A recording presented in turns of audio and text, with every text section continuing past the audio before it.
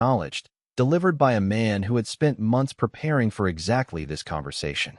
He went back to the workshop to discuss it with his people, and to make the decision that he had already made, and that the discussion would confirm.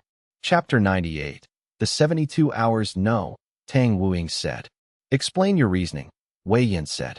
He had laid out the offer in full, including Deng Fang's acknowledgement of the institutional flaw. The treaty protects the institute's current form, she said. Spirit Hall's institutional mechanics erode current forms. The treaty is a guarantee that creates complacency about the erosion until the erosion is complete. She was looking at the table. The arrangement changes nothing fundamental about the power dynamic. Spirit Hall is still the organization with rank 95 Elder Douluo on staff, with an army, with legal mechanism control. The treaty is a pause, not a resolution. Old Hammer, Wei Yin said. Old Hammer Hua turned the problem over in the particular slow, thorough way he approached any technical assessment. The offer is honest, he said finally. The man making it is honest about its limitations. That is worth something. A pause. But Tang Wuing is right that honest offers with acknowledged limitations still carry the limitation. He looked at Wei Yin. What does the system say? The system flags institutional involvement of this structure as incompatible with the Forge God Track's independence requirement, Wei Yin said. The specific notation is accepting formal treaty relationship with a major institutional power at this stage of development risks structural dependency. He held the notation in his memory. Not will lock, risks. It is not absolute. Risks is still a flag, Xiao Pei said. She had been quiet through the early discussion, and Deng Fang acknowledged the institutional erosion pattern. He did not say it would not happen. He said its occurrence was uncertain. She paused. Uncertain means possible. Possible erosion of the Institute's independence is not an acceptable trade for protection I am not sure we need. We will need it, Bo Rong said. Not now, but eventually. The Heaven Forge technique, once it is known to work, will bring more pressure than any single defensive coalition can handle. Spirit Hall is not the only organization that will want to control it. The answer to that pressure is not to accept Spirit Hall's control preemptively, Tang Wuing said. The answer is to build the technique's distribution broad enough that no single organization can control it regardless of whether they control the source. Wei Yin let the discussion complete. He had already made his decision, but the discussion was not theater. The people in the room had the right to their analysis, and the analysis had value.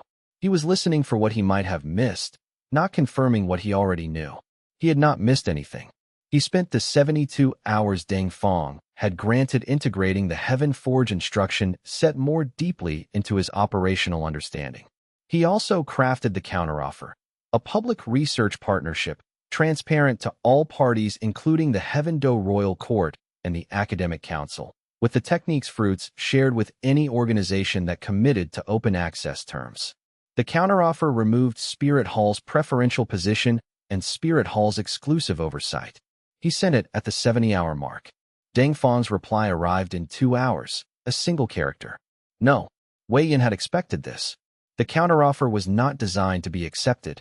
It was designed to document that Wei Yin had offered a genuine alternative and that Spirit Hall had refused it, a record that would matter for what came next. Whatever came next was now arriving. Chapter 99. The legal writ. The 4 Spirit Hall Douluo arrived the following morning. They were not Deng Fang's escort. They were the formal enforcement branch, ranked 80 to 82, carrying documentation with the Spirit Hall Supreme Elder's seal and the Provincial Legal Authority's registration stamp. They presented themselves at the Institute's entrance, which Bo Rong managed with the equanimity of a person who had prepared for this specific event and was not surprised by it. Wei Yin received them in the primary workshop. The documentation contained 2 charges: theft of Spirit Hall property, the vault fragment, classified as Spirit Hall acquisition materials regardless of origin, and unauthorized possession of contraband forgefire techniques, the Heaven Forge instruction set, classified under the Spirit Hall Restricted Techniques Register without Wei Yin's knowledge or input into the classification decision. The enforcement timeline: 48 hours to surrender at Spirit Hall's Heaven Do branch office, which was still under royal audit and operating at reduced capacity. Failure to surrender would result in workshop seizure and warrant for personal arrest. The four Douluo stood in the primary workshop with the professional bearing of practitioners who were executing a legal function and were personally neutral about the outcome. Wei Yin read the documentation twice. "I will review this with legal counsel within the stipulated period," he said. "Thank you for delivering it in person." They left. Tang Wuying, who had been present through the delivery, looked at Wei Yin with the expression she used when something important had just happened, and she was assessing his assessment of it. "The legal writ is the next step," he said. "The counteroffer refusal was 1 day ago. The documentation was prepared before the refusal arrived." "He had it ready," she said. "He had it ready 3 days ago," Wei Yin said. The 72 hours were not deliberation time. They were documentation time, building the legal record that creates the technical basis for the seizure. He set the documentation on the table. The vault fragment charge is designed to be publicly sympathetic. Spirit Hall property theft sounds legitimate regardless of the artifact's actual provenance. The contraband technique charge positions the Heaven Forge as a dangerous item in Spirit Hall's regulatory framework. Both are designed to be difficult to fight in Spirit Hall's legal channels, Tang Wuying said. "Yes," he confirmed. "Which means we do not fight them in Spirit Hall's legal channels." He looked at the documentation. "We fight them in the Heaven Do Commerce Court, in the Academic Council, and in every institutional space that is not directly controlled by Spirit Hall." She held this. 48 hours, she said. 48 hours to build everything we need to make the case that the seizure cannot happen without destroying something the city has decided it wants to protect. He looked at the workshop around him. The Forge God Anvil, the Tier 5 Aura, the 8 months of production that had become the Institute's physical reality. "I have done this before with less institutional position than I currently have. The situation is different now." "It is," she agreed. "Begin contacting the noble partners," he said. "Get Xiaopei moving on the Academic Council documentation. I need to reach Prince Xian before the morning." He went to the forge. 48 hours was a very short time. It was also more than enough if the work was done honestly and the preparation was right. He intended for both. Chapter 100. The 48 hours Wei Yin worked through both nights. The production run in the 48 hours before Spirit Hall's deadline was the most intensive single output period the Institute had ever operated. Not frantic, deliberate, systematic. Each hour used to its full value with the discipline of a craftsman who had learned to manage multiple simultaneous forge processes without losing quality on any of them. He produced enough equipment to arm every ally and sympathizer he had in Heaven Do. Resonant cores for the Ling Noble's personal guard, 12 units, each calibrated to the specific spirit type of the individual practitioner carrying it, upgraded from the initial batch to Tier 4 Epic Grade. The Ling Noble received them with the expression of a man who understood exactly what he was being handed and what it implied about the situation's urgency. 3 resonant armor sets for the Forge District's senior smith community. Practitioners who were not combat-oriented, but whose institutional presence in Heaven Do's economic life made them targets if Spirit Hall moved to seize the workshop. The armor was not designed for combat. It was designed for survival in a situation where collateral pressure was possible. The full team's equipment was reviewed and upgraded. Rin Xiao's spear maintenance tools and supplemental combat accessories. Tang Wuying's armor calibration check and resonance depth test. Bo Rong's gauntlets brought to full Tier 4 specification. Old Hammer received a complete equipment overhaul. The medical bracer for his arm was upgraded to include the full Tier 5 resonance framework Wei Yin had been withholding until the technical depth was ready.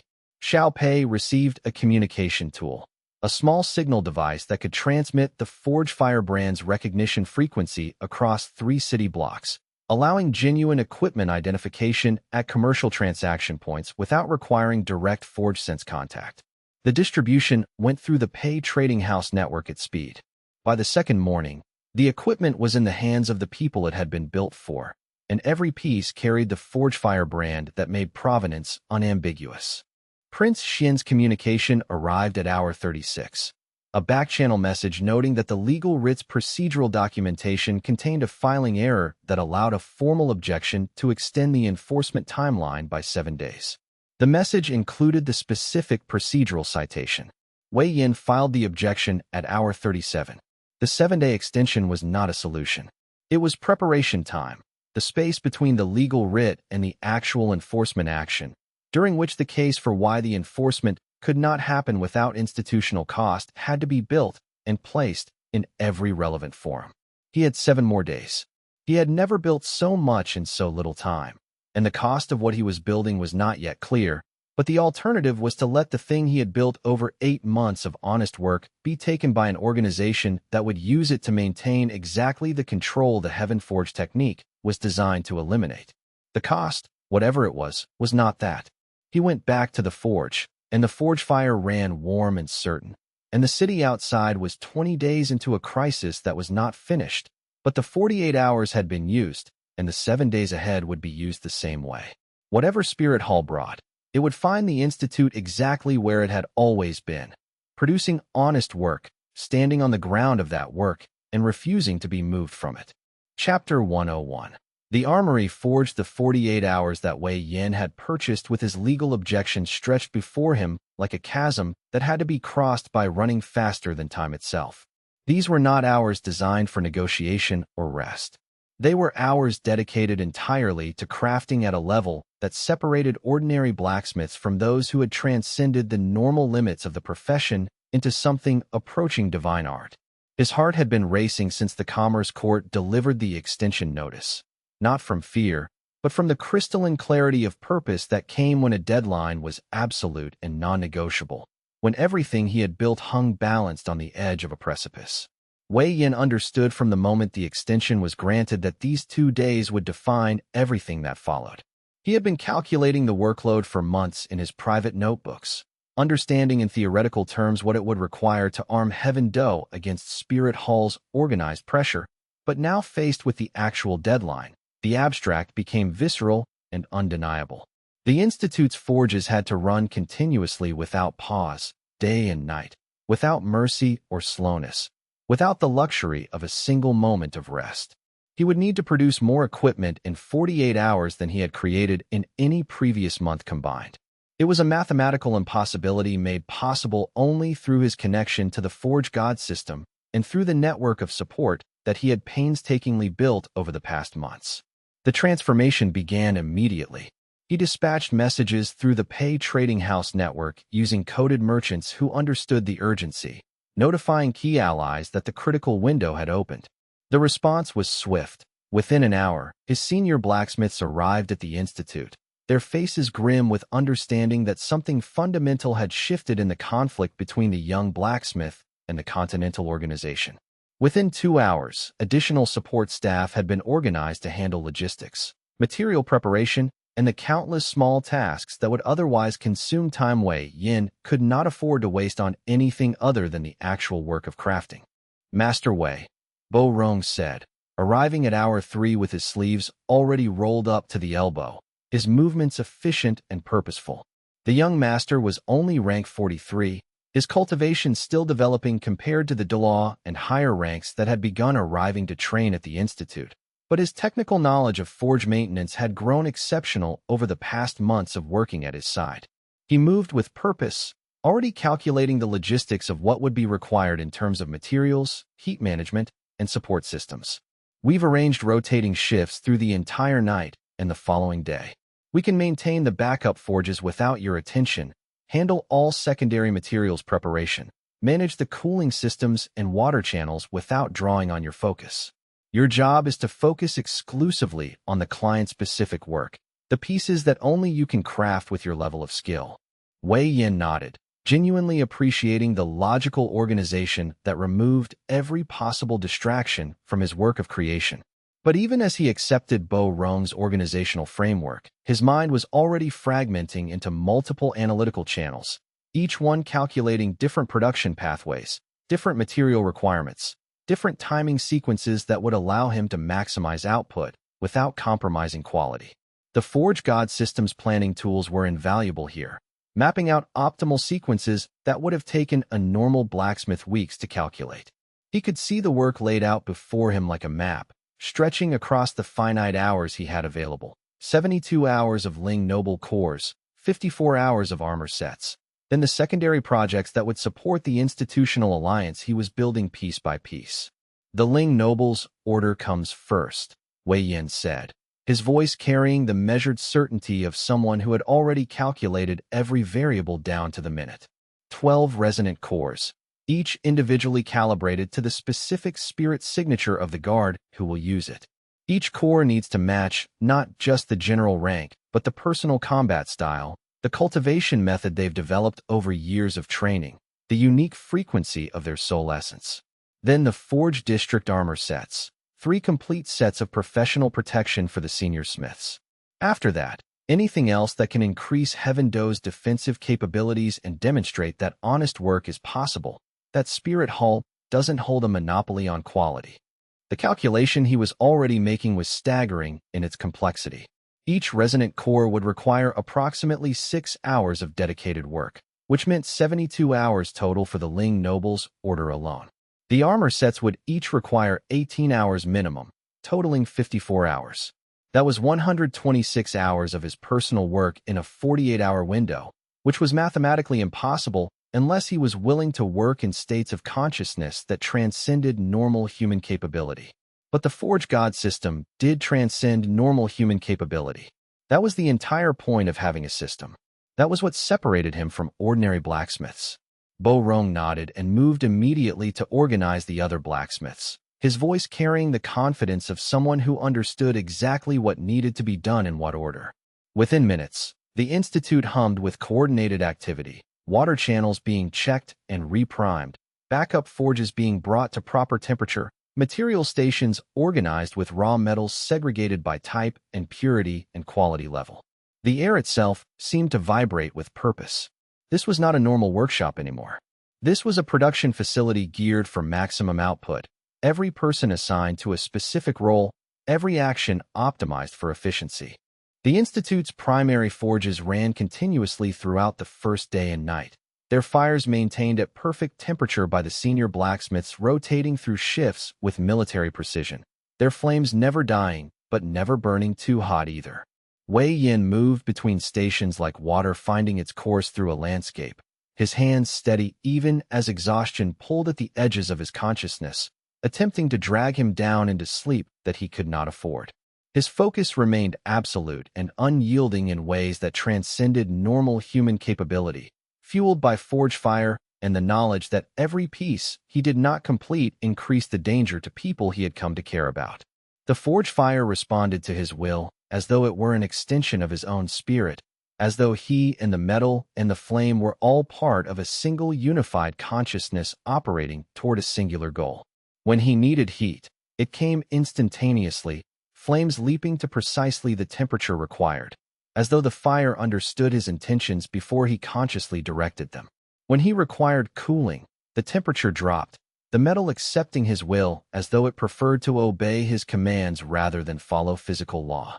The Forge God system seemed to understand what he was attempting, and the forge fire became a willing partner rather than a tool that required constant management and coaxing.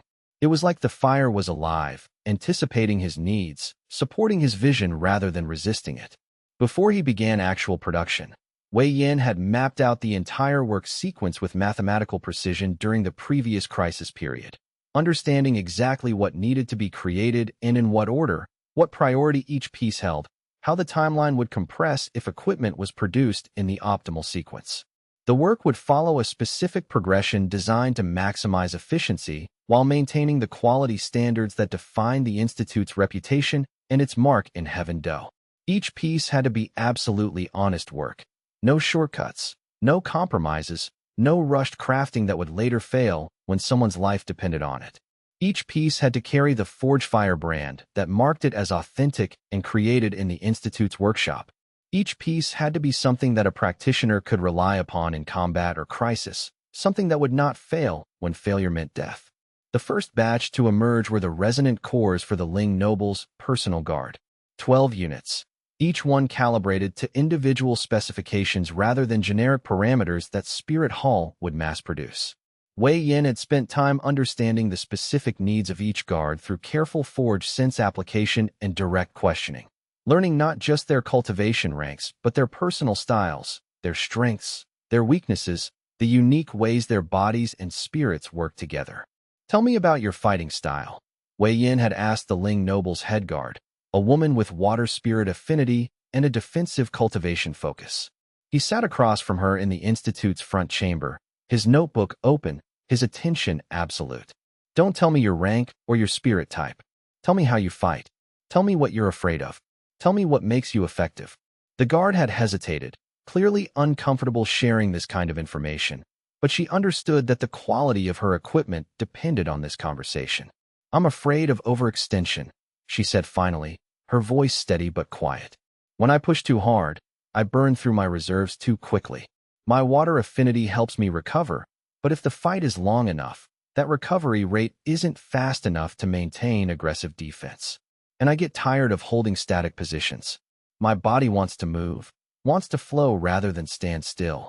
Wei Yin had written this down carefully, his pen moving across the paper with precision, and as he wrote, he was already calculating the complex resonance frequencies that would address her concerns. A rank 42 water spirit practitioner with defensive focus and a need for fluid movement would receive a resonant core that amplified water affinity by precisely 8%, tuned to enhance her natural defensive techniques rather than overwhelm them or create conflict with her carefully cultivated patterns. The core would also include a secondary resonance node tuned to her spirit's natural recovery frequency, reducing the energy cost of maintaining active defense by approximately 6%. Small improvements individually, but combined they would transform her capacity to maintain aggressive defense over extended periods without exhaustion. A rank 39 Earth Spirit user with aggressive offensive techniques received different calculations entirely. Wei Yin spent hours studying that guard's movement patterns, watching him practice in the courtyard, understanding that his fighting style was fundamentally about creating overwhelming force in concentrated points of impact. The core Wei Yin designed for him would be tuned to ground resonance, increasing the stability of his earth-based techniques and allowing him to channel power through his body more efficiently without exhausting his spirit energy reserves as quickly. The core would cost more because it required more sophisticated resonance calibration, but the improvement would be transformative. The guard would be able to maintain his aggressive technique for 20% longer before fatigue began affecting his performance. Wei Yin did not produce generic equipment in the way that market vendors did. The entire philosophy of the Institute was rejection of the mass production mindset that Spirit Hall had imposed on the market, the idea that one standardized piece of equipment could serve any practitioner of a given rank. He produced instruments that sang in harmony with their wielders, that became extensions of the practitioner rather than external tools that required conscious effort to integrate. The difference was not trivial. It was the difference between a soul master and an object they carried versus a soul master and an extension of themselves, a tool that responded to intention as naturally as a hand responds to thought. Each core required approximately 6 hours from raw material to completion, 6 hours of continuous focused work that consumed his attention completely and left no room for distraction. The process was intricately detailed and could not be rushed without sacrificing the quality that made each piece valuable. He would first measure the spirit energy signature he wanted the core to hold, understanding the frequencies and harmonic patterns through forged sense, reading the subtle variations in each practitioner's unique spiritual makeup the way a musician might read a complex composition. The frequencies were like fingerprints. No two souls were identical, and trying to forge equipment that ignored those differences was a recipe for incompatibility and wasted materials. Wei Yin had learned this truth in his first month of operation, when he had created 3 cores with generic specifications and found that even though the cores were technically perfect, they created constant low-level friction with their user spirits. The practitioners could use them, but the equipment never felt quite right, never responded with the same fluidity that his best pieces did. Then he would temper the metalwork to precise harmonic frequencies that matched what he had detected in the practitioner's spirit, bringing the raw metal through carefully controlled heating and cooling sequences that took multiple hours.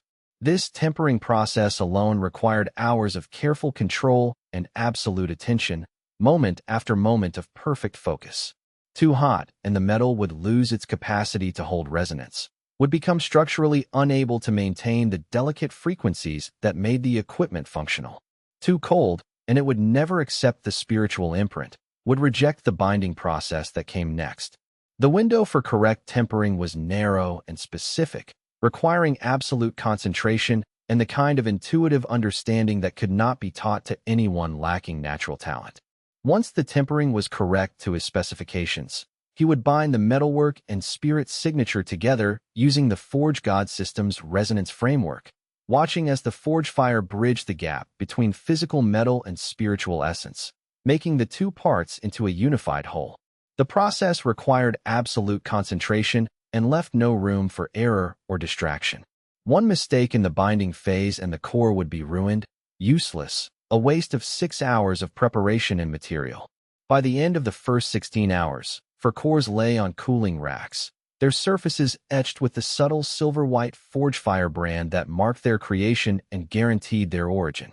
The brand was more than a signature or a trademark. It was a guarantee, a promise written in magical essence and physical metal that the equipment had been forged honestly in an actual forge, had been tested and verified through the creation process, and had been approved by someone who understood the true meaning of quality and refused to compromise on that principle. Each core sang with power when touched, responding to the hand of anyone with forged sense to identify them.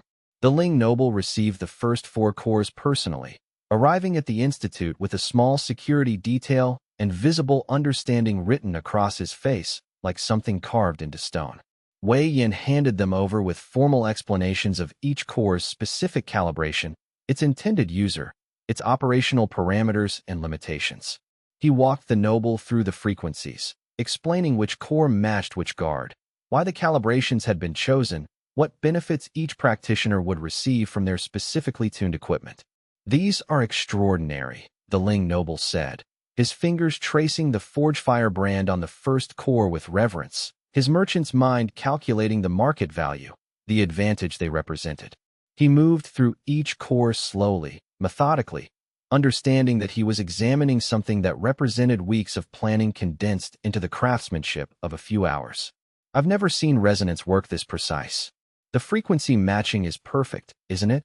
Each core resonates at the exact harmonic that matches its intended user's spirit signature. Perfectly calibrated," Wei Yin confirmed, watching as the noble examined the cores with genuine appreciation. "Use them, and your people will move faster, think more clearly, channel power more efficiently. But understand what this means. By accepting these cores, you're making a public statement. Everyone in Heaven Do will know that you've aligned with the Institute, not with Spirit Hall. That carries consequences." "I understand completely," the Ling noble said, and there was absolute certainty in his voice. He held the cores carefully, as though they might break, as though he understood that what he was accepting was not just equipment, but a stake in a conflict that would define institutional politics in Heaven Do for years to come. The Ling family stands with honest craftsmanship. We'll see how Spirit Hall responds to that. Chapter 102. The Armor of Trust. Next came the resonant armor sets for the Forge District's senior smiths, creations that were fundamentally different from combat armor in their purpose and design. These pieces were not meant for warriors or professional combatants, were not designed to enhance combatability in the way that a warrior's armor would. Wei Yin designed them for survival in an institutional crisis, protective plates that could withstand collateral pressure without requiring the wearer to be an active combatant or skilled in combat techniques. The senior smiths were economic anchors in Heaven Do, their craftsmanship and reputation supporting the entire structure of the city's equipment production market. If Spirit Hall wanted to apply pressure to the city and its institutions, those men and women would be targets, not for their combatability, but for their institutional influence and their ability to speak to quality in the equipment market. The armor Wei Yin crafted for them was subtle and elegant, designed to blend into formal work clothing while remaining protective. The pieces were integrated into work aprons and reinforced at the vital points where an institution-level threat might strike. A casual observer would see formal work clothing, nothing unusual or alarming. A person with forged sense would immediately recognize armor, would understand that these pieces represented serious craftsmanship and serious protection. The Forge Fire brand marked each piece clearly and unmistakably, so that any retaliation against the smiths would be visible, traceable, and institutional suicide for Spirit Hall to attempt. But before Wei Yin began the actual armor construction, He sat with each of the senior smiths individually, understanding what they needed not just in terms of protection, but in terms of confidence and psychological support. Old Master Chun, the eldest of the group, sat across from Wei Yin and spoke with the weight of someone who had spent 30 years building a reputation for quality. "I've heard the rumors," Chen said without preamble, his weathered hands folded on the table before him. "Spirit Hall wants to close me down, wants to force me to either work exclusively for them or not work at all. They think I'm too old to matter, that I should just accept their terms and retire gracefully. But I built my reputation on honest work. If I compromise that now, everything I've done means nothing." Wei Yin listened without interrupting, understanding that the old master needed to speak his concerns aloud, needed to articulate why the armor mattered to him. This was not just about physical protection. It was about making a statement, about refusing to be intimidated into submission by an organization that had decided comfort and profit were more important than integrity. "I'm going to make you armor," Wei Yin said when Chen finished speaking. "Not because you're going to fight. You won't. This armor is about something else. It's about letting Spirit Hall understand that you have allies, that you're not alone, that attacking you directly will carry costs they're not willing to pay. It's about giving you the confidence to speak publicly about the quality issues with Spirit Hall's equipment, to testify about what you've seen in their production methods, to refuse their offers without fear." Chen nodded slowly, understanding the deeper meaning beneath Wei Yan's words. The armor was psychological armor as much as it was physical protection. It was a statement of alliance, a visible symbol that said, "This man stands with the Institute, and he is protected." 3 full armor sets were completed by hour 32 of the intensive production run, each one requiring 18 hours of continuous work. The senior smiths came to collect them personally, arriving together as though coordinated, as though they had discussed among themselves that they needed to present unity, to show Wei Yin that the Forge District understood what was happening and stood together. The message they sent by arriving as a group was unmistakable. They were aligned, they were committed, and they were not backing down from institutional conflict. Wei Yin understood their position clearly from their body language and their expressions. By wearing his equipment, they were making a public statement of alliance, a declaration that they trusted this blacksmith, believed in the quality of his work, and were willing to stake their reputation on his integrity. This was not a small gesture. Their reputation was their wealth, their power, their position in Heaven Do. By wearing his armor, they were putting that reputation at risk. When the smiths left the workshop, they wore their new armor beneath their formal robes. Not hidden, not concealed, but not loudly displayed either. Everyone who saw them would know exactly what that meant. The smiths had chosen their position. They had made their commitment visible. Chapter 103. The personal armor Tang Wuing appeared at the forge entrance around hour 24 with food and water and supplies for the next shift of work. She did not ask if he was eating or drinking. Asking would imply choice, and she understood that Wei Yin had surrendered choice the moment Spirit Hall issued the seizure writ. Every decision from that point forward was subordinate to the deadline. She simply set the tray down on a workbench that was currently in use, watched him work for a moment. The precise strike of his hammer, the fluid management of multiple forge processes simultaneously, the way he never seemed to rush despite the urgency of the timeline. Then simply sat nearby in the workshop's observation chair and waited. She did not make demands on his attention. She did not ask for conversation or explanation. She simply was present, offering the steady support of her presence without imposing on his focus. This was her way of showing support, through consistent, silent presence rather than words. It was the most valuable thing she could offer him right now, the knowledge that he was not alone, that someone was keeping watch, that if he fell, someone would be there to help him back up. Hours passed in silence between them, filled only with the sounds of the forge, the rhythmic strike of his hammer, the hiss of metal striking water, the crackle of forge fire burning at controlled temperatures. Tang Wuing watched his face, learning to read the subtle shifts in his expression that indicated transitions between different stages of work, between different pieces taking shape beneath his hands. "Your armor calibration is incomplete," Wei Yin said without looking up from the tempering bath he was working in, the water inside glowing with controlled heat.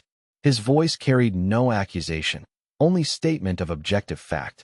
The resonance depth in your gauntlets hasn't been synchronized with your tiger spirit's secondary form. The shadow integration frequencies are blocked by the current calibration. I've been avoiding it deliberately for 3 months. Tang Wuing nodded, accepting this statement without defensive response. I know, she replied, her voice carrying no judgment, only statement of fact. I noticed it 3 months ago when I started training with the full set. You've been putting it off deliberately. I understand why. The accusation was absolutely accurate, and they both knew exactly why he had been avoiding this particular work. Upgrading her armor to full resonance depth meant intimate work with her spirit signature, extended contact with the magical frequencies and harmonic patterns that made up who she was as a soul master.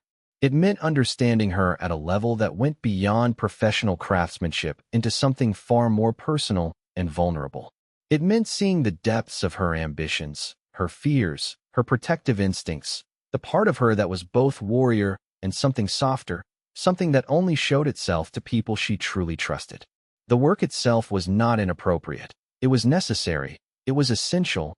It was exactly the kind of work that would allow her to function at her best in combat.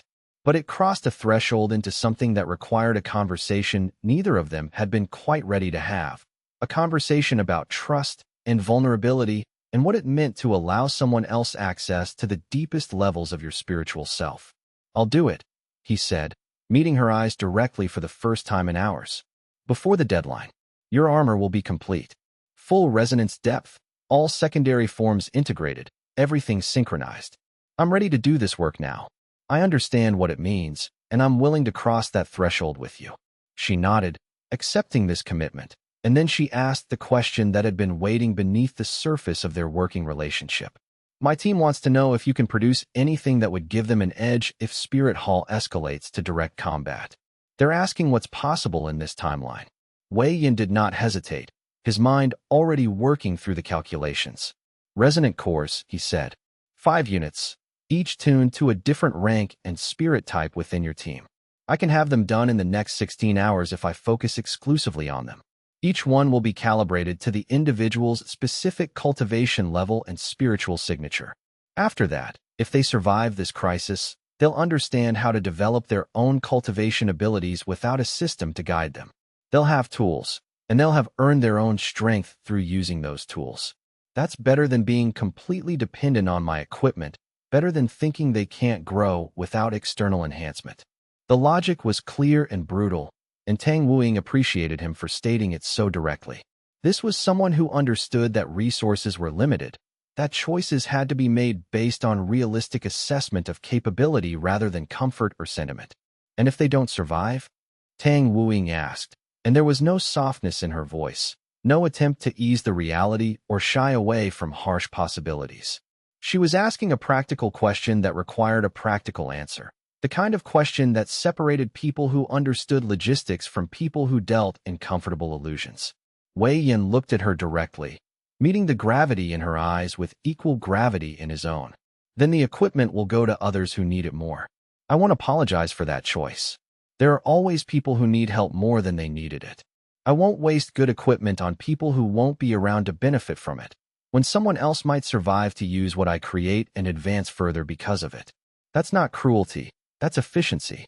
That's understanding that resources are finite and that the best way to honor people who fall is to make sure their sacrifice creates space for others to advance further.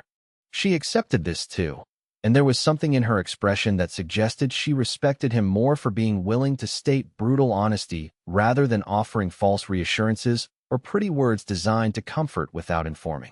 This was a person who could be trusted to make hard choices when they needed to be made, and that quality mattered more than sentiment in a crisis. By hour 36, the equipment distribution through the Pei Trading House network began in earnest. Xiao Pei had moved with extraordinary speed to organize the logistics, working through the night with her merchant contacts to establish routes and timing, understanding that speed mattered enormously here. Now her merchants moved through Heaven-Do's streets with purpose, carrying packages that ranged from small signal devices to complete armor sets, each one packaged carefully to avoid drawing unnecessary attention while remaining identifiable to the intended recipients. Each package carried documentation of its creation date, the specific forge work that had been applied, and the forge firebrand that marked it as authentic. Each recipient understood what they were receiving. Not just equipment, but a stake in Wei Yan's survival, a public declaration of alliance that would mark them as his supporters if Spirit Hall decided to press the issue further or escalate beyond legal action. The merchants moved like spiders across the city's web of commerce, connecting points of interest, weaving a network of support that would serve as foundation for the larger conflict that was coming. Chapter 104. The Hammer King Clan. The Hammer King Clan elder arrived on day 7, and he did not come alone. The gates of the Heaven Forge Institute opened to reveal 3 figures in formal robes marked with the clear sky hammer seal, a symbol that Wei Yan had seen only in old texts, a symbol he had assumed was purely historical. The elder was a towering figure, gray-haired and broad-shouldered, with a presence that commanded respect the moment he entered the courtyard. The 2 figures beside him were younger but no less imposing, both bearing the distinctive build of soul masters trained in gravity hammer techniques. Wei Yan, the elder said, his voice carrying the weight of authority and careful assessment. I am Elder Huaqing Feng of the Clear Sky Hammer Clan. The clan leadership has been observing your progress with considerable interest. Very considerable interest indeed. Wei Yan bowed deeply, understanding immediately that this was not a casual visit. The Clear Sky Hammer Clan did not send representatives lightly. They did not send their elders on casual diplomatic missions. A visit from Elder Huaqing Feng was significant. It meant the clan was taking his claims seriously, meant they had invested resources in investigation and verification. Elder Hua, you honor the Institute with your presence. Please, come inside. We have much to discuss. The reports indicate that you are facing pressure from Spirit Hall. Elder Hua continued as they walked through the workshop, his gray eyes studying everything with the intensity of someone reading a book written in a language only he truly understood. He examined the forges, the resonance calibration tools, the organizational structure of the workspace, understanding what each element meant, what each detail revealed about Wei Yan's capabilities and intentions. The reports further indicate that you claim Clear Sky Hammer descent. This is a claim the clan takes very seriously. Many individuals have attempted to claim lineage that was never theirs. The claim carries significant weight if true, and carries significant consequences if false. I do claim Clear Sky Hammer descent, Wei Yan said. His voice was calm and steady, carrying absolute conviction. My bloodline was awakened through cultivation and system development. I have demonstrated the gravity hammer techniques that define your clan. I can demonstrate them further if that would be helpful, in any format your organization prefers. So we have heard, the elder replied, nodding to acknowledge Wei Yan's formal offer. The main clan has debated extensively about these claims. Some members believed you to be a fraud attempting to leverage the clan's name for commercial advantage. Others believed the reports of your techniques to be exaggerated, distorted through the lens of regional enthusiasm. Still others recognized the historical significance of what you describe, the rediscovery of lost techniques, the awakening of pure lineage. The leadership has ultimately chosen to investigate these claims personally. If you can satisfy our standards, the clan will provide political cover. Spirit Hall cannot move against a recognized Clear Sky Clan inheritor without triggering old alliances, alliances that the organization is not foolish enough to challenge directly. It was an offer containing stakes that Wei Yan understood completely. If he could prove authentic lineage, he would gain the support of one of the oldest cultivator families on the continent, support that would transform his political position in Heaven Do and across the entire region.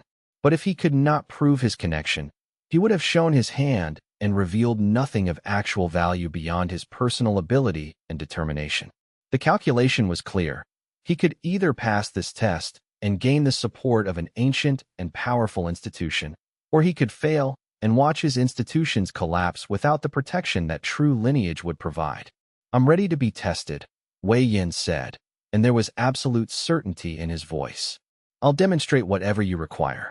I have nothing to hide and everything to prove. Chapter 105. The Lineage Trial. The trial took place in the workshop's largest forge chamber, the space where Wei Yan had conducted his most ambitious projects.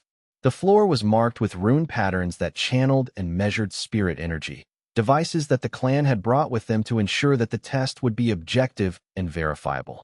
The runes glowed faintly even in daylight, clearly ancient and clearly sophisticated, calibrated to detect the subtle signature of gravity hammer techniques and authentic clear sky lineage. These were tools of verification that had been used for centuries, devices that could not lie about what they detected. Elder Huaqing Feng stood at one end, flanked by two clan members whose names Wei Yin had not been given, their expressions neutral and unreadable. They were here to observe, to verify, to ensure that whatever happened in this chamber would be documented and certified as legitimate. Wei Yin stood at the other, with only his clear sky hammer and the space between them. The silence was absolute, pregnant with significance. Demonstrate the gravity hammer combat technique, the elder instructed, his voice carrying the formality of ritual. Full form, full intensity, no restraint. We need to see not what you can do safely, but what you are truly capable of. Show us the foundation of our clan's legacy. Wei Yin began with the basic technique Elder Crane had taught him months ago, the foundational form that every gravity hammer practitioner learned. He felt the hammer's weight shift, felt the gravity patterns activate deep within the metal, felt the familiar sensation of gravity forces compressing and preparing for sudden release. The strike was not a normal hammer blow. It was a compression and sudden release of gravity forces, a technique that created a distinctive impact pattern that could be felt across the entire chamber. The impact was unmistakable. The air itself seemed to waver, as though space had been briefly compressed and then allowed to expand again. The floor beneath his feet cracked slightly from the force, and the rune patterns began to glow, measuring the precise force signature of the strike. This was not a normal technique. This was something advanced, something that required years of cultivation and perfect control. Continue, the elder instructed, and there was something different in his voice now. Recognition, perhaps, or acknowledgement that Wei Yin was demonstrating genuine capability rather than fraud or exaggeration. Wei Yin moved through intermediate forms, demonstrating the ascending gravity stack, a technique where successive strikes amplified the gravitational compression, building force with each impact. He struck the air once, then again before the first compression had fully released, creating overlapping gravity patterns that multiplied the effective force. Each successive strike was aimed at slightly different angles, allowing him to stack the force rather than simply repeating it. The rune patterns brightened with each demonstration, clearly registering something significant. Then came the dispersal spiral, a defensive technique where gravity forces were distributed in expanding patterns to counter incoming attacks. Wei Yin created a gravity barrier around himself, a field of compressed space that would resist penetration. He demonstrated how the technique could redirect incoming force, how it could be used to protect others standing nearby. The barrier shifted and flowed around him, responding to his intent with perfect precision.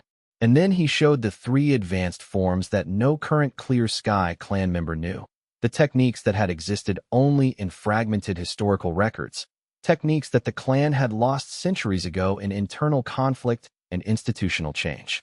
The first was Gravity Anchor, a technique where gravity forces were anchored to a specific location, creating a zone of compressed space that would resist movement. Wei Yin created a sphere of concentrated gravity in the center of the chamber, an invisible zone where the very air seemed thicker, heavier, harder to move through. The rune patterns flared brightly, colors shifting from white to gold as they registered something unprecedented. Wei Yin felt the tightness of the space he had created, understood the weight pressing down in that sphere of influence. The second was Gravity Rebound, a technique where incoming force was captured and rebound back toward the attacker, using their own power against them. Wei Yin created a wall of gravity force, then struck it himself with tremendous power, demonstrating how the wall would capture and return the force with equal intensity. The impact ricocheted back toward him, and he met it with a counterstrike that sent the energy dissipating into the chamber. This was a defensive technique unlike anything Spirit Hall produced, a technique that transformed incoming attacks into weapons against the attacker. The third was Gravity Resonance Cascade, a technique where multiple gravity pulses were sequenced to create amplifying interference patterns, multiplying the effective force beyond what a single strike could produce. Wei Yin struck the air rapidly, creating a series of gravity pulses that were precisely timed to align with one another, creating waves of gravitational force that combined into something greater than the sum of their parts. The effect was devastating. The force multiplied 4 times, 5 times, 6 times through the careful sequencing of individual strikes. The air itself seemed to sing with the pressure waves he was creating. Each form was executed with absolute precision, with perfect control of the underlying forces.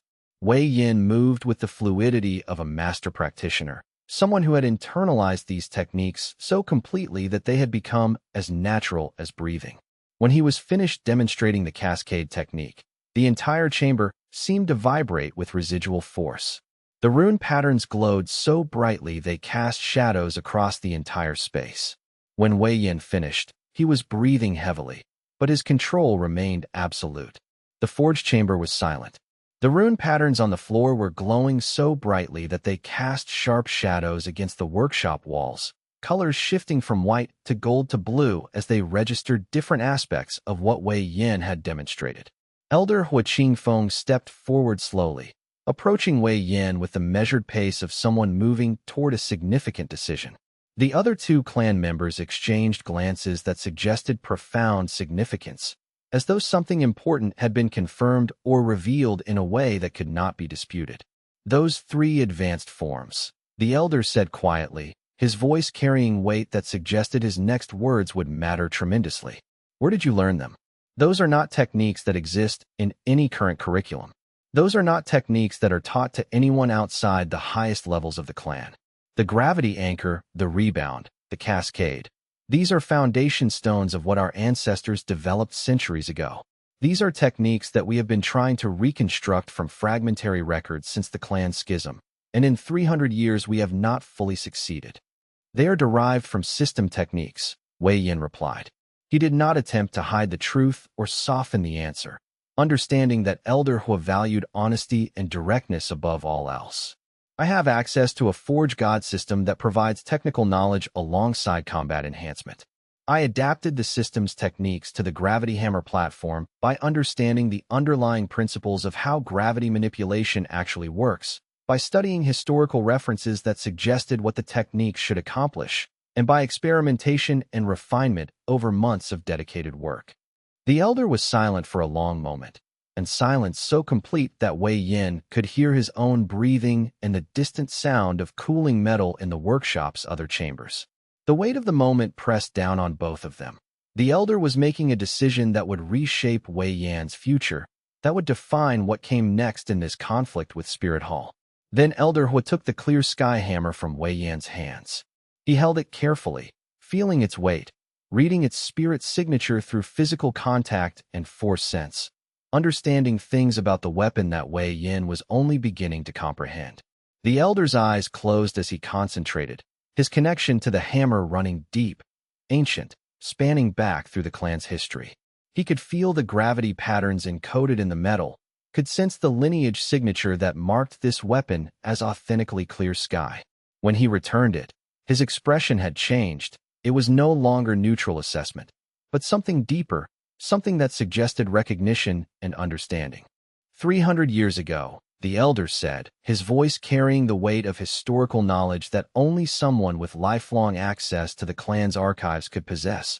The Clear Sky clan made a weapon with exactly those 3 properties built into its structure.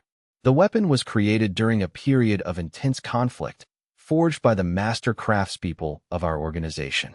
The weapon was lost in institutional conflict, thought destroyed or hidden beyond recovery. We have been trying to redevelop those techniques for centuries, working from fragmentary descriptions and historical records. No one in the modern clan has successfully recreated all 3. He turned to the other clan members, and they nodded as though confirming something important, something that had been verified by the rune patterns, something that had been documented by the measuring devices. The evidence was undeniable. Wei Yin had demonstrated techniques that should not have existed outside the highest levels of clan training. Then he turned back to Wei Yin. Wei Yin, son of the Clear Sky Hammer, the clan leadership recognizes you as an authentic inheritor of our bloodline. Your techniques, your achievements, your demonstration of mastery, These mark someone who carries the truest inheritance we produce. Do you accept this recognition? Do you accept the responsibility and obligation that comes with being a registered Clear Sky clan member? I do, Wei Yin said. His voice was steady and clear. I accept the recognition and the responsibility. I understand what this means, and I am committed to honoring the legacy of the Clear Sky Hammer through my work and my dedication to honest craftsmanship. The elder performed the formal acknowledgement ritual, speaking words in the ancient language of the Clear Sky clan, words that carried weight and meaning far beyond their surface translation. The rune patterns on the floor flared once, brightly, and then settled into a steady glow that marked the completion of the ritual. The change in Wei Yan's status was immediate and unmistakable. The runes responded to him now, recognizing him as legitimate, acknowledging his place in the clan structure. Wei Yan was being officially registered as a recognized Clear Sky Hammer inheritor. The political transformation was immediate and complete. In the eyes of the continent's oldest cultivator family, he was no longer just a talented blacksmith. He was family. He was legacy. He was dangerous in ways that Spirit Hall had not anticipated. Chapter 106. The suspension. The news reached Heaven Do's royal court by that evening, transmitted through whatever channels the Clear Sky clan used to communicate with the crown. Channels that had existed since the kingdom's founding. Channels that carried weight and significance that ordinary messengers could never match. A delegation of the most prestigious cultivator family on the continent had visited the Spirit Equipment Institute. Wei Yin had been tested according to clan standards. Wei Yin had been recognized as a formal, authenticated clan member, not through claiming, but through demonstrated mastery of lost techniques that no one else had successfully recreated. The implication was unmistakable. Spirit Hall could not move against a Clear Sky clan inheritor without challenging one of the most powerful institutions in the entire continent. The political cost would be astronomical. The royal court convened in emergency session, the magistrate and the commerce judges reviewing the legal situation in light of this new information. The decision came quickly, not because of Wei Yan's sudden importance, but because the legal system could not be seen as vulnerable to institutional pressure. If Spirit Hall could use the courts to crush a small blacksmith, and if that small blacksmith suddenly gained backing from the Clear Sky clan, then the courts themselves would lose credibility. The legal system's legitimacy depended on demonstrating that it could not be weaponized by powerful organizations against individuals who had suddenly gained institutional support. Spirit Hall's legal writ was suspended the next morning. The formal document was delivered to the Institute by royal messenger, sealed with the court's mark, and the text was careful in its language. The court had become aware of new information regarding the respondent's institutional status, and therefore further investigation was warranted before enforcement action could be appropriately undertaken. No timeline was specified. The proceedings were suspended pending clarification. The word suspended was key, not dismissed, not withdrawn, but suspended. It could be resumed if circumstances changed, if the court's understanding of Wei Yan's status shifted, if the Clear Sky clan's commitment weakened. But the writ was suspended. The immediate legal pressure had been removed. Wei Yan would not be facing immediate seizure of his property and business. His equipment would not be confiscated. His work would not be interrupted by enforcement proceedings. Deng Fong received the news in his private office in Spirit Hall's Heavendo headquarters, and he showed no visible reaction to any of the servants or assistants who observed his behavior. He read the document, set it down carefully on his desk, and returned to his work as though nothing had changed. His fingers did not tremble. His expression did not shift. But his assistant would later report that the organization had gone very quiet, not subdued, but focused, as though the organization had shifted from one mode of operation to an entirely different one. The decision to pursue Wei Yan through legal channels had been the primary strategy, the approach that had seemed most efficient and safest. That approach had failed. Something else would have to be considered. The blacksmith had allies now, powerful allies. Moving against him would require Spirit Hall to openly challenge the Clear Sky clan. And Spirit Hall was not foolish enough to trigger that confrontation, not directly, not openly. But there were other ways to move, other approaches that did not require direct institutional confrontation. Deng Fong began considering what those other approaches might be. calculating which battlefield would allow him to press his advantage without triggering the clan's intervention. Wei Yan did not celebrate. He understood completely. He had won a battle, not the war. Deng Feng would be planning something else, something that did not require direct institutional confrontation. The message that had been left during the legal proceedings: "The city is too small for this. Come find me when you are ready," carried implications that Wei Yan was only beginning to understand. Those were not the words of someone accepting defeat. Those were the words of someone redirecting their strategy, repositioning for a more serious conflict. The withdrawal from Heaven Do was not defeat. It was repositioning. It was the decision to shift the conflict from the institutional political realm to a different kind of battlefield entirely, one where the Clear Sky clan's political power would matter less, where formal alliances would be less relevant, where raw strength and personal capability would determine outcomes more directly than institutional backing and political support. Chapter 107. The Documentation. Mei Suyin moved quietly through Heaven Do's institutional spaces, conducting herself with the precision of someone who understood that documentation mattered more than any individual confrontation. She had been carefully accumulating evidence for months, understanding that Spirit Hall's crimes would only matter if they were systematically documented and presented to the right institutions. Every instance of Spirit Hall's illegal conduct found its way into her careful records. The fake equipment scheme that had flooded the market with low-quality cores bearing forged origins. She documented 17 instances with verification from independent craftspeople and customers who had purchased equipment and found it defective. The pressure that had been applied to independent craftspeople, the threats made against merchants who refused to sell only Spirit Hall equipment. She compiled testimony from 12 different craftspeople, each one describing similar patterns of coercion and intimidation. The systematic destruction of competition, the legal threats, the institutional intimidation. She traced the financial patterns, the pressure campaigns, the coordinated efforts to force competitors either into Spirit Hall's employment or out of business entirely. She compiled it all into a single comprehensive file, each entry cross-referenced and verified, each claim backed by documentation or testimony from multiple sources. The work consumed weeks of her time, organizing information, conducting interviews, building a narrative that was not just accusation, but systematic documentation of institutional crime. She was careful not to embellish, careful not to make claims that could not be substantiated, careful to present only evidence that could withstand scrutiny from someone specifically looking to find holes in her case. And then she submitted it to the Heaven Do Academic Council. The Academic Council was a neutral body, one of the few institutions operating outside both Royal and Spirit Hall jurisdiction. When the documentation arrived, it created immediate waves. This was systematic, institutional documentation. It came from someone with standing within the business community. The Academic Council recognized that what they were receiving was not rumor or personal grievance, but carefully compiled evidence of organized crime that had been operating inside Heaven Do for years. Within 2 days, the Council announced a formal review. The announcement itself was significant. The Council was taking the matter seriously enough to allocate resources to investigation, to conduct hearings, to bring together scholars and merchants and soul masters to examine the evidence and make a determination about Spirit Hall's conduct. The message was clear. The Academic Council was willing to challenge Spirit Hall's monopoly through the institutional weight of scholarly investigation. Chapter 108. The public spectacle. The Academic Council hearing began with the Heaven Do Forum packed beyond capacity.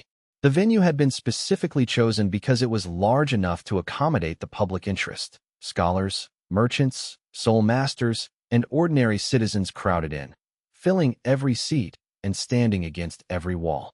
The energy in the room was electric, charged with the awareness that something significant was being adjudicated, that decisions made in this chamber would affect how equipment was produced and distributed in Heaven Do for years to come. Scholars debated Spirit Hall's right to regulate equipment certification, whether monopolistic control could be justified by quality concerns, or whether such centralized control invariably led to exploitation.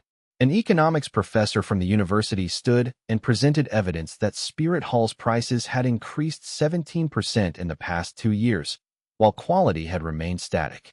A master craftsman testified about the pressure he had felt to conform to Spirit Hall's standards, even when he believed his own techniques produced superior results.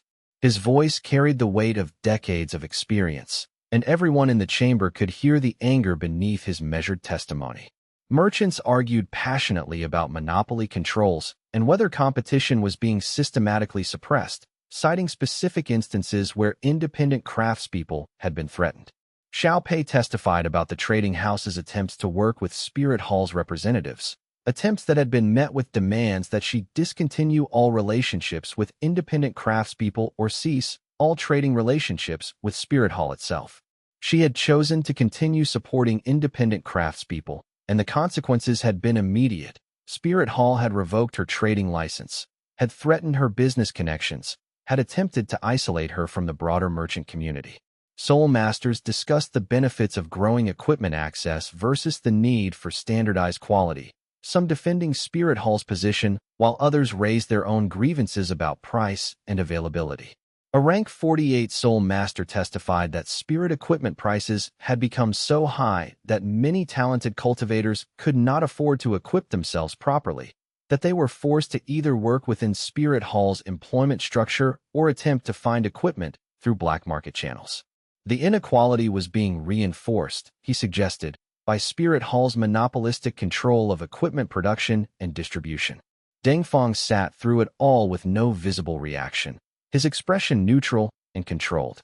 He attended because refusing to appear would be an immediate admission of guilt, would suggest that Spirit Hall was not confident in its position. He presented Spirit Hall's position clearly. The organization had implemented quality standards to protect consumers from inferior equipment, had set prices according to market value and production costs, had done nothing illegal or inappropriate in its business practices.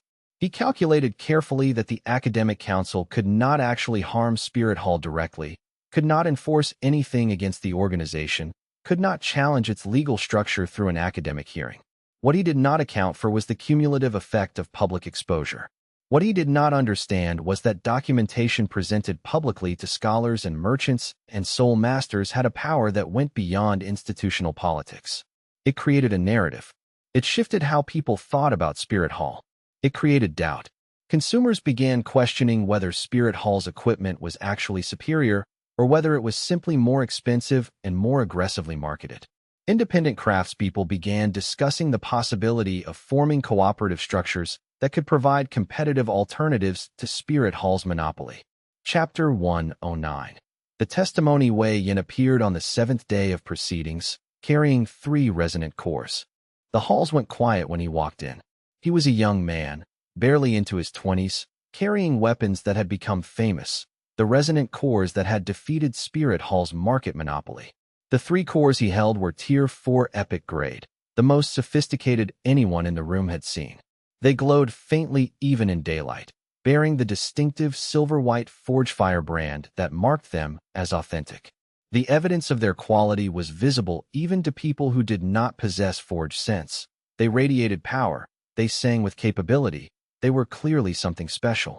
When he testified, he did something Deng Feng had not expected.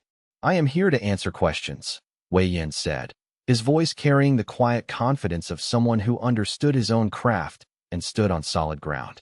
"But more importantly, I am here to donate 3 resonant cores to the Academic Council's research library. Permanently. You can study them. You can disassemble them if you want to understand how they work.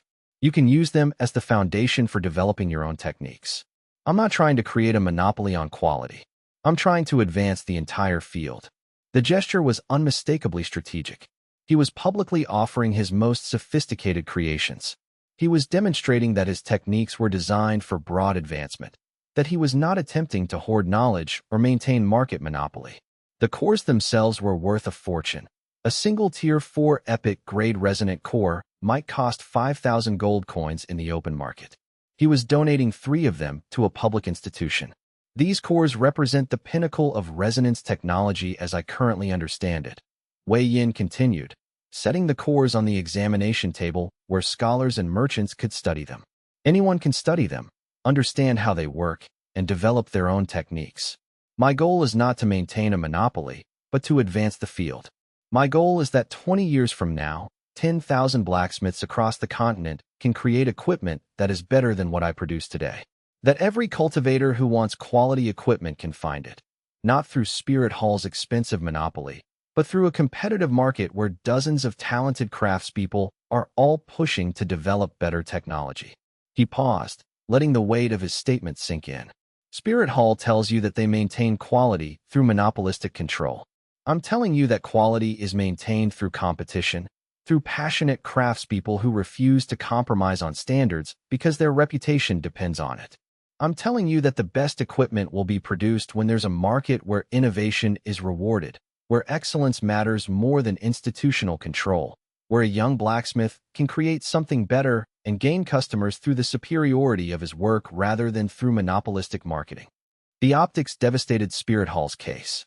Everyone in the room understood what had happened. The blacksmith was offering to share his knowledge.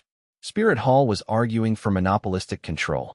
The contrast was stark and unmistakable. The blacksmith had nothing to lose by revealing his techniques. He had confidence that his future innovations would be even better. Spirit Hall was afraid of transparency, afraid that comparison with independent craftspeople would reveal their product was not actually superior.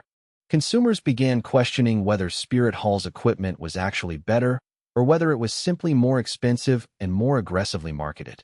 Independent craftspeople began discussing the possibility of forming cooperative structures that could provide competitive alternatives to Spirit Hall's monopoly.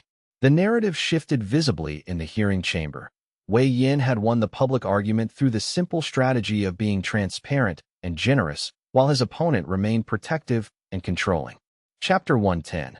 The withdrawal. Dengfang's response came 3 days later, and it was not what people expected. The formal document arrived at the Heavendo Commerce Court, bearing Spirit Hall's seal and signed by Dengfang personally. Spirit Hall withdrew all legal proceedings against the institute. Spirit Hall withdrew all legal pressure against Wei Yin. Spirit Hall withdrew all institutional presence from Heavendo entirely, recalling its representatives and closing its local offices. It was a complete capitulation in terms of visible presence. But the message was the important part.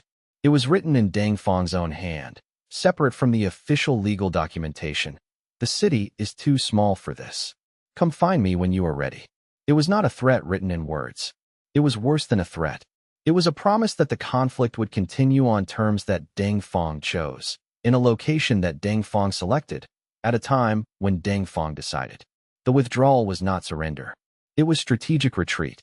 It was the decision to shift the battlefield from Heavendo's institutional politics to a different kind of confrontation entirely. Old Hammer Elder Crane read the message himself, standing in Wei Yin's workshop, and he looked at the young blacksmith with profound concern etched into every line of his face.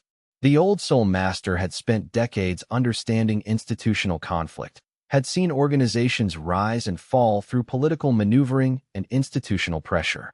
He understood the message far more completely than Wei Yin did.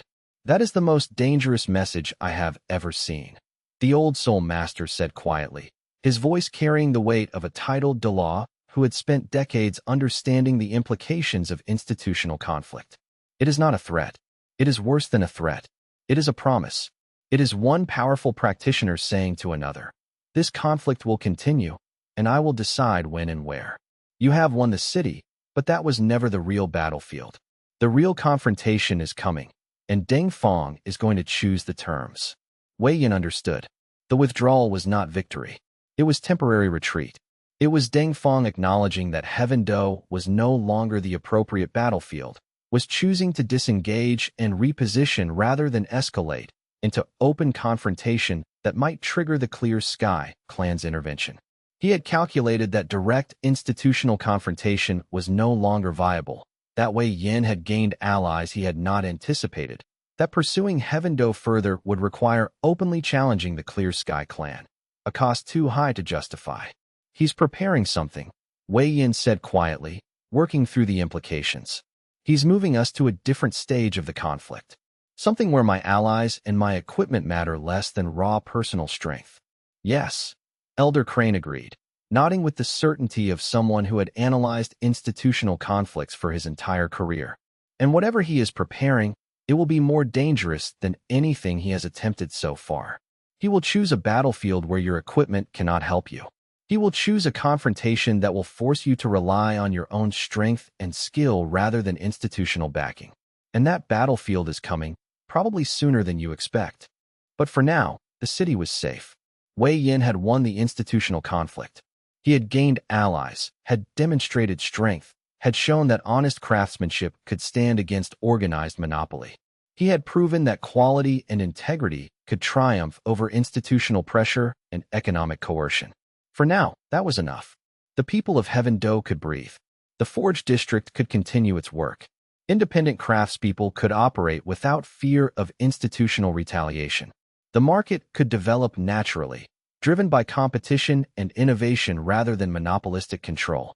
But Wei Yin understood, as Elder Crane did, that this victory was temporary. The real conflict was still coming. Deng Fong was preparing something, was calculating, was choosing a battlefield where the political and institutional advantages that Wei Yin had just gained would matter less than his personal strength and determination. The message was clear: come find me when you are ready. And Wei Yin knew, with absolute certainty, that eventually he would have no choice but to accept that invitation. ## extended content. Additional scenes and expansions ## extended chapter 101 scenes. Production management. During the first 12 hours of continuous production, Wei Yin found himself operating in a state of consciousness that blurred the boundaries between sleep and absolute focus. His hands moved with practiced precision, striking metal that glowed with forge fire, reading the subtle shifts in color and texture that indicated the state of the tempering process. Each hammer strike was deliberate and controlled, not rushed despite the urgency of the timeline. This was the paradox of quality work under extreme time pressure. Rushing would compromise quality, which would defeat the purpose of the entire endeavor. Bo Rong appeared at his side during hour 8 with fresh water and a meal prepared specifically for quick consumption: bread, dried meat, and vegetable paste that could be eaten while continuing to work. The backup forges are running perfectly, Bo Rong reported. We've refined the material preparation process. The next batch is ready for you. You won't have any idle time. Wei Yin nodded his thanks and consumed the meal in the few minutes while the metal cooled. How are the junior smiths handling the pace? He asked.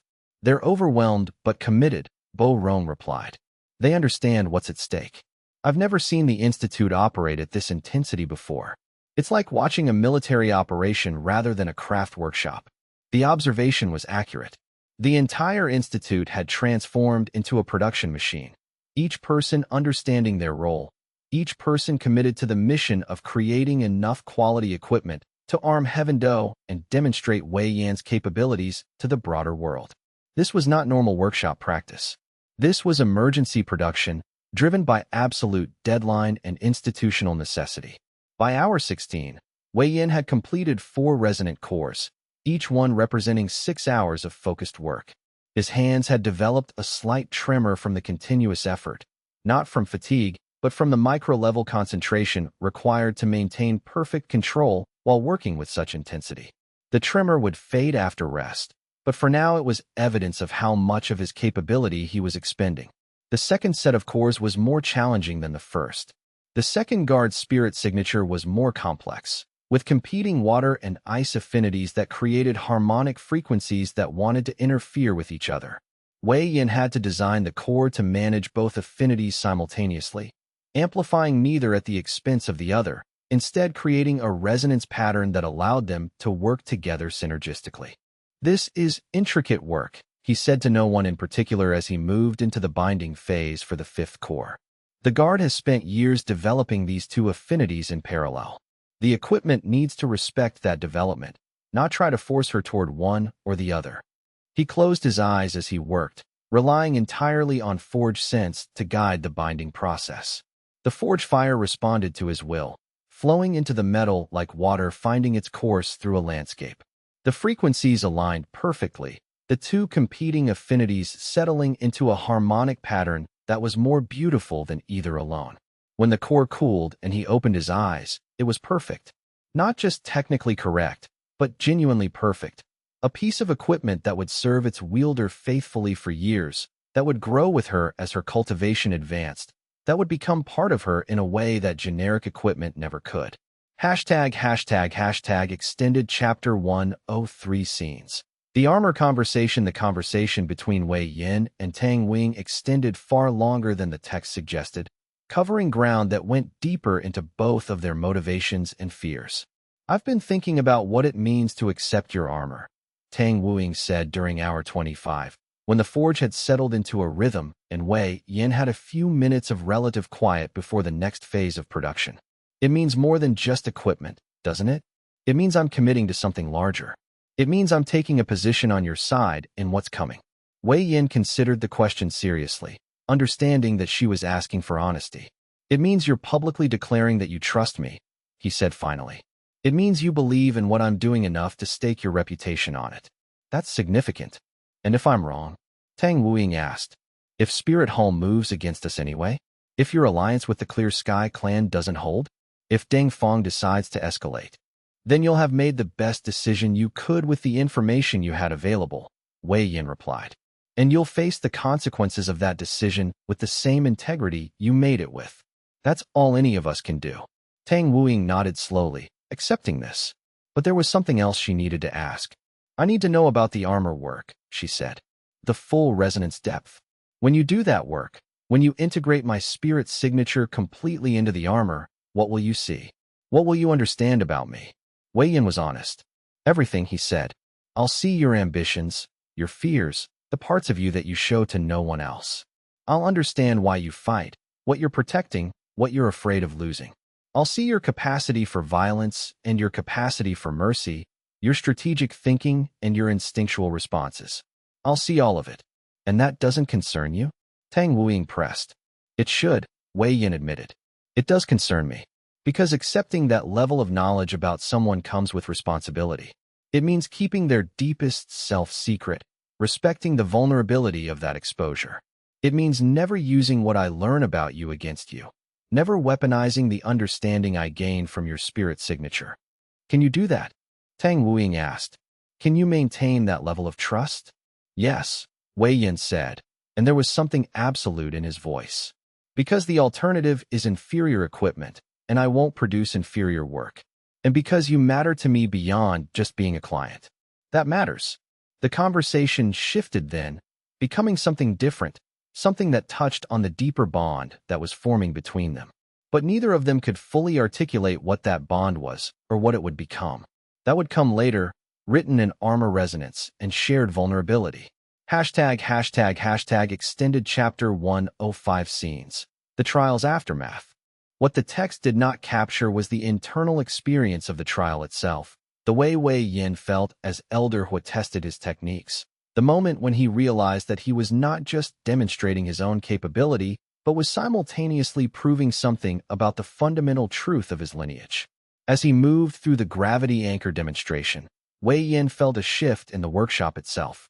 The rune patterns were registering something they had not detected before, not just the techniques themselves, but the quality of his execution, the way his body and spirit worked together, the signature patterns that marked someone with authentic Clear Sky bloodline. When the third advanced form, Gravity Resonance Cascade, activated, the workshop seemed to hold its breath. The technique was not theoretical. It was real.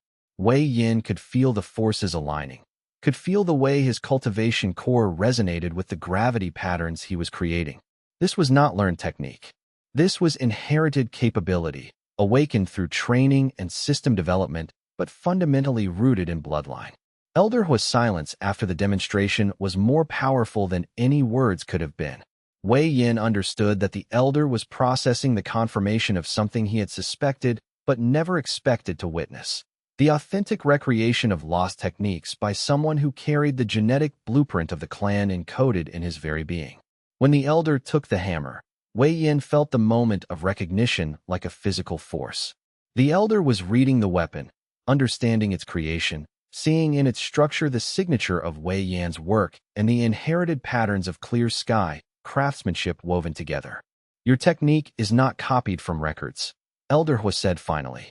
"You learned the underlying principles and recreated the techniques from first principles. That's why they're perfect. You didn't learn patterns and then implement them. You understood what the patterns were meant to accomplish and rebuilt them from the ground up. Wei Yin had not consciously articulated this about his own work, but hearing it stated aloud confirmed something he had always suspected. This was why his techniques worked where other practitioners' recreations from historical records did not. He was not trying to memorize patterns. He was understanding principles and allowing his intuitive understanding of those principles, an understanding rooted in his bloodline, to guide his implementation. The formal recognition that followed was almost anticlimactic after that moment of genuine understanding between the elder and Wei Yin. Extended Chapter 107 and 108 scenes. The documentation detail. Mei Suin's work on the documentation was far more detailed and systematic than the narrative suggested. She spent entire days tracking financial records, following trails of pressure and coercion that Spirit Hall had applied to independent craftspeople. One interview particularly shaped her understanding of Spirit Hall's systematic approach. She met with Master Lu, a craftsman who had been working independently for 20 years before Spirit Hall applied pressure on him. They came to me with an offer, Lu explained. Join Spirit Hall, work exclusively for them, and they would pay me a comfortable salary. They made it clear that if I refused, they would undercut my prices until I had no customers left. They had the financial resources to sustain losses long enough to drive me out of business. I couldn't compete with that kind of institutional pressure. Mei Suin documented this conversation carefully, recorded Master Lu's willingness to testify publicly about the pressure tactics, and understood that this was the pattern.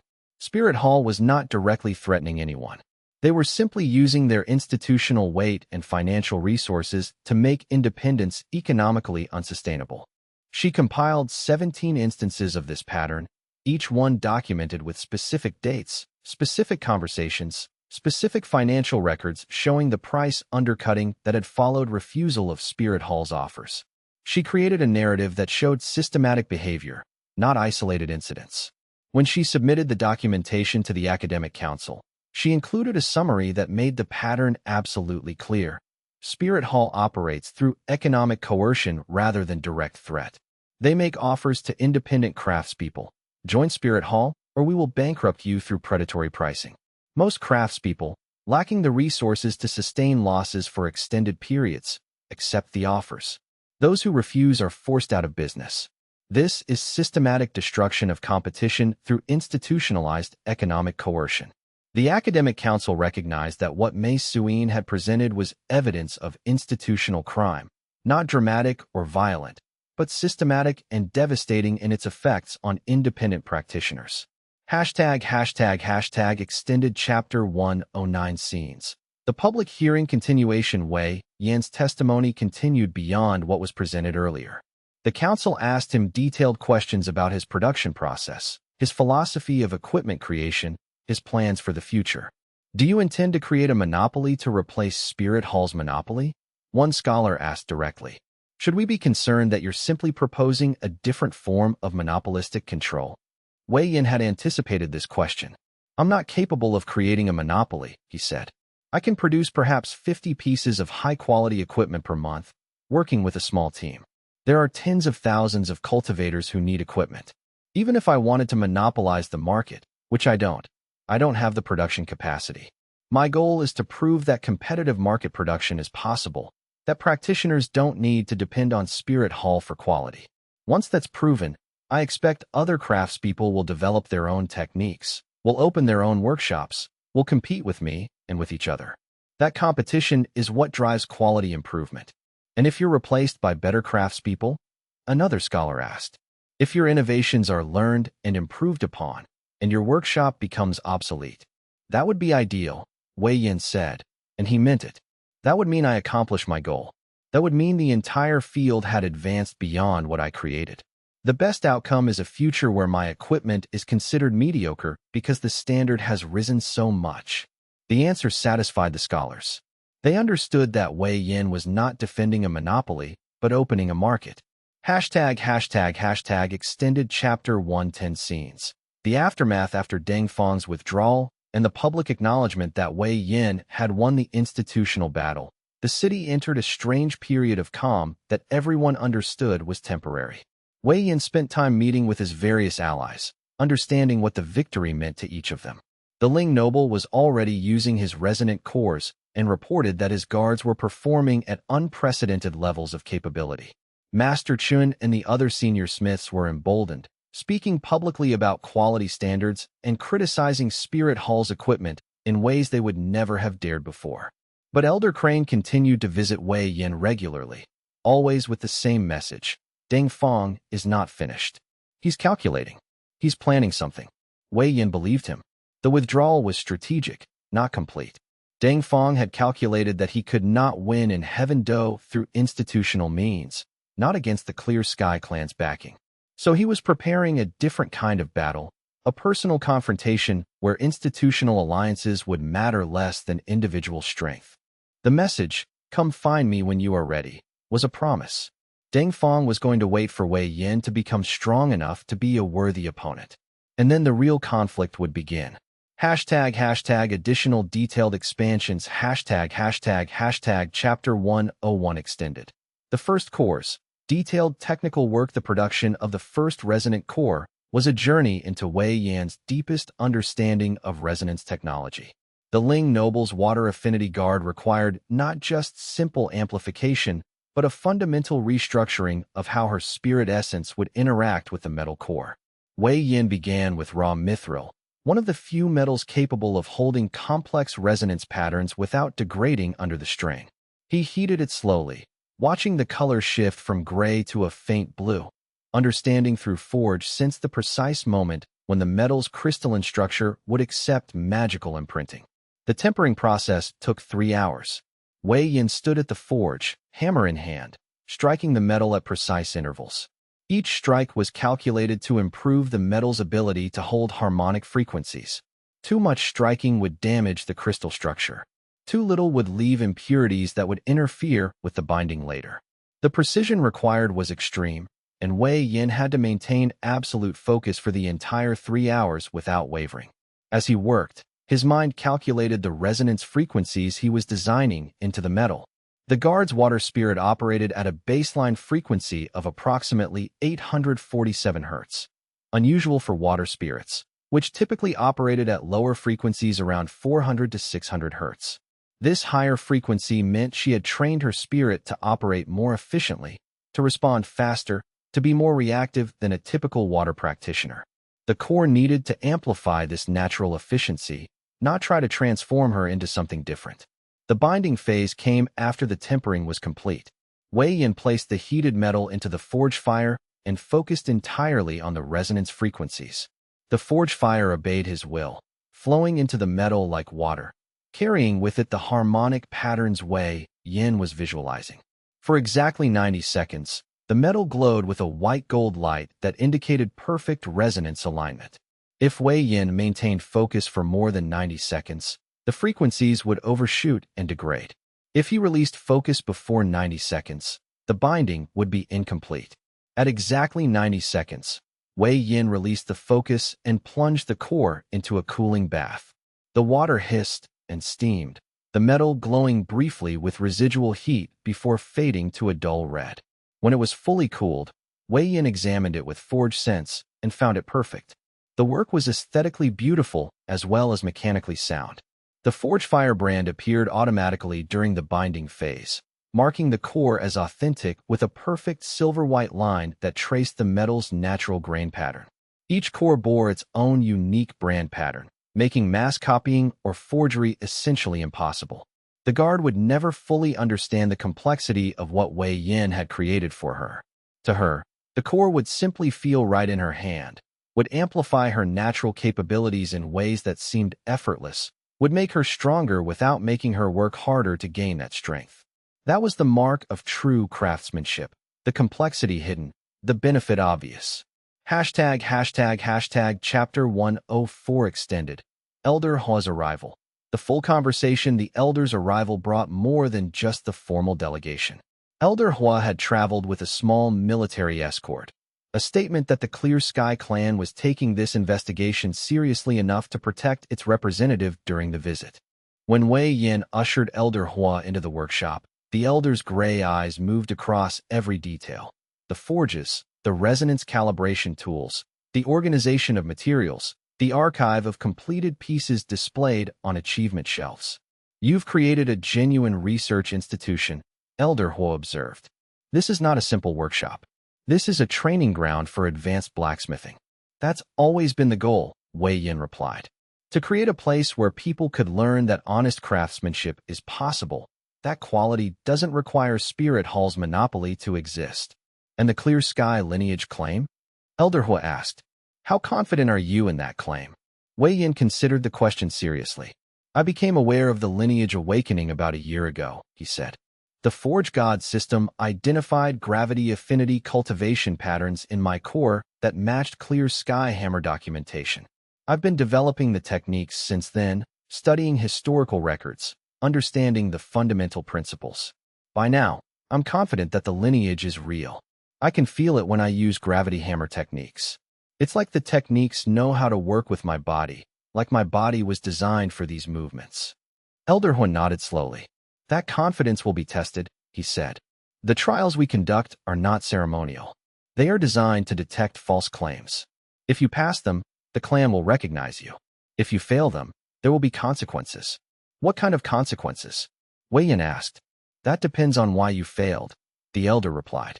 If you genuinely believe the lineage was real but were mistaken, the consequences will be limited to dismissal of your claim. If you were intentionally deceiving the clan, the consequences will be far more severe. The Clear Sky clan does not treat deceit kindly. The threat was implicit but clear. Wei Yin understood that by requesting testing, he was accepting the possibility of severe institutional retaliation if he was found to have made false claims. But he was also confident enough in his lineage that he was willing to accept that risk. Chapter 102 extended. The senior smith's commitment. The 3 senior smiths who came to collect their armor were doing something far more significant than simply accepting equipment. They were making a public commitment that would reshape their relationship with the market and with their own reputations. Master Chun, the eldest, spoke for the group. We understand what this armor means, he said to Wei Yin. By wearing it, we're saying that we trust your quality more than we trust Spirit Hall's institutional backing. We're saying that honest work is worth the risk of institutional retaliation. Are you certain about this? Wei Yin asked. Once you wear the armor publicly, Spirit Hall will know exactly where you stand. They might move against you. They've already moved against us, Master Chun replied. They've been moving against independent craftspeople for 2 years. They've cut our customers, reduced our market share, made it clear that they intend to eliminate independence in the market. Wearing your armor is not the beginning of conflict. It's the public acknowledgement of a conflict that's already happening. Old Master Lu, the 2nd senior smith, nodded in agreement. I've spent 40 years building a reputation for quality, Lu said. Spirit Hall wants me to surrender that reputation, to work exclusively for them, to let my personal brand be absorbed into their corporate identity. Your armor is saying, I refuse. I will stand on my own reputation and my own work. The 3rd smith, Master Huang, was youngest of the 3 but equally committed. My students are watching what I do, Huang said. If I accept Spirit Hall's pressure, I'm teaching them that quality work is less valuable than institutional backing. If I refuse and wear your armor, I'm teaching them that their own integrity matters more than institutional pressure. That's the lesson I want them to learn. Wei Yin understood that he was witnessing the formation of something larger than a simple business alliance. These were craftspeople choosing to stand on principle, choosing to stake their reputations and their livelihoods on a commitment to quality and integrity. That choice was more valuable than any equipment he could create. Chapter 106 extended. The political aftermath. The suspension of Spirit Hall's legal writ rippled through Heaven Do's institutions in ways that few people fully understood. The royal court's decision to suspend rather than dismiss the writ was a careful compromise. They were not fully endorsing Wei Yin, but they were also not allowing Spirit Hall to use the legal system as a weapon against someone with powerful allies. The commerce judges who had to announce the suspension were clearly uncomfortable with the situation. Their written explanation made clear that they were not ruling on the merits of the case, but simply noting that changed circumstances warranted further investigation. This left the door open for Spirit Hall to resume legal proceedings if Wei Yan's status changed, or if the Clear Sky clan's support weakened. Xiao Pei, as head of the Pei trading house, immediately understood the opportunity created by the suspension. She began reaching out to independent craftspeople, merchant networks, and institutional contacts to strengthen the coalition that was forming around Wei Yin. The message was clear: the institutional landscape had shifted. Independent craftspeople no longer had to fear Spirit Hall's legal weaponization. But Xiao Pei also understood the hidden message in Deng Fang's withdrawal. She visited Wei Yin privately after receiving the news of the suspension. "He's gone quiet," she reported. "Spirit Hall's entire Heaven Do operation is being dismantled. Representatives are being recalled. Local operations are being shut down. On the surface, it looks like complete defeat." "But you don't believe it is defeat," Wei Yin said. "No," Xiao Pei confirmed. "I think it's repositioning. Deng Fang is abandoning the institutional battlefield because he understands he's lost it. But he has something else planned. Something where institutional advantage doesn't matter as much. Personal combat," Wei Yin said quietly. "He's moving the conflict to a personal level." "Yes," Xiao Pei agreed. "And that's more dangerous than any institutional conflict could be. Institutions can be challenged through law and politics. But personal conflicts, those are resolved through raw strength and determination. And from what I understand about Deng Fang, he's very dangerous when it comes to personal conflict." #final expansion. Concluding details and deep characterization. ### the weight of victory. Extended reflection. In the days after Spirit Hall's withdrawal, Wei Yin found himself experiencing something he had not expected: a profound sense of emptiness beneath the victory. He had spent so much time focused on the immediate crisis, on the deadline for equipment production, on the legal battle with Spirit Hall, that he had not stopped to consider what came after victory. The Institute was now secure. His allies were in place. The institutional challenge had been met and overcome. But the personal challenge that Deng Fang represented remained, and that challenge was fundamentally different from anything Wei Yin had faced before. Old Hammer Elder Crane sat with Wei Yin on the evening after the legal suspension was announced. They sat in companionable silence for a long time, watching the forges cool as the day's work ended. "You're thinking about what comes next," Elder Crane said finally. "About Deng Fang's message." "Yes," Wei Yin admitted. "I understand what it means. I understand that this was only the opening move in a much larger conflict. But I don't know how to prepare for that kind of confrontation. I can create equipment. I can manage institutions. But personal combat with someone like Deng Fang, that requires a kind of strength that equipment alone can't provide." Elder Crane nodded slowly.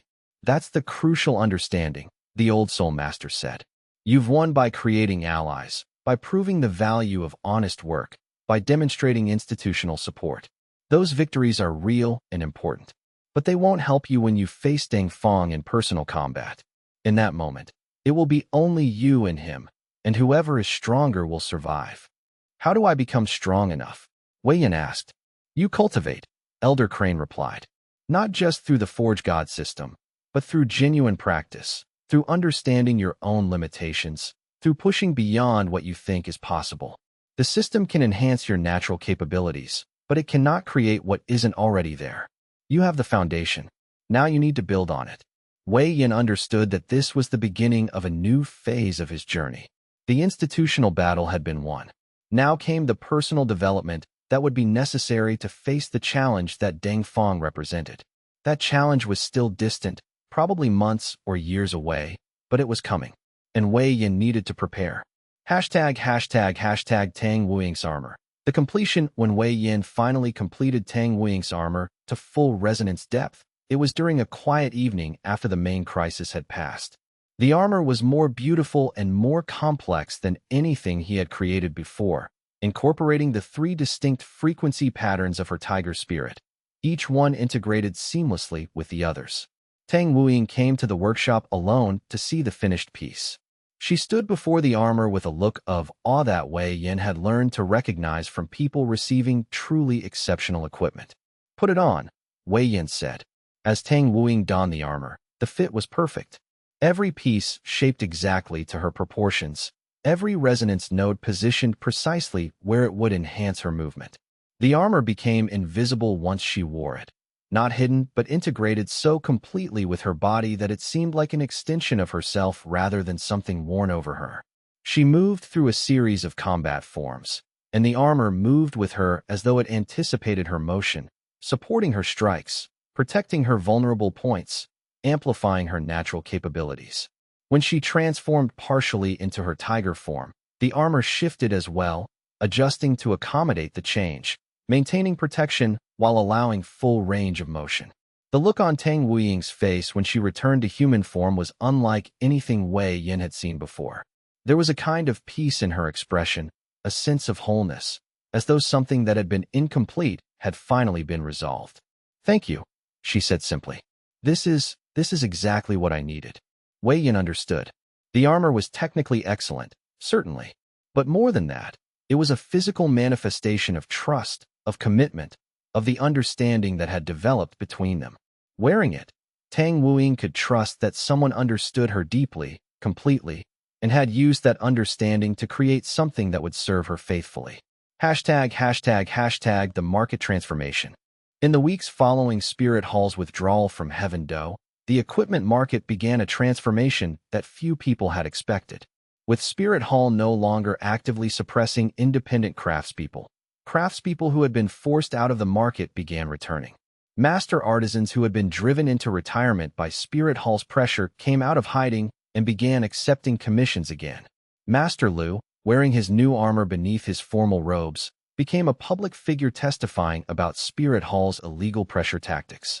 His reputation, built over 40 years, was now protected by Wei Yan's armor, and he used that protection to speak truth about institutional crime. Master Qin established a cooperative workshop with 2 other senior smiths, pooling resources and sharing knowledge in ways that Spirit Hall would have made impossible. The cooperative began accepting apprentices again, training the next generation of independent craftspeople who could carry on the tradition of honest work. The Ling noble began commissioning equipment not just for his personal guards, but for distribution to other noble houses that were concerned about Spirit Hall's monopoly. The resonant cores that Wei Yin had created became legendary, spreading word of his capabilities throughout Heaven Do's nobility. But most importantly, the market began to demonstrate the principle that Wei Yin had been arguing for. Competition drives quality improvement. As independent craftspeople returned to the market, they began improving their techniques, learning from each other, pushing themselves to match or exceed the quality of Wei Yan's work. The market was opening up, and with that opening came genuine innovation. Deng Fang's calculation in his private office in Spirit Hall's continental headquarters. Deng Fang sat alone and calculated. He had lost the battle for Heaven Do, at least for now. But he had not lost the war. The war was just beginning. Wei Yin had surprised him. The blacksmith was younger than Deng Fang had anticipated, more talented, more strategic in his thinking. He had gained allies faster than Deng Fang had expected, had transformed an institutional challenge into a political opportunity. But the blacksmith had one critical weakness. He was inexperienced in personal combat at the highest levels. The Clear Sky clan's recognition was a problem. It meant Deng Fang could not move against Wei Yin through institutional channels anymore. But it also meant that Wei Yan's only remaining challenge would be personal development, cultivation advancement, and the ability to face a powerful opponent in direct combat. Deng Fang had spent decades cultivating, had reached a level of personal power that most soul masters would never achieve. He had faced legendary cultivators and survived. Wei Yin, for all his talent, was young and inexperienced in that kind of confrontation. The message Deng Fang had left, "The city is too small for this. Come find me when you are ready," was not idle threat. It was an invitation to a specific kind of conflict, one that would determine not who was institutionally stronger, but who was personally more powerful. Deng Fang would wait. He would allow Wei Yin time to grow, to develop, to reach his full potential. And then, when Wei Yin was strong enough to be a worthy opponent, they would face each other in genuine combat. That was the kind of conflict Deng Fang preferred. That was a conflict that could only be resolved through raw strength, personal capability, and the will to overcome an opponent. The blacksmith had won the city, but Deng Fang was preparing to win something far more important, the confrontation that would determine the true victor in this larger conflict. Chapter 101 to 110. Thematic conclusion. The foundation laid. The 10 chapters chronicled in this section represent a crucial transition point in Wei Yan's journey. He moved from being a talented blacksmith managing a small institute to being a recognized member of one of the continent's most powerful cultivator families, with institutional allies, public support, and demonstrated leadership capability. But more importantly, these chapters established the philosophical foundation that would guide Wei Yan through the larger conflict ahead. The equipment he created was never just about physical power or enhancement. It was about honoring the people who would use that equipment, about creating tools that resonated with their specific capabilities and needs, about demonstrating that honest work could compete with institutional monopoly. The armor he created for Tang Wuying, the resonant cores for the Ling nobles' guards, the protection equipment for the senior smiths. Each piece embodied a principle. That personal service, genuine care for quality, and commitment to honoring the individual wielder of the equipment was worth more than generic, mass-produced alternatives that treated all practitioners as interchangeable. This principle would sustain Wei Yan through the difficulties ahead. When Deng Feng finally came looking for personal confrontation, Wei Yan would have more than just institutional allies and magical equipment. He would have the knowledge that he had created something genuinely valuable, that his work had changed lives, that he had proven that honest craftsmanship was possible even against overwhelming institutional pressure. The victory in Heaven Do was not the end of his journey. It was the completion of the first act, the establishment of his foundation, the proof of his legitimacy. What came next would be far more challenging. The personal growth, the cultivation advancement, the confrontation with an opponent who had spent decades perfecting their craft in the arena of personal combat. But Wei Yan had something that Deng Feng had not anticipated: a network of loyal allies, a demonstrated commitment to principles that mattered beyond simple institutional success, and the understanding that his greatest strength came not from his individual power, but from his ability to create value that other people recognized and supported. That understanding, more than any equipment or institutional alliance, would be what allowed him to survive what was coming. Chapter 111. The Heaven Forge spreads. The morning sun filtered through the tall windows of the Heaven Forge Institute's main hall, casting long shadows across the training grounds where 23 soul masters stood in careful lines. Wei Yan watched from the observation platform, his arms crossed, as one of his senior students, a 19-year-old named Lu Chun with a 3-ring blue crane martial spirit, guided another soul master's palm against the tempering stone. "Feel the flow of soul power," Lu Chun instructed, his voice carrying the confident tone of someone who had internalized months of intensive teaching. Not a flood, not a trickle, a steady stream, like water running through a river channel. Your meridians are the riverbed. If you force too much, you flood it. If you send too little, the transformation fails. Think of it like irrigation, precise, controlled, purposeful. The student on the receiving end, a visiting soul master from a noble house, perhaps 25 years old, closed his eyes, his brow furrowed in concentration. Wei Yan observed the subtle shimmer of soul power flowing between them, the way Lu Chen's technique guided the energy in precise patterns. His fingers were positioned exactly as Wei Yan had taught him months ago. 3 fingers at the base of the meridian cluster, 2 at the junction points, 1 as a stabilizing anchor.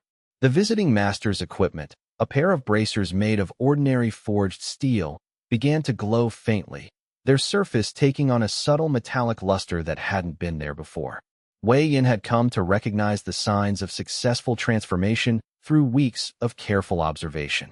That particular quality of light, neither the harsh brightness of temporary soul power application nor the dull glow of failed attempts, indicated true resonance between power and material. Lu Chun had developed an intuitive sense for it, learning not just through instruction, but through hundreds of practice sessions over the past months. This was what Wei Yan valued most, not the ability to execute the technique perfectly himself, but the ability to teach others to understand it deeply enough to innovate and adapt beyond his direct instruction. The morning light caught another detail: the way the bracers were responding to the soul power infusion. Rather than simply becoming harder or stronger, the predictable outcome of traditional equipment enhancement through spirit engineers, The bracers were becoming more responsive, more alive. Wei Yin could see the subtle vibration as the material began to attune itself to the visiting master's unique cultivation signature. Each soul master's energy had its own frequency, its own resonance pattern, and when the Heaven Forge technique was applied correctly, the equipment learned to vibrate in harmony with that frequency, like a tuning fork finding its match. This was the principle that had taken Wei Yin months to fully understand. Equipment wasn't just an external tool that could be made stronger. It was a medium that could be taught to respond to its user's soul power with perfect synchronization. The transformation wasn't about brute enhancement, but about creating a bridge between the soul master and their gear, a connection that allowed them to channel their power more efficiently and effectively. 4 rings of soul power, Lu Chen said softly, guiding with his voice as much as his hands. Maintain it. Feel for the resistance in the material. When it resists, you're at the boundary of safe transformation. That's where you want to be, right at the edge where the material is stretched but not breaking. When Lu Chun withdrew his hands after nearly 10 minutes of focused work, both student and teacher were breathing hard, perspiration glistening on their foreheads. But the work was done. The transformation held perfectly. The visiting master opened his eyes slowly and immediately examined his bracers, turning them slowly in the afternoon light, moving his wrists to feel how they responded to his movements. The transformation itself was visible. The bracers had taken on a subtle sheen that hadn't been present before. More importantly, the equipment seemed different, not just physically stronger, but spiritually integrated with the wearer. It was this integration, Wei Yin knew, that represented the true achievement of the Heaven Forge technique. Any blacksmith could make equipment stronger. Only with the Heaven Forge could equipment become an extension of a soul master's will. The durability, the master said, wonder in his voice. I can feel it. They're stronger, more responsive to my soul power. It's like they understand my movements before I make them.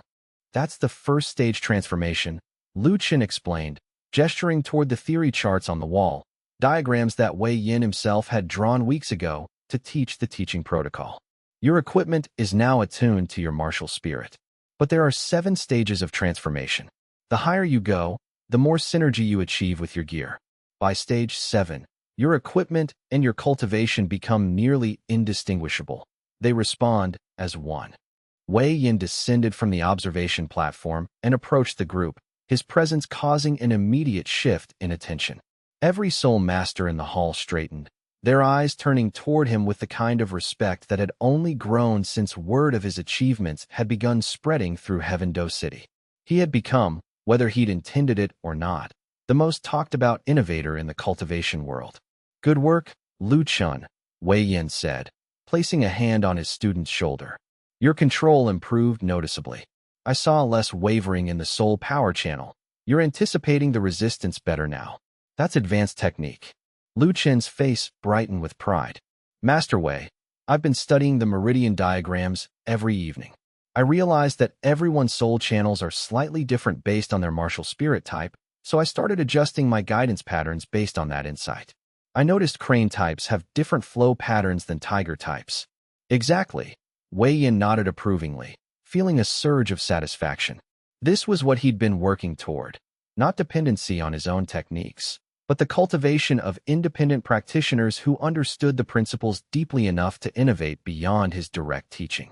That kind of analytical thinking is what will make the Heaven Forge technique truly immortal. You're not just copying what I showed you. You're understanding why it works and adapting it. Over the next hour, Wei Yin moved through the Institute's various stations, observing progress across multiple training tracks. In one corner, a middle-aged soul master was attempting to refine a sword alongside Tang Yu, who had progressed to handling 3 simultaneous transformations, a feat that normally took months to achieve safely. The complexity increased exponentially with each additional piece of equipment being transformed simultaneously. In another section, a younger student in the foundational stage was working on basic exercises, moving soul power through their own meridians without trying to reshape external equipment, a crucial prerequisite that took weeks to master properly. By noon, the visiting delegations had begun arriving in earnest. What had started as a trickle of curious soul masters 3 months ago had evolved into a steady stream. now becoming a flood.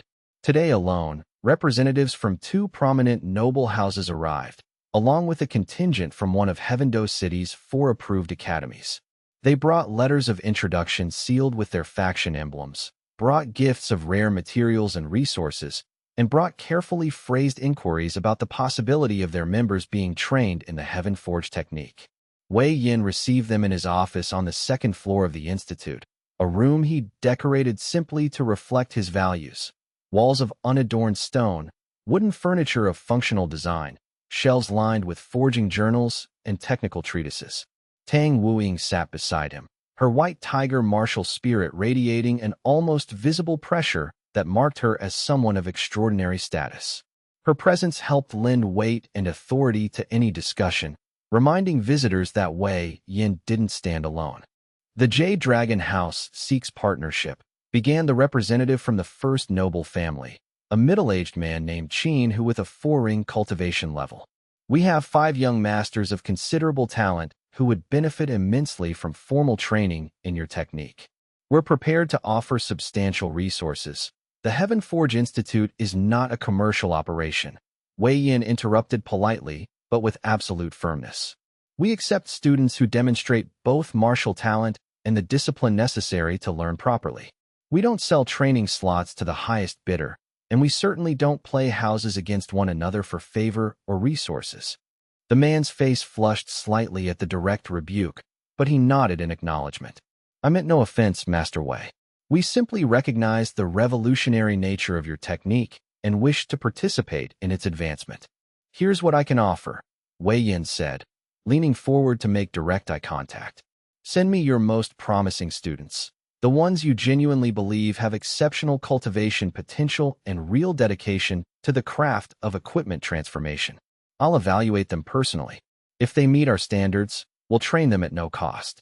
In exchange, they return to your house as trained teachers and help spread the technique properly, without corruption or commercialization.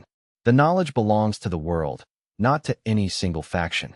That's the principle I've established. This statement caused ripples of surprise among the assembled visitors.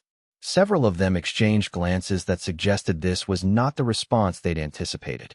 Tang Wuying caught Wei Yan's eye and gave him the faintest nod of approval, a gesture that said he'd handled the negotiation exactly right. She understood that Wei Yan's strength came not from controlling what he knew, but from being willing to share it freely with anyone dedicated enough to learn. The visiting master from the Jade Dragon House, having heard Wei Yan's position, bowed respectfully. Your principle is admirable, Master Wei. We will send our most dedicated students, trusting that your standards are high. The second delegation, from the Fengling Academy, took a markedly different approach.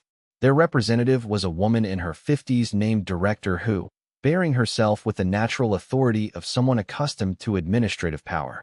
Master Wei, we don't seek to monopolize your knowledge. Rather, we'd like to propose a formal collaboration. Our academy would establish a comprehensive Heaven Forge curriculum and provide official credentials to our students upon completion. This would give your work institutional legitimacy and ensure consistent quality across multiple teaching centers. Wei Yin considered this more seriously than the previous offer. Institutional structure could actually help ensure the technique's proper propagation and standardization. I'd want to oversee the curriculum myself personally, he said. And the credential would only be valid if students complete the full 7-stage foundation and demonstrate practical competence in actual transformations. This isn't something we can rush or water down for commercial purposes. The credential would be meaningful only if it represents real mastery. Of course, Director Hu agreed immediately. We would establish the program according to your exact specifications. We understand that the technique's reputation depends on the quality of training. By the time both delegations left later that afternoon, Wei Yin had agreed to the academy collaboration and accepted 4 new students from various sources, all of them with proven cultivation talent and demonstrated temperament suited to the detailed work the technique required. He'd also begun drafting in his mind a formal teaching protocol document that could be distributed to serious practitioners seeking to learn independently. The students he'd selected represented different martial spirit types and backgrounds. One was from a noble family with a wind-type spirit. Another was an academy graduate with a metal-type spirit. The third had actually walked into the institute on his own, a traveling cultivator with a rare stone-type spirit who had heard rumors of the technique and committed himself to finding Wei Yin. The fourth was a young woman recommended by Elder Crane himself, someone with exceptional potential for spiritual sensitivity and the precise control that the Heaven Forge technique demanded. As evening fell, Wei Yin met briefly with each new student individually to explain the expectations and requirements. The training would be rigorous. The pace would be demanding. But those who persisted would gain mastery of a technique that would revolutionize their understanding of equipment cultivation. Each student accepted with determination. They understood they were being offered something precious, not just training, but a chance to be part of something that would shape the future of martial civilization. That evening, alone in his personal workshop with only the soft glow of spirit lamps for company, Wei Yin sat before a massive sheaf of parchment and began to write with focused concentration. The teaching protocol of the Heaven Forge technique. He outlined the theory first, filling page after page. The fundamental nature of soul power, the structure and meridian patterns of a soul master's cultivation pathways, the principles of resonance between martial spirit and external equipment. Then came the practical stages, the 7 transformations, each with specific hand positions, precise breath patterns, and exact soul power intensities required. He documented the subtle signs that indicated success or failure, the common mistakes that led to incomplete transformations or material degradation. As he wrote, Wei Yin felt the weight of responsibility settling on his shoulders. This document could be copied, distributed, studied by thousands of people across the continent. It would outlive him, potentially by centuries. The techniques he developed through months of experimentation and refinement, often at considerable personal risk, would become part of the world's permanent knowledge. But that was exactly the point, wasn't it? The Forge God system hadn't been given to him just so he could maintain an exclusive monopoly on power. It had been given to him so he could elevate the entire world's approach to equipment cultivation and material transformation. Around midnight, as Wei Yan's brush continued moving across the parchment, outlining the breathing patterns for the second stage transformation in exquisite detail, he felt a familiar warmth in his chest. The Forge God system's approval, though it came wordlessly, as a pure sensation of rightness. His decisions were aligned with its deepest purpose. By dawn, the first draft of the teaching protocol was complete. It was 22 pages long, carefully illustrated with hand-drawn diagrams showing meridian patterns and soul power flow visualization with meticulous detail. Wei Yin knew it would require more refinement through testing with different types of soul masters and more advanced practitioners. But the foundational framework was solid and complete.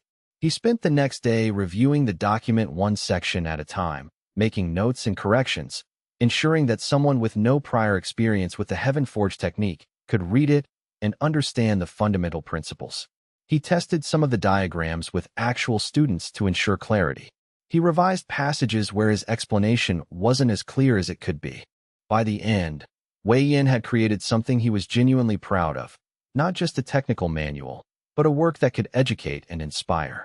Anyone reading it would understand not just how to perform the Heaven Forge technique, but why it worked, what principles governed it, and how those principles might be extended. As he prepared to make the first official copy to share with Lu Chun and the other senior students, Wei Yin realized something fundamental had shifted in his understanding of his own role and mission.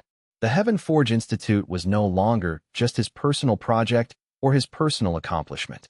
It was becoming a movement, a new paradigm for how soul masters understood their equipment and their cultivation practice. A movement that was already taking on a life of its own beyond his direct control. The real test, he thought, would come when the technique spread beyond his direct oversight and control.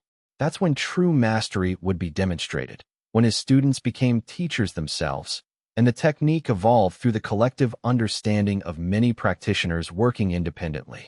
He rolled up the protocol and secured it with a red silk ribbon, then stepped out into the morning light streaming through the workshop windows. The light was golden and warm, casting long shadows across the practice grounds where the first students were already beginning their daily training. Somewhere in Heaven-Do City, the first independent applications of his technique were happening. Soul masters working with their trained peers, equipment being enhanced without his direct involvement, the fundamental nature of martial cultivation shifting gradually but irreversibly. Lu Chun was likely teaching right now, passing on what Wei Yin had taught him to new students who would in turn teach others. The multiplication was beginning. That afternoon, Wei Yin called a gathering of all his senior students and the most advanced trainees. When they assembled in the main hall, he unveiled the teaching protocol. "This document represents what I've learned," Wei Yin said, holding up the completed work. "But more importantly, it represents a principle that knowledge should be preserved and passed on, not guarded or restricted. Each of you will receive a copy. You're responsible for studying it, mastering it, and eventually teaching it to your own students." Lu Chen accepted the first copy with reverence. "Master Wei, it means that the Heaven-Forged technique no longer depends solely on me," Wei Yin confirmed. "It's in your hands now. Improve it, refine it, question it, push it further than I have. The real work of innovation happens when many minds tackle the same problem." Wei Yin smiled, a genuine expression of satisfaction and peace settling into his bones. This was what the Forge was truly about, not personal achievement, but the creation of something that could transcend any individual and become part of human civilization's knowledge and capacity. Chapter 112. The Clear Sky Clan delegation. The carriage arrived mid-morning on a day when the Institute was particularly bustling with activity and training sessions. Wei Yin first noticed it because of the particular quality of soul power that preceded the visitors, a distinctive pressure in the air, a powerful sense of presence that indicated souls of considerable cultivation and training. Then he recognized the crest on the carriage's side, the clear sky hammer emblem, the symbol of his own family legacy. His family, the Clear Sky Clan. Wei Yin set down the equipment he'd been working with and wiped his hands carefully on a cloth, his mind racing through possible implications and concerns. The Clear Sky Clan had acknowledged him only distantly after he'd escaped the clan's controlling restrictions years ago, but they'd never sent any official delegation of this caliber. The fact that they were coming now, with what appeared to be high-ranking members based on the unmistakable aura of power surrounding them, suggested something significant had shifted in the clan's assessment of his work. He stationed himself in the main entrance hall as the carriage drew to a stop and 5 figures emerged with deliberate formality. The first was a woman in her 70s, her silver hair tied in the traditional clan style, her bearing regal and commanding. 2 men flanked her on either side, both clearly much older, both with the unmistakable feeling of titled Douluo about them, their cultivation radiating like a presence. Behind them came 2 younger clan members, likely in their 40s, whose cultivation reached the 70-ring level. Wei Yin recognized none of them personally, which meant the leadership had sent members from distant branches or perhaps distant generations of the clan. This was formal, carefully orchestrated, and deliberately chosen to make a point. "Wei Yin," the elderly woman said, her voice carrying natural authority and the weight of years. "We are the Clear Sky Clan delegation. I am Tang Lingwe, clan matriarch of the Eastern Branch. These are my companions, Do Shun, our clan's primary cultivation advisor and theoretician, and Luo Hai, who oversees our equipment forging traditions and innovations." The 2 men beside her both nodded respectfully, though their eyes were sharp and assessing. Their eyes swept over Wei Yin with keen analytical interest, assessing him in a way that felt simultaneously scholarly and searching. "Matriarch Tang," Wei Yin responded, bowing with the respect due to his clan's senior leadership, a gesture that felt strange after years of distance. "Welcome to the Heaven Forge Institute. Your visit honors us. Please, come to my office. I'm certain you have questions." As they ascended the stairs together, Wei Yin became acutely aware of every detail. The way the clan members observed the training students at work, noting their precision and focus, the way their eyes lingered on the equipment being forged in the various stations, examining the quality of the work, the subtle reactions they had to the visible demonstrations of the Heaven Forge technique in action throughout the building. Do Shen paused to watch as Lu Chun guided a student through the second stage transformation. Wei Yin observed the cultivation advisor's eyes tracking the flow of soul power, noting how he recognized each micro-adjustment, each point where precision was essential. This was someone studying from a perspective of theoretical understanding, analyzing how the technique violated and superseded established doctrine. Luo Hai, the forging master, examined a completed piece of equipment closely, running his fingers across its surface, feeling the texture, sensing the spiritual integration between material and soul power.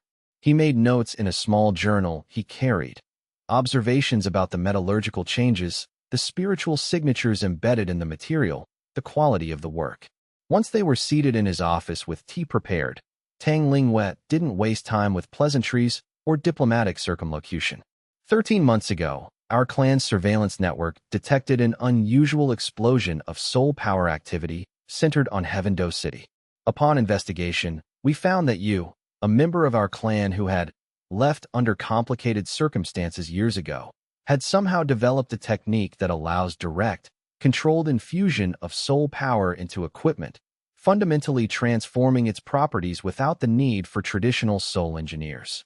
She paused, her ancient eyes studying Wei Yan's face with careful intensity. The clan had many reactions to this information.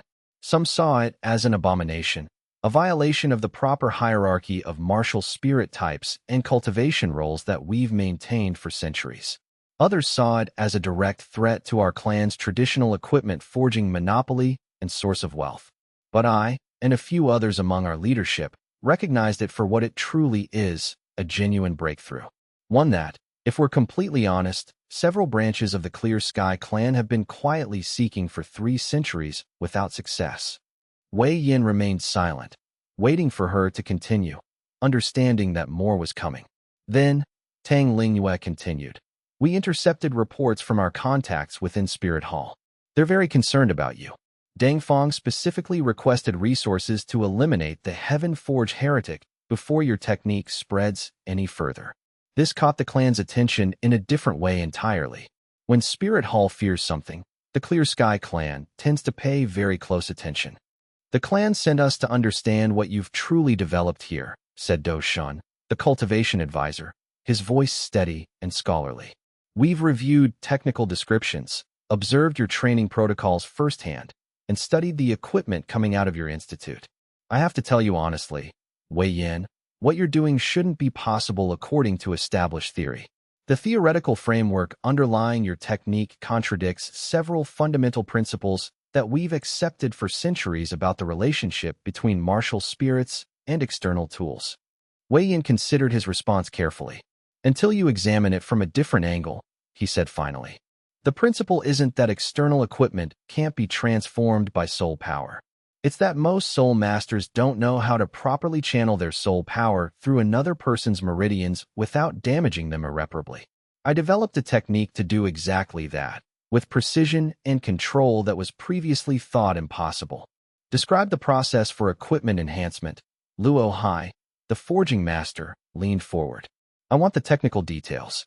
All of them. For the next 3 hours, Wei Yin walked them through the entire protocol in meticulous detail. He brought out his teaching documentation, pages filled with diagrams, theoretical notes, and practical observations. He demonstrated the exact hand positions and guidance patterns, allowing each of them to practice the hand movements themselves. He explained the theory of resonance between a martial spirit and its bound equipment in terms that addressed their different perspectives, technical for Do Shun, practical for Luo Hai. He showed them equipment that had been transformed at different stages, allowing them to physically inspect and test the changes in material structure and durability. They examined a first-stage piece, stronger but still visibly similar to normal equipment. They studied a third-stage piece, noticeably changed, its properties fundamentally altered. They handled a fifth-stage piece, which felt almost alive, resonating with spiritual potential. He discussed the specific soul power frequencies that worked best with different martial spirit types, explaining how tiger spirits required aggressive channeling, while crane spirits required more delicate, precise control. He talked about the testing methods he used to determine when a transformation had succeeded, the signs that indicated equipment rejection or integration. As he spoke, Wei Yin noticed the 3 senior members exchanging glances, not skeptical anymore, but increasingly impressed and thoughtful. By the time he finished, there was a palpable shift in the room's atmosphere, a sense of genuine recognition. This is legitimate, Do Shun said quietly, almost to himself. The theory is sound, even if it approaches the fundamental problem from an entirely unconventional angle. I would need to test this personally to be absolutely certain, but I believe you've actually solved a problem that we've been unable to address through conventional channels for generations. Which means, Tang Lingyue said slowly, her voice carrying the weight of political calculation, that the Clear Sky clan has a significant decision to make.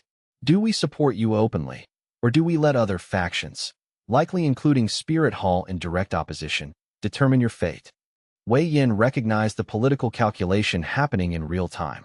The clan wasn't purely concerned with his well-being or the theoretical advancement of martial cultivation. They were concerned with power, prestige, advantage in the ongoing factional competitions that shaped the continent's politics. "What do you want from me?" he asked directly, seeing no point in prolonging the negotiation. The matriarch smiled slightly, as if she appreciated his directness. "For now, nothing specific or restrictive, but we want to establish a formal relationship. I'd like to assign several clan members to study here, not as ordinary students, but as research observers. We want to understand your technique at the deepest possible level. In exchange, the Clear Sky clan can offer you substantial protection and considerable resources. We have significant influence throughout the continent, and we're not afraid of Spirit Hall or any other faction." "And what happens when Spirit Hall comes?" Wei Yin asked, understanding what this attack truly meant. "Because they will. Deng Feng won't tolerate the Heaven-Forged technique spreading indefinitely. Then you'll have the backing of the Clear Sky clan," Luo Hai said bluntly. "We have people who can stand against a rank 95 Douluo. Not easily, but we can. And more importantly, supporting you becomes a matter of clan pride and strategic interest. We won't abandon you to Spirit Hall's politics." Wei Yin considered this carefully, weighing the costs and benefits.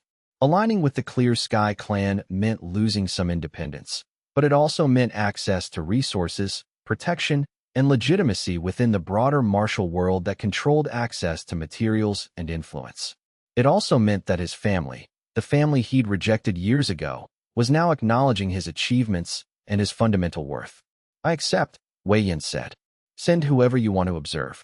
We'll work together to refine and advance the technique. But I have one condition.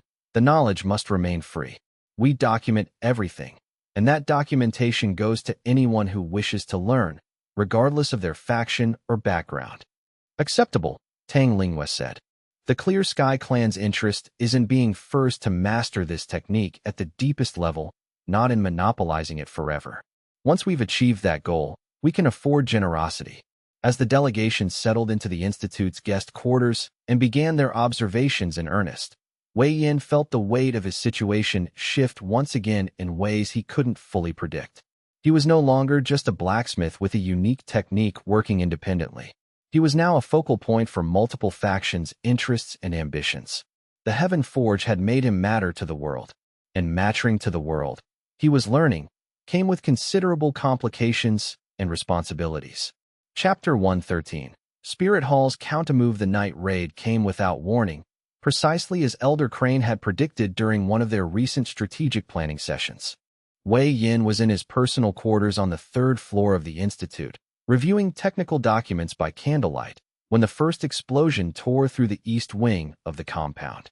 The sound was muffled by distance, but absolutely unmistakable. Controlled destruction, the professional work of skilled soul masters operating with military precision. Not randomly destructive violence, but targeted assault. He was moving toward the window before his conscious mind had fully processed the danger. Below, in the courtyard, figures moved with military precision and coordination. Wei Yin counted at least a dozen, all radiating significant soul power. His pupils narrowed as he assessed their cultivation levels. All at least 40 rings, several clearly in the 50 to 60 range. This was professional, carefully planned, and unmistakably Spirit Hall in origin. This was an organized assassination attempt, not a mob attack. Wei Yin didn't hesitate.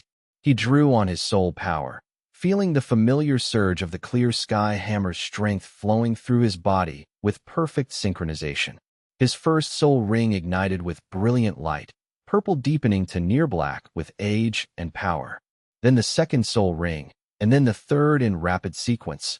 each one bringing new layers of power and understanding. The familiar weight of the great hammer materialized in his hand, its surface gleaming in the candlelight with an almost hungry intensity. He dropped from his window in a controlled descent, using soul power to slow his fall precisely, landing in the courtyard with a force that cracked the stone beneath his feet and sent cracks spreading outward in concentric circles. The impact point glowed briefly, showing the intensity of his arrival. The courtyard, lit now by both moonlight and the glows of activated soul powers, became a battlefield. The attackers immediately responded to Wei Yan's arrival, their coordination impressive but ultimately not sufficient. They'd trained to work as a unit, but Wei Yan had something they didn't: the combined understanding of martial cultivation, equipment transformation, and months of deliberate preparation with Elder Crane. Immediately, 3 of the raid team turned toward him, their weapons already drawn and their martial spirits manifesting. "Clear sky, hammer," one of them shouted urgently. "Wei Yan is here. Adjust positions."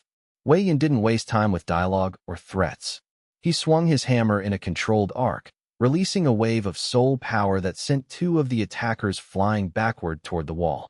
The third, quicker to react than his companions, summoned a martial spirit, a scorpion-type creature with dark carapace and venomous tail, and threw up a defensive position with impressive speed. The clash of their power was violent and immediate, shaking the very air. Wei Yan felt the impact reverberate through his arms and shoulders as his hammer met the scorpion spirit's pincers with tremendous force. The attacker was skilled, their cultivation somewhere in the 55 to 60 range, but Wei Yan had trained relentlessly over months. More importantly, he had the Forge God system's strength flowing through him, an experience that these professional assassins didn't possess. He pivoted smoothly into a follow-up strike, using the momentum from the first blow to drive the attacker toward the compound wall. Behind them, he heard Elder Crane's voice calling out commands with the authority of someone who had fought in real battles before. "Second year, and above to the east wing. Defensive positions." Crane's voice rang out like a bell, cutting through chaos. "Third year, to the main courtyard. First years to evacuation procedures. Move with purpose." The Elder Douluo himself appeared on the west side of the courtyard, his Crane martial spirit blazing with power. Wei Yan saw him engage 2 attackers simultaneously, his movements fluid and devastating despite his apparent age. The Clear Sky clan's presence was already being felt. The observers Tang Lingwa had stationed at the Institute were emerging from their quarters, their weapons drawn, their cultivation radiating outward. The battle crystallized into several smaller engagements scattered across the courtyard's various positions. Wei Yan pressed his advantage against the Scorpion Spirit user, his hammer strokes becoming increasingly aggressive and precise. He was learning in real time how his months of training translated into actual combat against real opponents. The Heaven Forge technique was about precision and control, but that same control applied to martial applications meant devastating efficiency and power. He caught the Scorpion user trying to circle around his guard and executed a hammer stroke that forced them into a defensive position against the wall, their back to the stone. A moment later, a second attacker appeared at his flank, a blade master, moving with the quick, precise cuts characteristic of someone trained specifically in assassination work. This was what they'd sent: elite assassins, not an army. Spirit Hall's attempt to eliminate him quietly, without committing overwhelming force. It would have worked against most soul masters. Against Wei Yan, surrounded by allies and defended by one of the world's greatest Douluo, it was already failing tactically. Elder Crane's experience proved decisive. As the attackers realized their mission was compromised and failing, they began a coordinated retreat, covering each other's withdrawal with smoke powder and disorienting bursts of soul power. Wei Yan wanted desperately to pursue, to capitalize on their retreat, but Elder Crane's voice stopped him. "Let them go," the Elder commanded. "We've already won. Pursuing now only exposes our people to additional dangers and potential casualties." Within minutes, the attackers had vanished into the night, leaving only destruction and the acrid smell of soul power residue hanging in the air. Wei Yan stood in the center of the courtyard, his chest heaving from exertion, adrenaline still coursing through his veins in waves. His hammer dissipated as he released his martial spirit form. "Damage assessment," Elder Crane said crisply. already moving toward the east wing where the original explosion had occurred, his movements efficient and purposeful. The news over the next hour was mixed and concerning. 3 students had been injured, none critically, but one would be hospitalized for a week with serious burns. The east wing had significant structural damage, but the Institute's reinforced construction had prevented complete destruction. More importantly, the attacks had been repelled without loss of life on their side. Tang Lingyue and her clan observers emerged from the guest quarters fully armed, their faces grim with understanding. "Spirit Hall," she said. It wasn't a question, but a statement of fact. "Assassination squad," Elder Crane confirmed grimly. "Skilled, coordinated, professional. But not overwhelming force." This was meant to be subtle. Eliminate Wei Yin quietly, demoralize the Institute, scare away students and supporters. "It's a message," Wei Yin said, understanding what this attack truly meant at its deepest level. "Spirit Hall is declaring their intentions directly now. Deng Feng isn't waiting for political maneuvering or subtle pressure. He's moving to eliminate me directly. Then we move quickly as well," Tang Lingyue said with decision. "The Clear Sky clan can have additional personnel here within a week, serious Douluo, not just observers. We'll establish a formal protective perimeter around this institute. Spirit Hall will think twice before attempting another raid if they know they're facing multiple titled Douluo.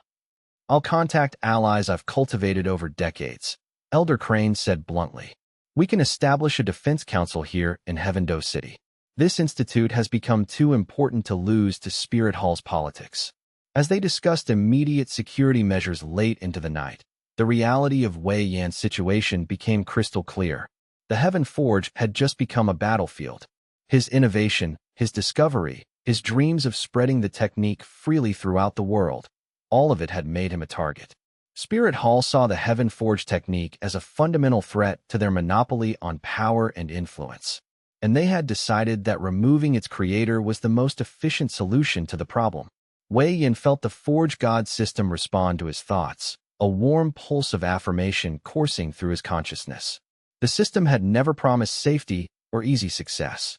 It had promised purpose, and his purpose was to advance the craft, to spread the knowledge, to transform how the world approached the sacred act of cultivation and equipment perfection. If Spirit Hall wanted to stop him, they would have to do far better than assassination squads in darkness. They would have to come with overwhelming force, with armies, with everything they could muster. And Wei Yin, standing in the wreckage of his institute, realized that he was finally ready for that confrontation, prepared in ways he couldn't have imagined when he first started this journey. Chapter 114. The Resonant Armor. 3 days after the Spirit Hall raid, Wei Yin entered his personal forge with a specific purpose that had been forming in his mind for weeks. The damage from the attack had been mostly repaired through focused effort by his students and allies, and the arrival of additional Clear Sky clan members had established a visible defensive presence around the Institute that seemed to discourage further attacks. The incident had only strengthened the Institute's reputation paradoxically. News of the successful defense had spread throughout Heavendo City, and applications from potential students had actually increased significantly. But Wei Yan's focus now was on something different and more fundamental, a new category of equipment that represented a genuine leap forward in the Heaven Forge technique's possibilities and applications. He called it resonant armor, and the concept had been gestating in his mind for months. The principle, he explained to Elder Crane, who had come to observe the project's early stages, is to create equipment that doesn't just adapt to the wearer's current cultivation level, but actually grows with them as they advance. Most armor becomes inadequate and needs replacement as a soul master advances in rings. You need new equipment at each major cultivation breakthrough. But what if the equipment itself could evolve? Elder Crane studied the blueprints Wei Yin had drawn with meticulous care, his ancient eyes moving carefully across the technical diagrams and notes. Theoretically interesting, the elder said thoughtfully. But how do you prevent destabilization? If the equipment is constantly being reshaped by the wearer's soul power, won't it eventually lose structural integrity? Won't the material fatigue?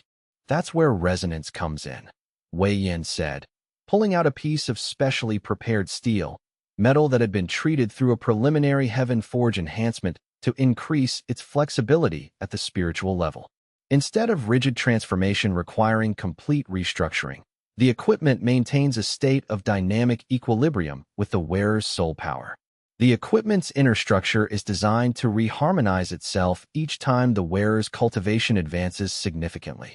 Think of it as a living thing that grows with its host rather than a static object that needs replacement. Over the next 4 days, Wei Yin barely left the forge, working in intense, focused sessions that pushed his cultivation and focus to their limits. He used the advanced techniques he'd refined to shape the armor piece by piece, creating a breastplate first because that was the most complex work and would establish the resonance framework for everything else. He'd selected special materials for this project with extraordinary care, a core of sky iron, metal that retained the spiritual properties of the heavens, treated with rare alchemical supplements to increase its responsiveness to soul power infusions, layers of celestial silver to maintain structural integrity throughout the resonance cycles, and a surface coating of phoenix ash, a material known across generations to carry transformative properties and renewal energy. On the second day of this intense work, Tang Wuying appeared with food and clean water and sat silently in the corner to observe as Wei Yin worked. She didn't interrupt, understanding intimately the depth of focus that advanced forging required. She'd watched him work enough times to know that conversation would break his concentration. "You're trying to create something that will last a lifetime," she observed on the evening of the third day, as Wei Yin took a break to rest his soul power and recovery. Her observation was both statement and question. "Not just last a lifetime," Wei Yin said, his voice carrying the exhaustion of 3 days' continuous work, "but actually grow alongside the wearer, strengthen as they strengthen. An armor that becomes more powerful the more they cultivate, rather than becoming obsolete. It's the opposite of the traditional equipment paradigm. Instead of needing replacement, it improves with use." "And this comes from the Forge God system?" Tang Wuying asked, understanding his patterns well enough to know when intuition came from the system versus his own thinking. Wei Yin considered the question carefully before answering. "Partly.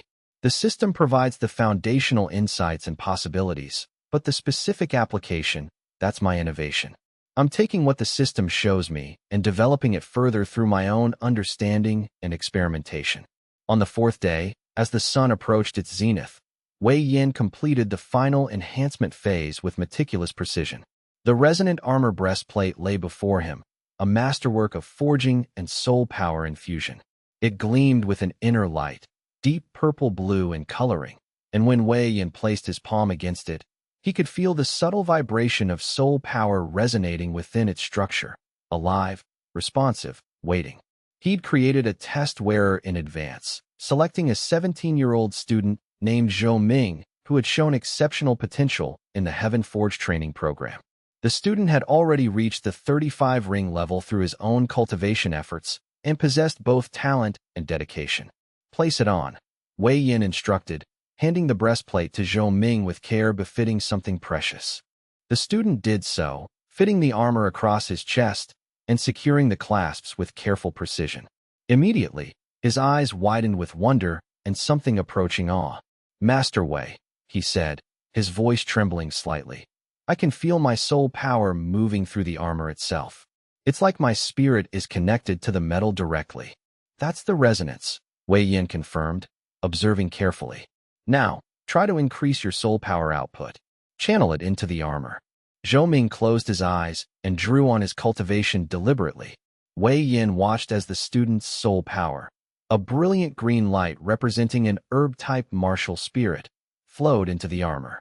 As it did, the breastplate's coloring shifted subtly, intensified, became deeper and more vibrant. The structure visibly strengthened, becoming denser, more compact, and yet somehow more flexible and adaptive at the same time. "It's strengthening," Zhou Ming breathed, his voice filled with wonder. "But it's not restricting my movement. It's moving with me like it's alive." For the next hour, Wei Yin put the resonant armor through rigorous testing with the student's cooperation. He had Zhou Ming practice basic martial techniques in the armor, observed how it responded to his increasing soul power intensity, and most importantly, examined how the armor adjusted itself automatically as the student pushed his cultivation boundaries. The armor responded, adapted, strengthened, all without any external input or manual adjustment. By noon, Wei Yin was satisfied completely. The resonant armor worked. It wasn't just a success. It represented a revolutionary innovation within the scope of the Heaven-Forged technique's applications and possibilities. This changes everything fundamentally, Elder Crane said quietly, watching the final demonstrations with complete comprehension. A soul master could wear this from 30 rings all the way up to titled Douluo level, and the equipment would grow with them. This removes one of the primary economic incentives for soul masters to constantly seek new equipment from equipment crafters, which means Spirit Hall loses one of their power bases, Tang Lingyue observed, having come to observe the unveiling. They control much of the equipment supply chain. Resonant armor that grows with the wearer represents a direct threat to that monopoly. Wei Yin understood the implications, but he wasn't troubled by them. The technique exists to serve soul masters and the advancement of cultivation, he said simply. That it disrupts Spirit Hall's economic control is a consequence, not the purpose. Our purpose is elevation, not domination.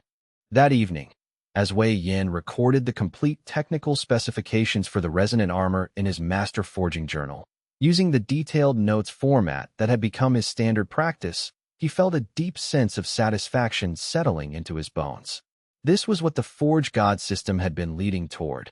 Innovations that didn't just improve the practice of equipment cultivation, but fundamentally restructured how soul masters related to their gear. He documented every stage of the resonant armor's creation, the material selection process, the alchemical treatments applied, the specific soul power frequencies required for activation, the resonance patterns that allowed the equipment to grow with its wearer. He included sections on how to detect successful versus failed transformations, how to repair equipment if the resonance became unstable, and how to teach the technique to others. By the time he finished writing, dawn was breaking again. Wei Yin read through what he'd written and realized something fundamental. He'd just created a master text that someone could use to not just replicate his work, but to understand it deeply enough to improve upon it. The resonant armor would spread. Other forgers would learn it. The technique would evolve further as it was studied and refined by generations of crafters working independently. New applications would be discovered. New variations would be invented. The technique would become part of human civilization's knowledge in the same way that basic metallurgy or martial cultivation had. And that evolution, that constant improvement through collective effort, was the true expression of the Forge God's vision for the world. Wei Yan's smile was grim but satisfied. Let Spirit Hall fear the Heaven Forge. They were right to fear it, because they could not suppress something that had become part of the world's knowledge. They could only delay its acceptance, not prevent it. Chapter 115. The Forge God Anvil completes exactly 3 months from the date Wei Yin had begun its creation. The Forge God Anvil reached its final activation stage. The anvil occupied the center of the main forge chamber, a structure of impossible proportions. It measured 12 feet across at its striking surface, constructed from layered materials that seemed to shift subtly in the light. Sky iron at its core, wrapped in intricate veins of celestial silver, its surface treated with repeated careful applications of phoenix, ash, and rare alchemical compounds that Wei Yin had painstakingly sourced over the preceding weeks through connections and trades. The supporting structure was equally impressive. Feet of pure mithril alloy, legs reinforced with bands of binding runes that Elder Crane had personally inscribed with ancient soul power. The entire apparatus hummed with potential energy, a constant background vibration that anyone entering the forge chamber could feel in their bones. Wei Yin stood before it at dawn on the activation day, having fasted the previous night and spent hours in deep meditation to center his soul power. Around him, the forge chamber had been prepared with elaborate care and ritual precision. Ritual circles were drawn on the floor using mercury mixed with powdered gems and silver dust. Sacred oils burned in braziers at each cardinal direction, sending smoke spiraling upward. The entire inner chamber was infused with intentional soul power, a spiritual environment carefully prepared for something extraordinary. Tang Wuing stood to his right, her white tiger martial spirit radiating support and presence. Elder Crane stood to his left, his ancient crane form flickering subtly, as he maintained a constant flow of stabilizing soul power around the chamber. A dozen other witnesses stood in careful silence around the perimeter, members of the Clear Sky clan delegation, Wei Yan's senior students, and several representatives from the Academy collaboration. The activation of the Forge God Anvil represents the completion of the foundational project, Wei Yan said, his voice carrying clearly through the chamber with a resonance that suggested the space itself had been designed to amplify such moments. This anvil is not just a tool. It is a conduit. It will allow me to channel the Heaven Forge technique at scales and with precision that were previously impossible. Everything we've done so far, every student trained, every technique refined, every piece of equipment enhanced, has been leading toward this moment. He took a deep breath and drew on his cultivation reserves. All three of his soul rings activated in sequence, the Clear Sky hammer manifesting in his right hand. But instead of holding it as a weapon, he raised it in preparation for the strike that would awaken the anvil, the most important strike he would ever make. Wei Yin began to channel his soul power into the hammer with deliberate intensity, drawing on reserves he'd been cultivating specifically for this moment. The Clear Sky hammer grew brighter, its surface taking on the deep purple-blue coloration that indicated extreme soul power saturation. His first soul ring, thousands of years old, burned with vivid intensity, its ancient power thrumming through his body. Then, with a motion that came from months of practiced precision and meditation, Wei Yin brought the hammer down. The strike was not violent or crude. It was controlled, perfect, and absolutely final. The hammer's surface met the anvil's striking face with a contact that seemed to echo through multiple layers of reality itself. The sound wasn't a simple metallic clash. It was harmonic, resonant, containing within it multiple notes that seemed to vibrate at frequencies that affected soul rather than merely ear. Light exploded outward from the point of contact, not blinding light, but something more profound and spiritual. A radiance that seemed to emanate from the spiritual realm itself, that transcended ordinary vision. Wei Yin felt the Forge God system within him surge with power, its presence overwhelming his individual consciousness for a moment as it recognized the completion of its anvil. The anvil transformed. Its surface, which had been solid and unadorned, suddenly revealed intricate patterns that had been hidden in its structure. Runic symbols emerged, glowing with soft golden light. The supporting legs, previously functional but aesthetically simple, suddenly displayed elaborate mythological carvings, depictions of ancient forges, of gods bending metal to their will, of creation and transformation, and the eternal work of the craftsperson. Wei Yin staggered slightly as the activation completed, and the backlash of soul power nearly overwhelmed him. Tang Wuying caught him, supporting him as he steadied himself. He realized his breathing was ragged, his body trembling with exertion.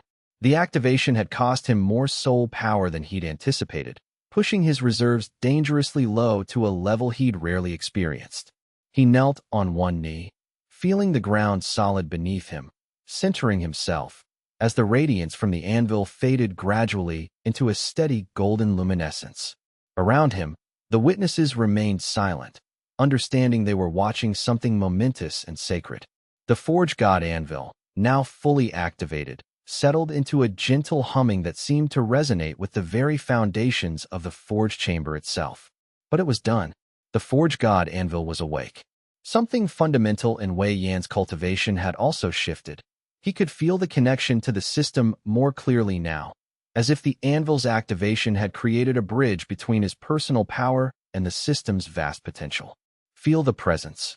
Elder Crane asked quietly, his ancient eyes fixed on the now radiant anvil with understanding. The spiritual weight of it. It's not just channeling soul power anymore. It's a focal point for something much larger than any individual. Wei Yan nodded, unable to speak for a long moment while he recovered. He could indeed feel it. The anvil was no longer an object he'd created through his own effort and will. It had become something that existed partially in the physical world and partially in the spiritual realm of soul power itself. Over the following hours, as Wei Yan's strength slowly returned, the Clear Sky Clan observers and senior students examined the activated anvil with careful attention. They ran their hands along its surface, tested the flow of soul power through its structure, and marveled at the precision with which he'd engineered it. Some of them attempted to feel the resonance, to understand the fundamental nature of what he'd created. By evening, Wei Yin was ready to demonstrate its capabilities. He selected a piece of equipment, a sword belonging to one of his senior students, and requested permission to perform a rapid multi-stage transformation using the Forge God Anvil. The difference was immediate and absolutely stunning to witness. Using his hand-guided technique, transformations took careful focus and steady soul power expenditure over extended periods. Using the Forge God Anvil, Wei Yin could achieve transformations at unprecedented speed and precision.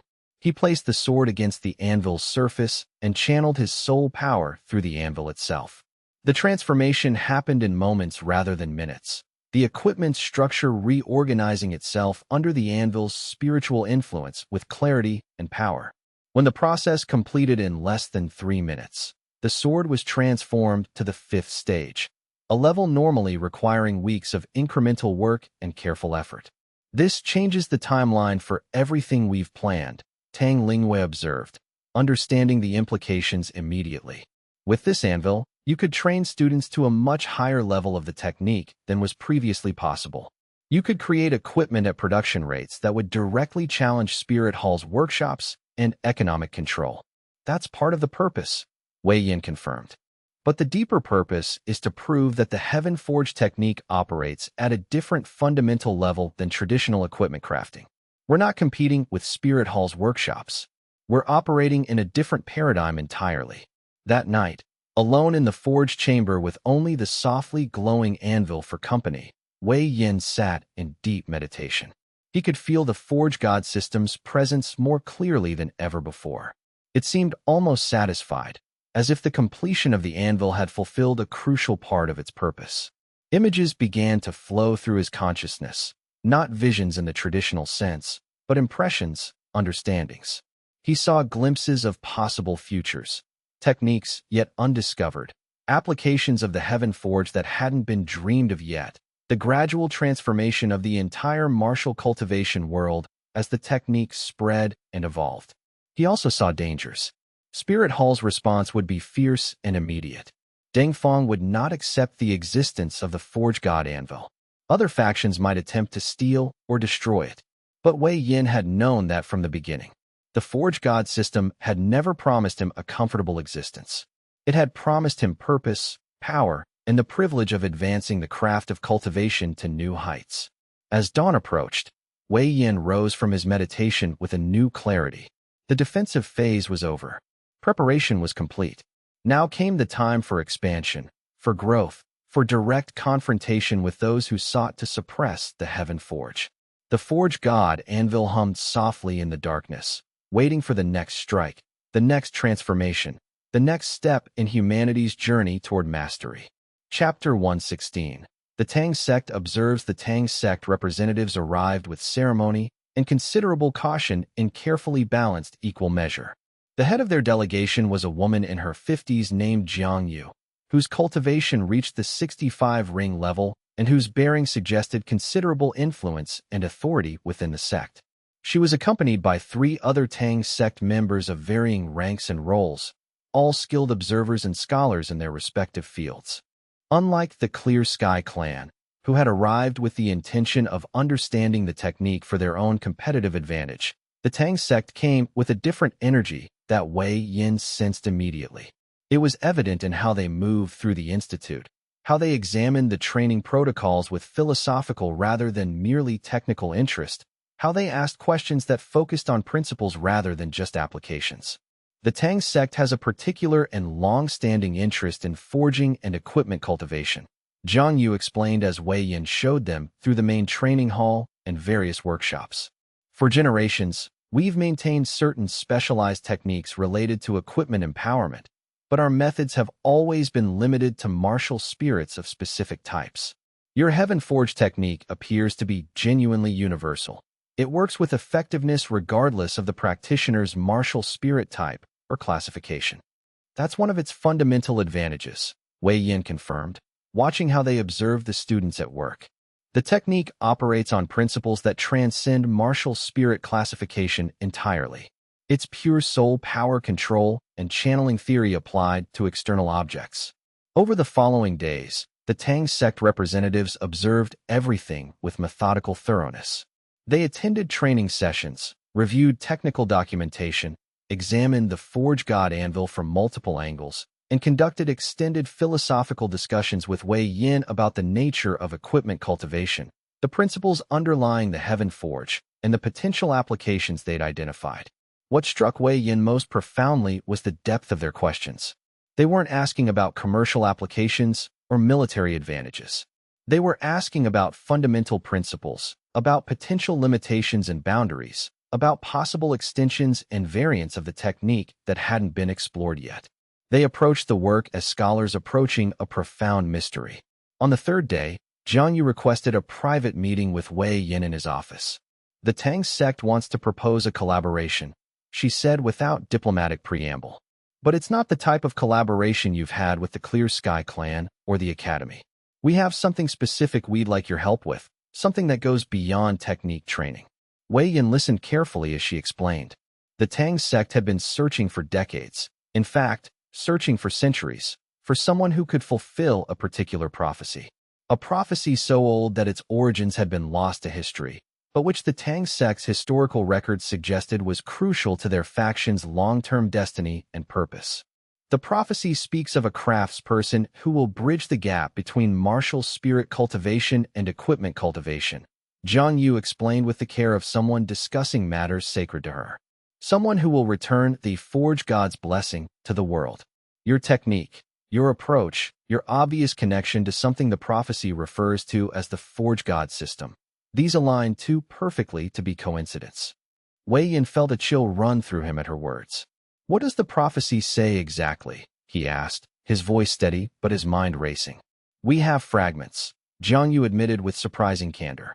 The oldest version in our archives says, when the hammer returns to the world, the forge will sing of truth. The Forge God's blessing shall restore what was lost. The unity of spirit and steel, the covenant between the maker and the made. She paused, watching his reaction carefully, understanding how significant this moment was. The prophecy has been interpreted many ways over the centuries, some religious, some political, some philosophical. But in light of your Clear Sky hammer and your innovations in equipment cultivation, the interpretation seems clearer. The Tang sect would like to study your work more deeply, in the hope of understanding what role we're meant to play in fulfilling this prophecy. Wei Yin found himself in deeply unfamiliar territory. He had known his work was important, but the idea that it was connected to ancient prophecies and destiny felt overwhelming and strange. It added a weight of expectation that went beyond even what the Forge God system's presence usually conveyed. I'm interested in understanding more about this prophecy, Wei Yin said carefully, choosing his words with precision. But I want to be clear about something fundamental.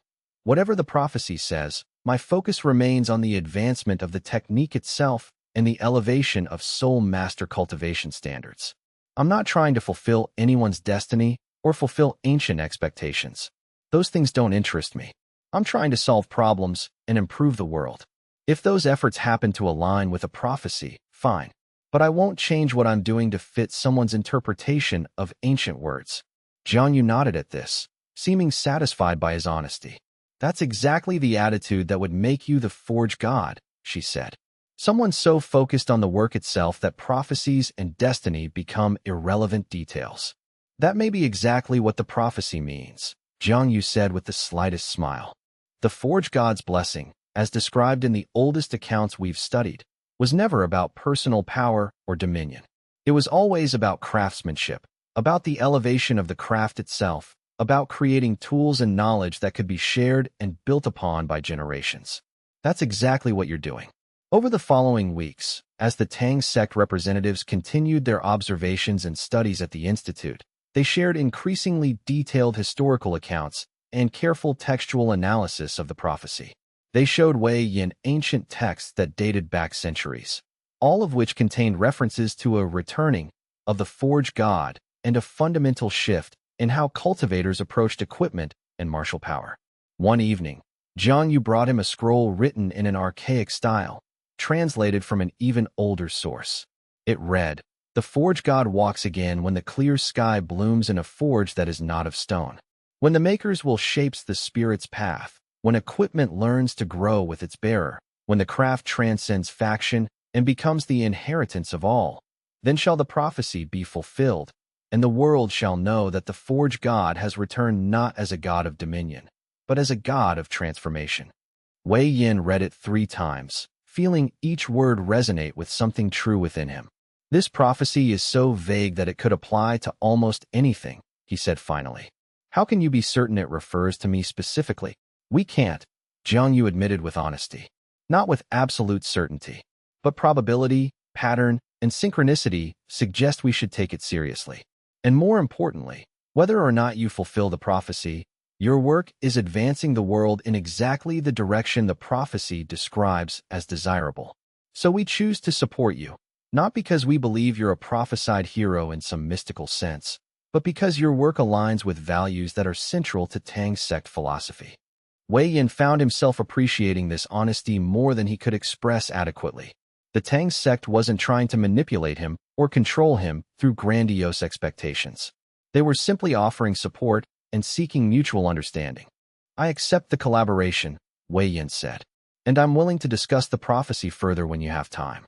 But I'm going to continue doing what I've been doing regardless, advancing the technique, spreading knowledge, creating equipment that serves soul masters. That's all we ask, Jiang Yu said. The rest will unfold as it's meant to. Chapter 117. Tang Wuying's transformation. The request came from Tang Wuying herself, though it took her several days of careful consideration before she voiced it directly. I want to experience the Heaven Forge technique applied directly to me, she said to Wei Yin on an evening when they were alone in the Institute's main workshop. Not to my equipment, but to my cultivation directly. I want to see what's possible when the technique is used for personal enhancement rather than equipment enhancement. Wei Yin understood the implications immediately. What she was asking for was risky, experimental, and potentially transformative in ways neither of them could predict. The Heaven Forge technique had been developed to enhance external equipment. Using it to directly enhance a soul master's cultivation and martial spirit was untested territory with genuine dangers. This could be dangerous, Wei Yin said carefully. I can't guarantee the outcome. There could be unexpected reactions, instability, potential damage to your cultivation pathways. I know, Tang Wuying interrupted. I'm asking anyway. You've taught me that cultivation is about taking risks, about pushing boundaries. I want to see what happens when the Forge God technique and my White Tiger spirit interact directly. Wei Yin spent the next week in preparation, reviewing his technical journals extensively, looking for insights from the Forge God system that might apply to direct cultivation enhancement. He consulted with Elder Crane, who offered cautious support but emphasized the need for absolute precision. They planned the procedure carefully, discussing contingencies and safety measures. The process would involve Wei Yin using the Heaven Forge technique to guide soul power directly through Tang Wuying's meridian system, not to reshape external equipment, but to optimize and enhance her internal cultivation pathways.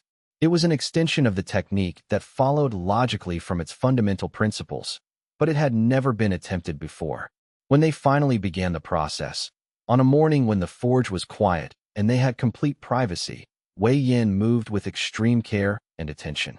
Tang Wuying sat in a meditative posture, her white tiger martial spirit manifesting around her, its white fur gleaming with inner light. Relax, Wei Yin instructed softly, placing his palms against her shoulders. Don't fight the process. Let the soul power flow naturally. He began to channel his own cultivation through her body, following the pathways he'd learned about through training other soul masters, but with a new intention, not to reshape her equipment, but to trace the optimal pathways for her soul power circulation and gently encourage enhancement. What happened was extraordinary and beautiful to witness. As Wei Yan's guided soul power flowed through Tang Wuying's meridian system, the white tiger spirit responded with unprecedented resonance.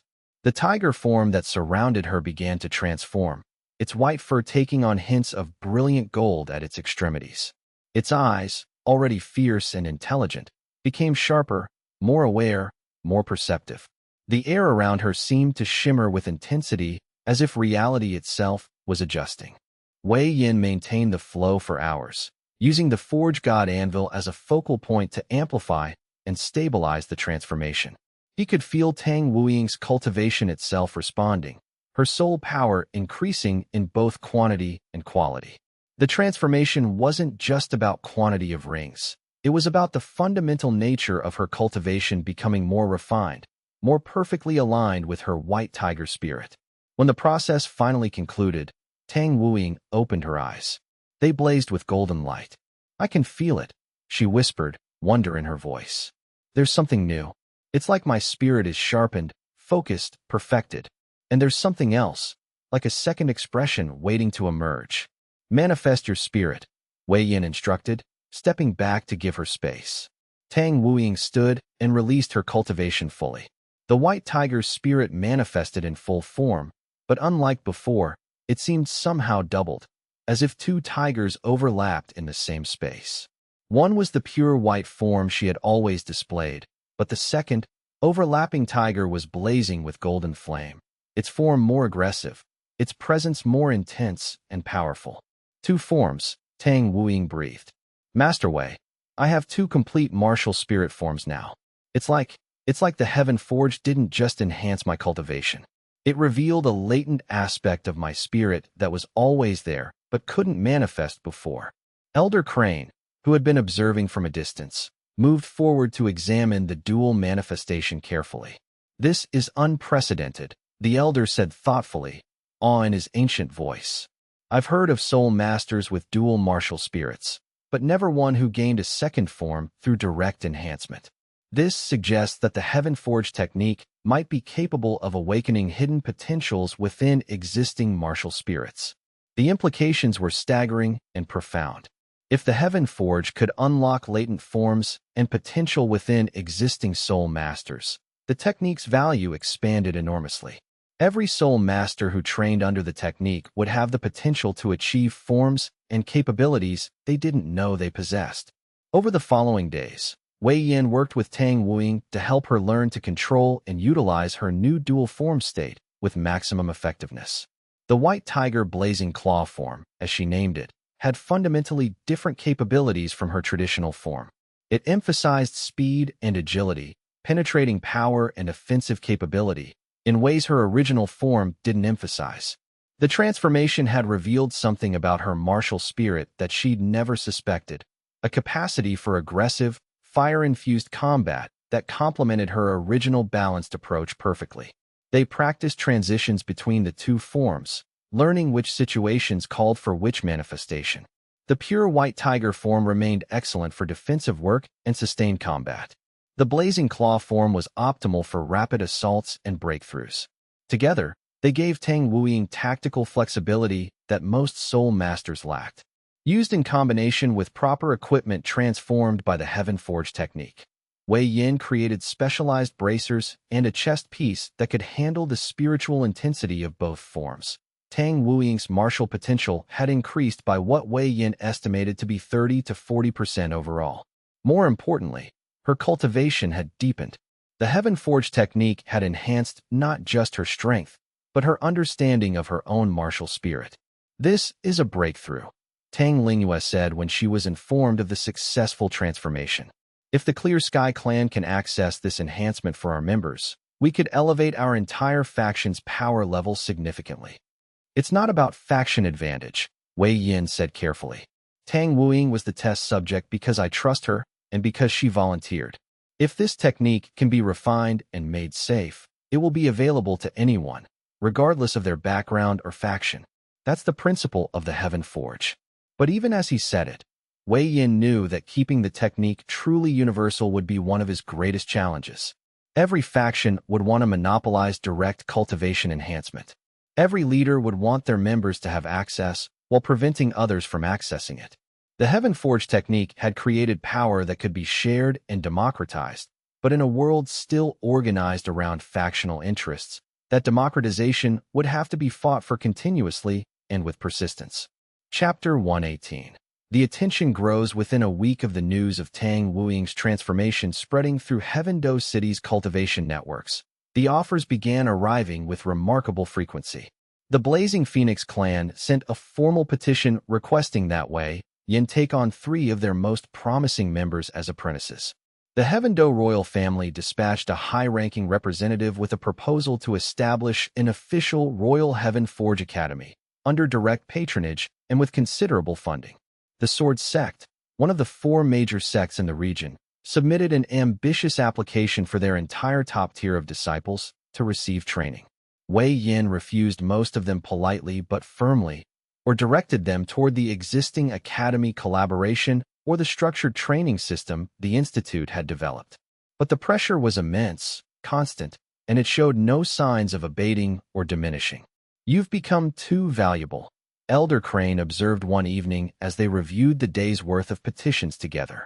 "Everyone wants access to you, to your knowledge, to the possibility that you might enhance them personally, as you did Tang Wuyi." "I can't enhance everyone personally," Wei Yin said, frustration evident in his voice. "The process takes weeks of preparation and execution for a single individual, and it's still experimental. I need to be cautious about scaling it up before I understand it more completely."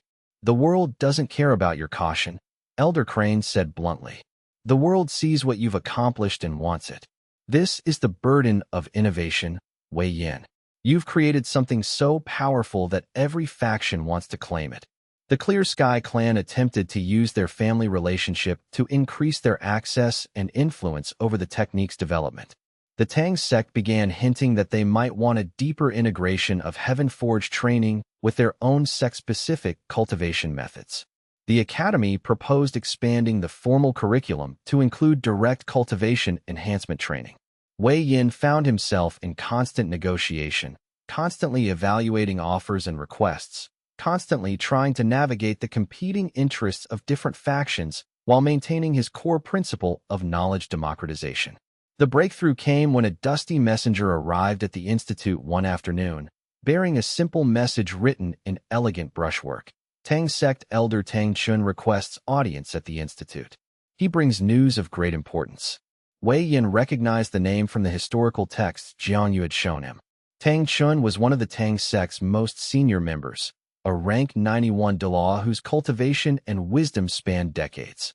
His presence in Heavendo and his specific request for a private audience indicated something significant was about to unfold.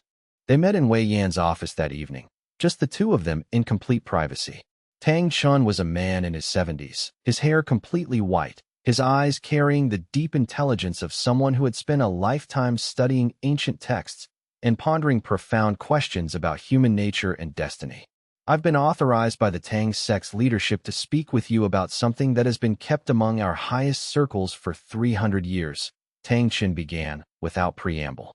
"It concerns the prophecy that Xianxia has mentioned to you, but it's more complex than what you've been told so far." Wei Yin listened as Tang Chun revealed the complete version of the prophecy, assembling fragments of which had been preserved in the Tang sect's deepest archives. The prophecy, which dated back to a time when the Douluo continent's martial civilization had been different in fundamental ways, spoke of a figure called the Forge God who would return, when the world had forgotten the old way, when power had become separated from craft, when the maker was lesser than the user. "For 300 years, Tang Chen explained, our sect has kept this prophecy alive, not as a religious doctrine, but as a philosophical goal. We've worked toward a world where the Forge God could return, a world where equipment cultivation was elevated, where craftsmanship was honored, where the maker's knowledge was shared rather than hoarded. And then you appeared. With the Heaven Forge technique," Wei Yin said slowly, understanding, "and my clear alignment with these values." "More than that," Tang Chen said, "you have the Clear Sky Hammer, the symbol of the Forge's power. You've developed the Heaven Forge technique, the very method through which the prophecy suggests the Forge God would change the world. And now you're working toward exactly what the prophecy described, democratizing knowledge, elevating the craft, creating power that is shared rather than monopolized. What does the Tang sect want from me?" Wei Yin asked directly. "Nothing you haven't already committed to," Tang Chen said. "Continue what you're doing. Spread the knowledge. Refine the technique. Let it evolve. The Tang sect will support you not because we believe you're a literal god, you're not, but because your work fulfills the purpose the prophecy outlined. And that purpose is sacred to us. They talked for hours, Tang Chun answering questions about the prophecy's origin, the Tang sect's historical mission, and how the prophecy had influenced the sect's decisions over generations. Wei Yin found himself moved by the deep commitment the Tang sect had maintained toward philosophical and practical goals that spanned centuries. The offers and requests you're receiving will only increase, Tang Chun warned as their conversation drew to a close.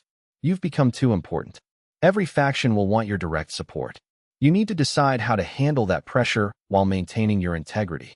I'm considering centralizing training through the academy collaboration, Wei Yin said, creating a formal credential system that certifies practitioners of the Heaven Forge technique. That way, knowledge spreads through trained teachers rather than through me personally. An excellent approach, Tang Chun approved.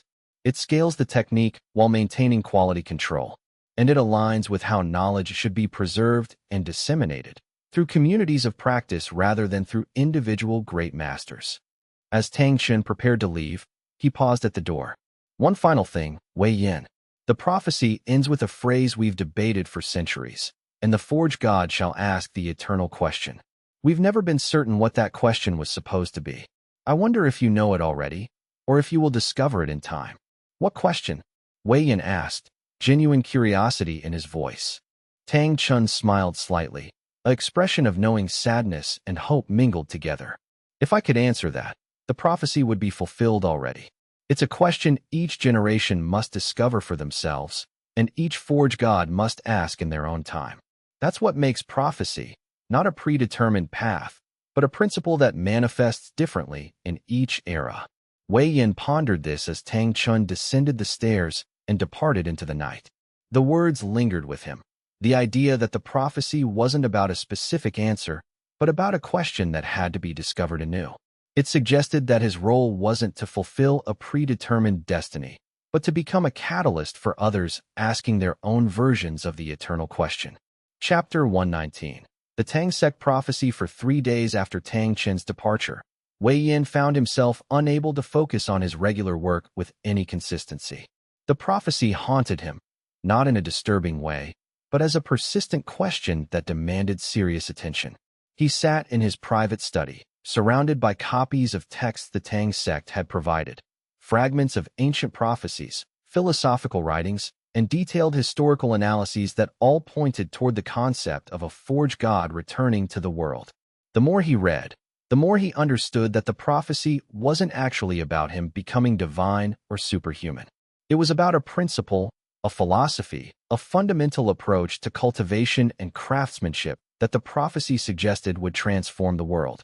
They forge God's blessing, as he read it in the oldest accounts and translations, was the blessing of shared knowledge. It was the understanding that the greatest power came not from hoarding secrets, but from enabling others to reach their own potential. It was the radical idea that a master craftsperson's true legacy was not the artifacts they personally created, but the students they trained and the techniques they taught. Wei Yin had been doing these things instinctively, following the guidance of the Forge God system and his own philosophical convictions. But reading the prophecies forced him to articulate why he believed these things were important.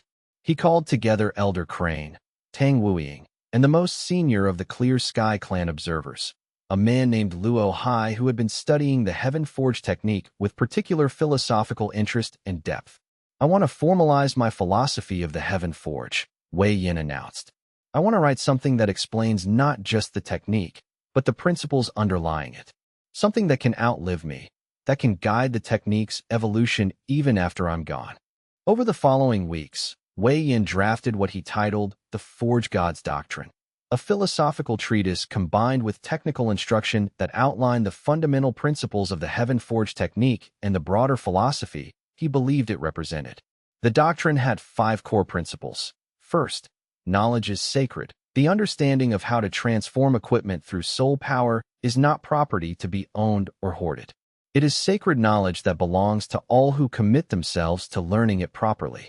To hoard the technique is to betray its purpose. Second, the maker and the made are one. Equipment is not separate from the soul master who uses it. Through the Heaven Forge technique, they become integrated aspects of the same spiritual whole. The maker's craft and the user's cultivation are united, not opposed. Third, Elevation through understanding. The true power of the technique comes not from its individual applications, but from how it elevates the entire field of equipment cultivation.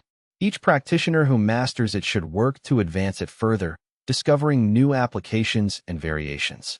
Fourth, service to the craft. A master of the Heaven Forge serves not themselves, not their faction, but the eternal work of the craft itself.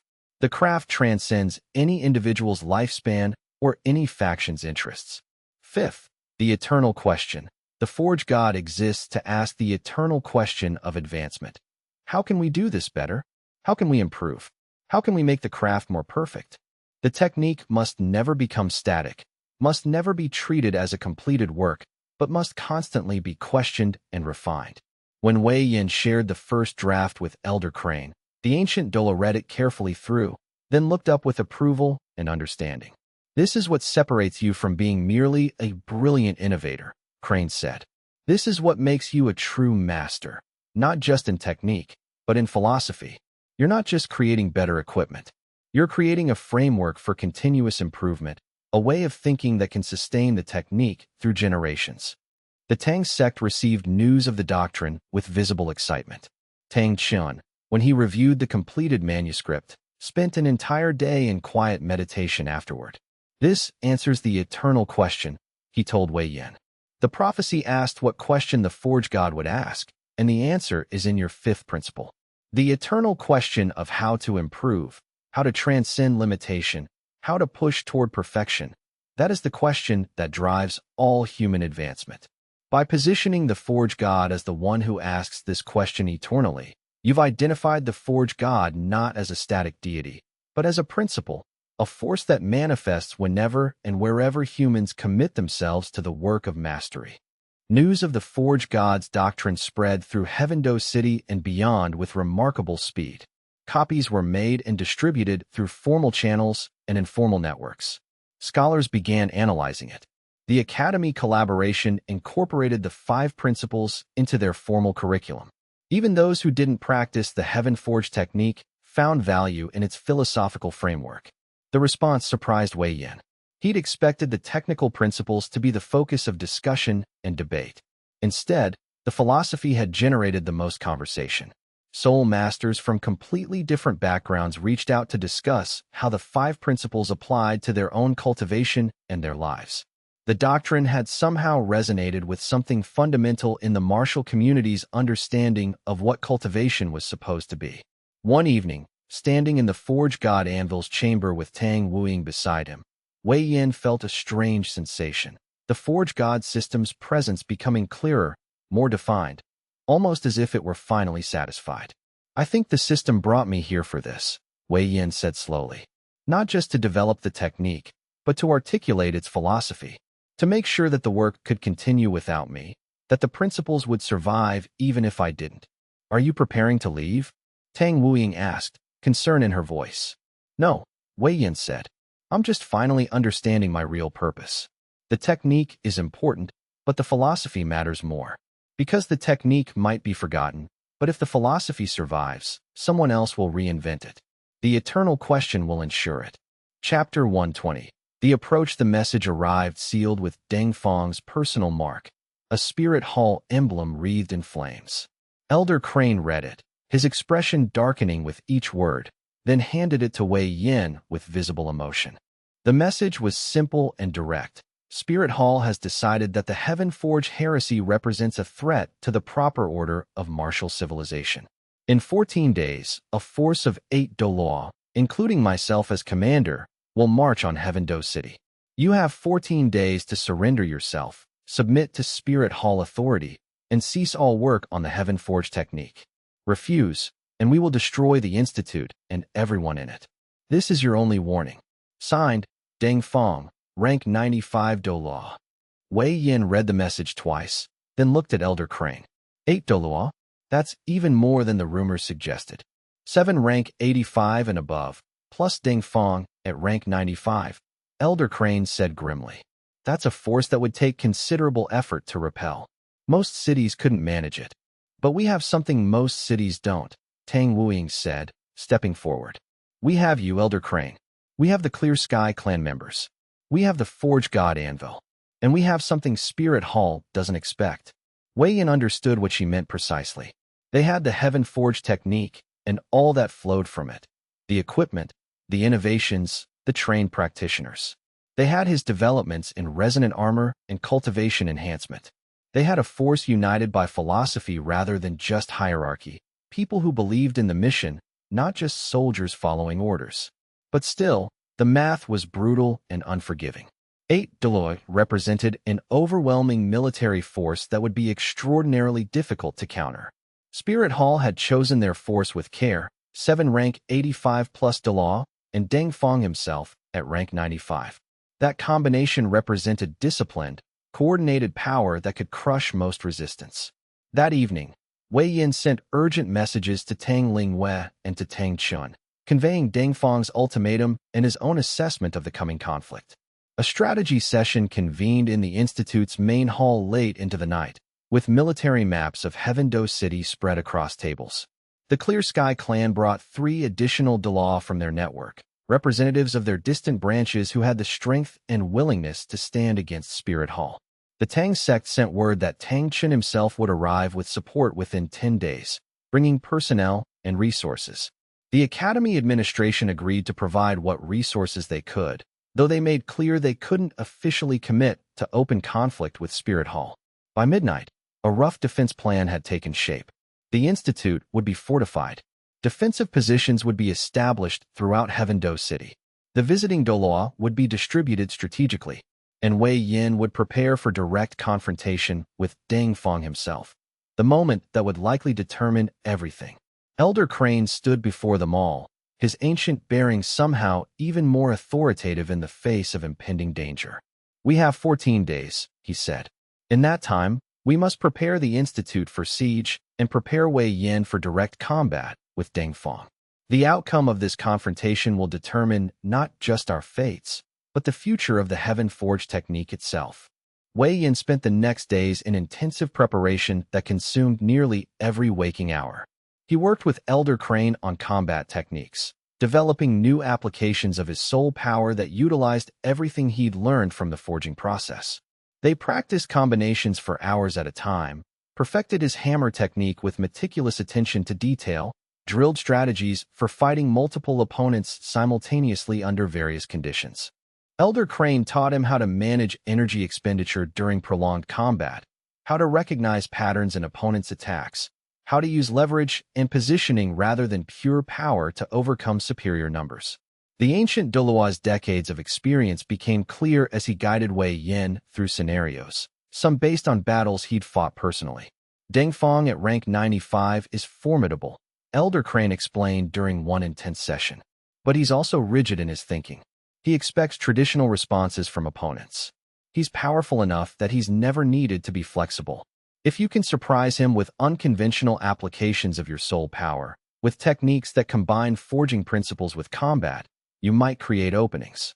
They practiced a specific technique Wei Yin had conceptualized, using his hammer not just as a weapon, but as a conduit for soul power, channeling his cultivation through it in ways that created unexpected effects.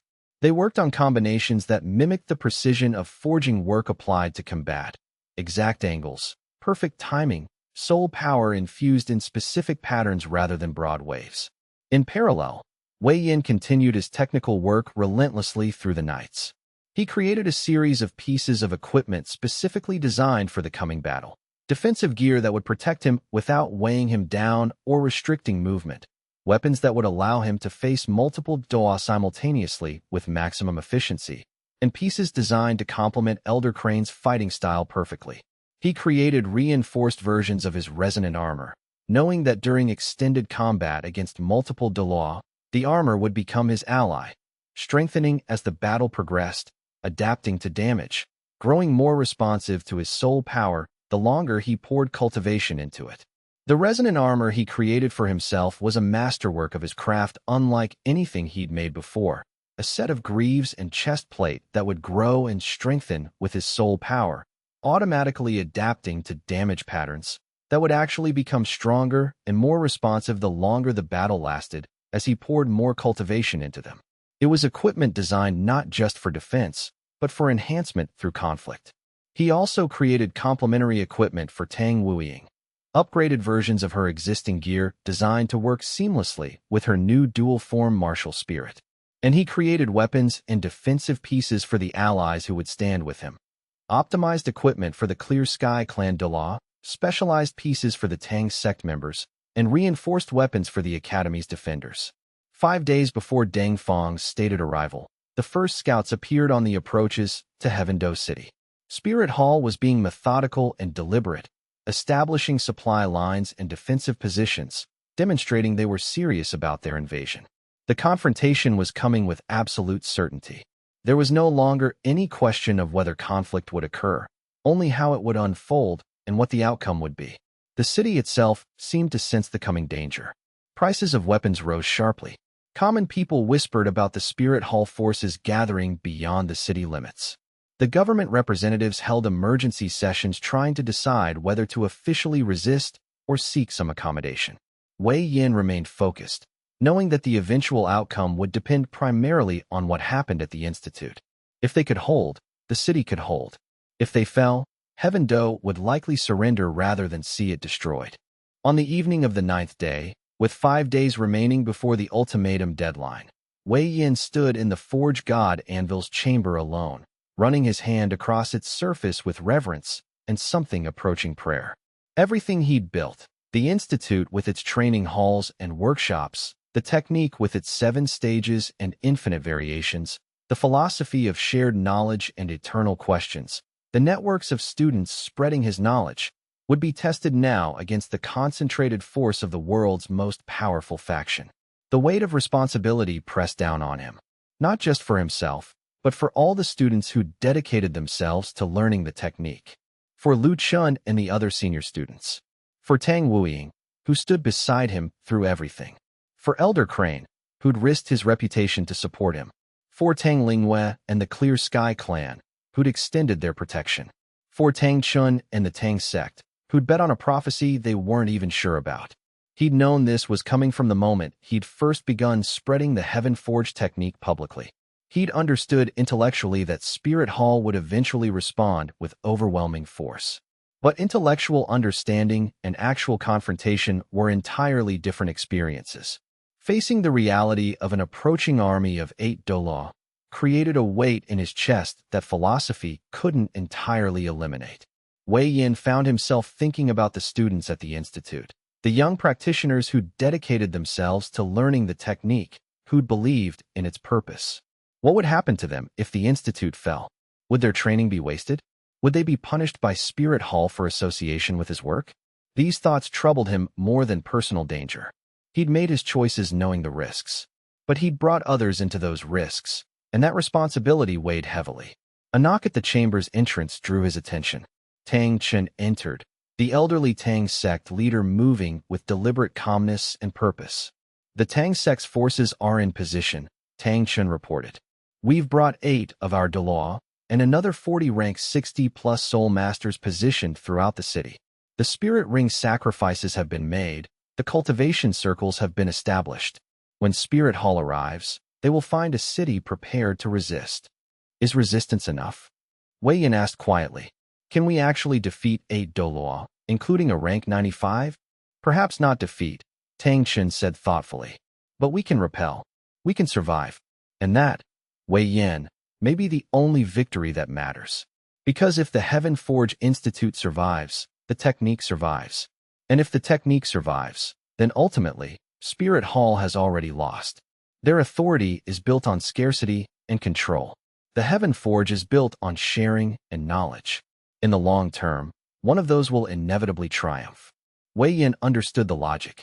But in the short term, in the brutal mathematics of the coming battle, the math still favored Spirit Hall.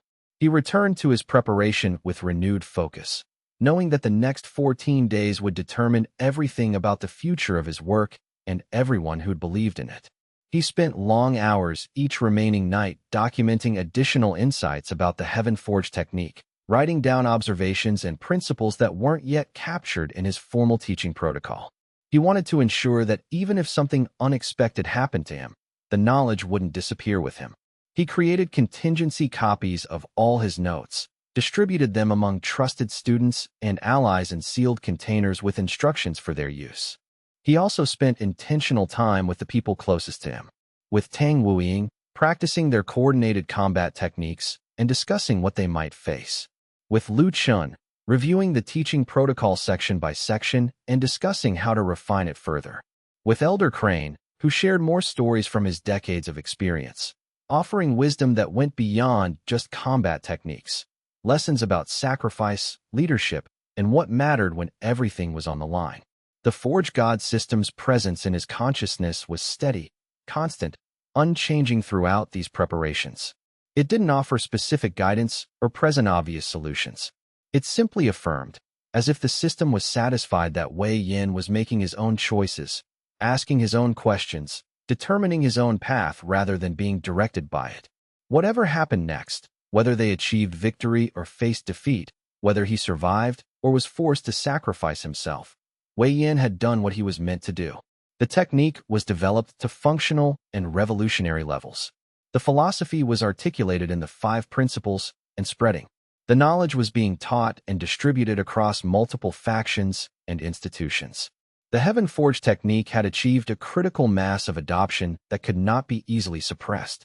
Even if the institute fell, even if he fell, the knowledge would survive. Now came the test of whether the world was ready to accept what the Heaven Forge offered, whether faction interests would yield to principle, whether profit would give way to purpose, whether spirit halls would tolerate a movement that transcended their control. The test would come in 14 days, when Spirit Hall's forces would arrive at the gates of Heavendo City.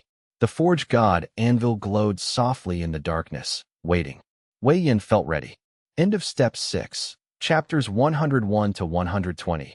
Extended Tactical Analysis. Insert after Chapter 128's battle description. As midnight descended on the first day of conflict, Wei Yin made a critical observation that changed his tactical approach.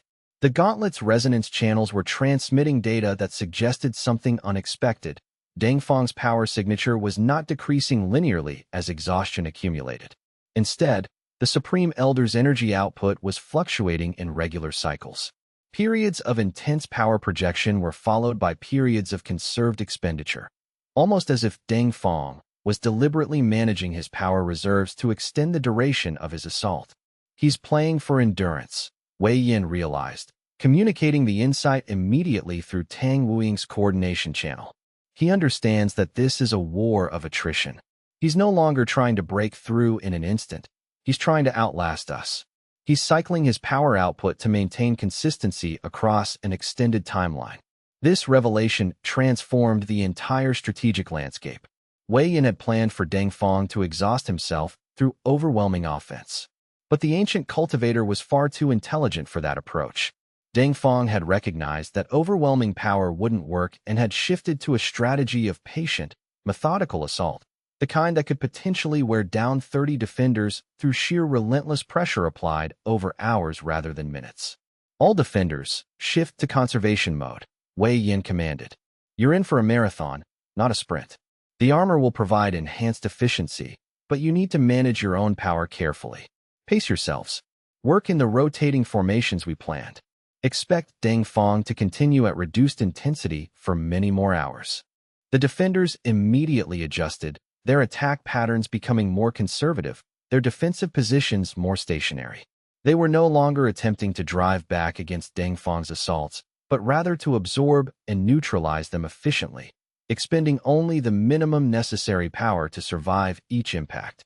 And remarkably, Deng Fang's reaction suggested that the Supreme Elder understood and accepted this shift in tactics. The ancient rank 95 Douluo continued his assault, but with patient, measured strikes rather than attempts at overwhelming breakthrough. He was committing to a test of endurance, a measure of which force, coordinated defenders with advanced armor, or an ancient cultivator at the apex of power, could sustain conflict longer. It was, Wei Yin realized, exactly the kind of battle his resonant armor had been designed for. Not flashy, not dramatic, but a methodical test of efficiency, coordination, and will. Chapter 121. 2 weeks the Forge God Anvil's glow had settled into a steady, rhythmic pulse like the heartbeat of some vast sleeping entity beneath the Heaven Forge Institute. a rhythm that seemed to synchronize with Wei Yan's own breathing as he stood before the assembly in the main hall. The room was packed with blacksmiths, defenders, Tang Wuying, and the three elders who had pledged their support against what was coming. Every face in the room carried the weight of knowing what was at stake, the knowledge pressing down on their shoulders like mountains. The message from Tang Chun had been unmistakable and urgent. Deng Fong, the supreme elder of Spirit Hall and a rank 95 power-type Douluo, would march on Heavendo City within 14 days with an army of 7 fellow Douluo, each one no less than rank 85, and thousands of soldiers. The calculation was simple and brutal. They had 2 weeks to transform heaven and earth, or they would perish. The magnitude of what he was asking of them was almost incomprehensible. A rank 95 Douluo represented the absolute apex of individual cultivation power in their known world. Each of the 7 accompanying commanders would be strong enough to lead a minor sect or govern a principality with absolute authority. Against such overwhelming strength, Heavendo City's traditional defenses, walls built by masons decades past, barrier formations created by long-dead cultivators, even their best individual warriors, would prove entirely inadequate. The city had never faced a coordinated assault from forces of this magnitude. History offered no precedent, no strategy that had succeeded against such overwhelming odds. Wei Yan's voice, when he spoke, carried a steadiness that belied the pressure building within him, a pressure that felt like standing at the bottom of a mine shaft with the entire mountain pressing down on his shoulders.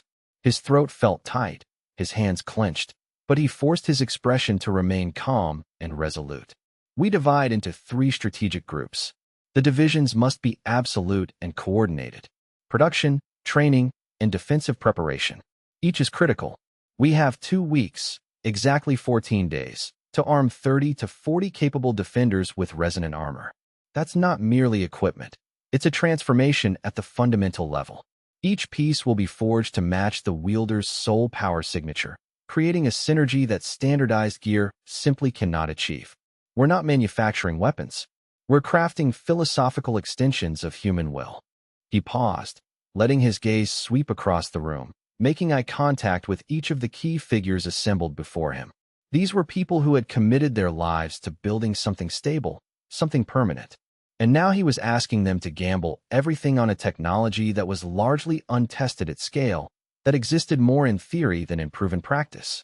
The principle is this: armor is not supposed to resist power, but to transform it. When a blow strikes resonant armor, the armor doesn't merely absorb the impact force. It channels that energy along predetermined paths, encoded within the adamantine structure during calibration.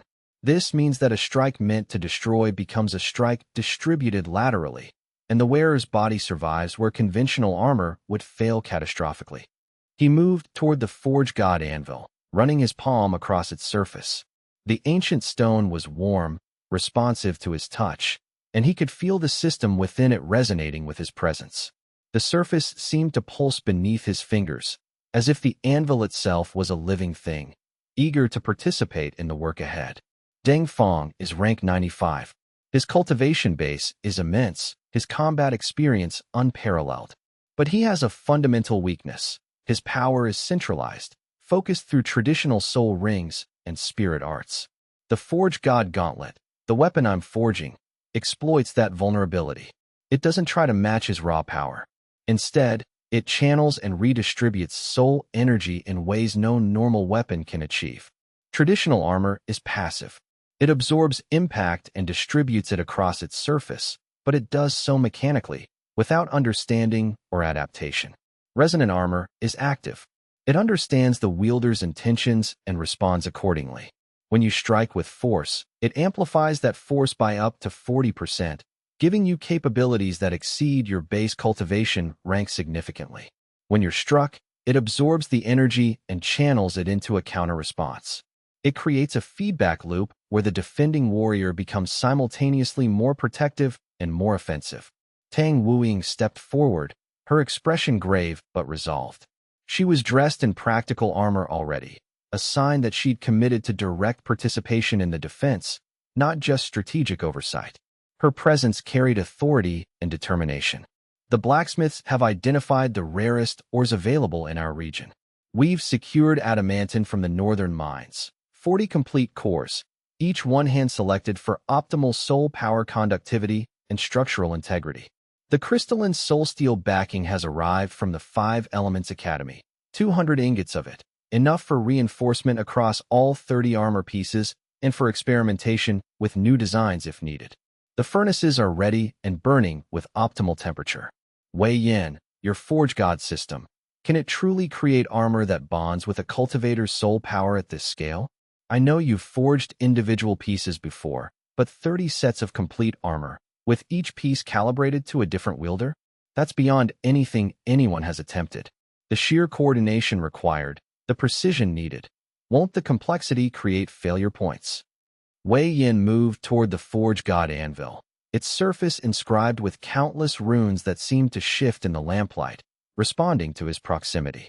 Each rune was a tool for energy manipulation, a symbolic representation of power flow and transformation. When he ran his fingers across them, he could feel the faint resonance of ancient crafting knowledge embedded within the anvil itself, techniques that had been lost to history and were now being rediscovered through his understanding of the system. The system has evolved significantly over the months of work. Each armor piece will be a resonance tool. It won't fight for the wearer, but it will amplify their intent with unprecedented efficiency.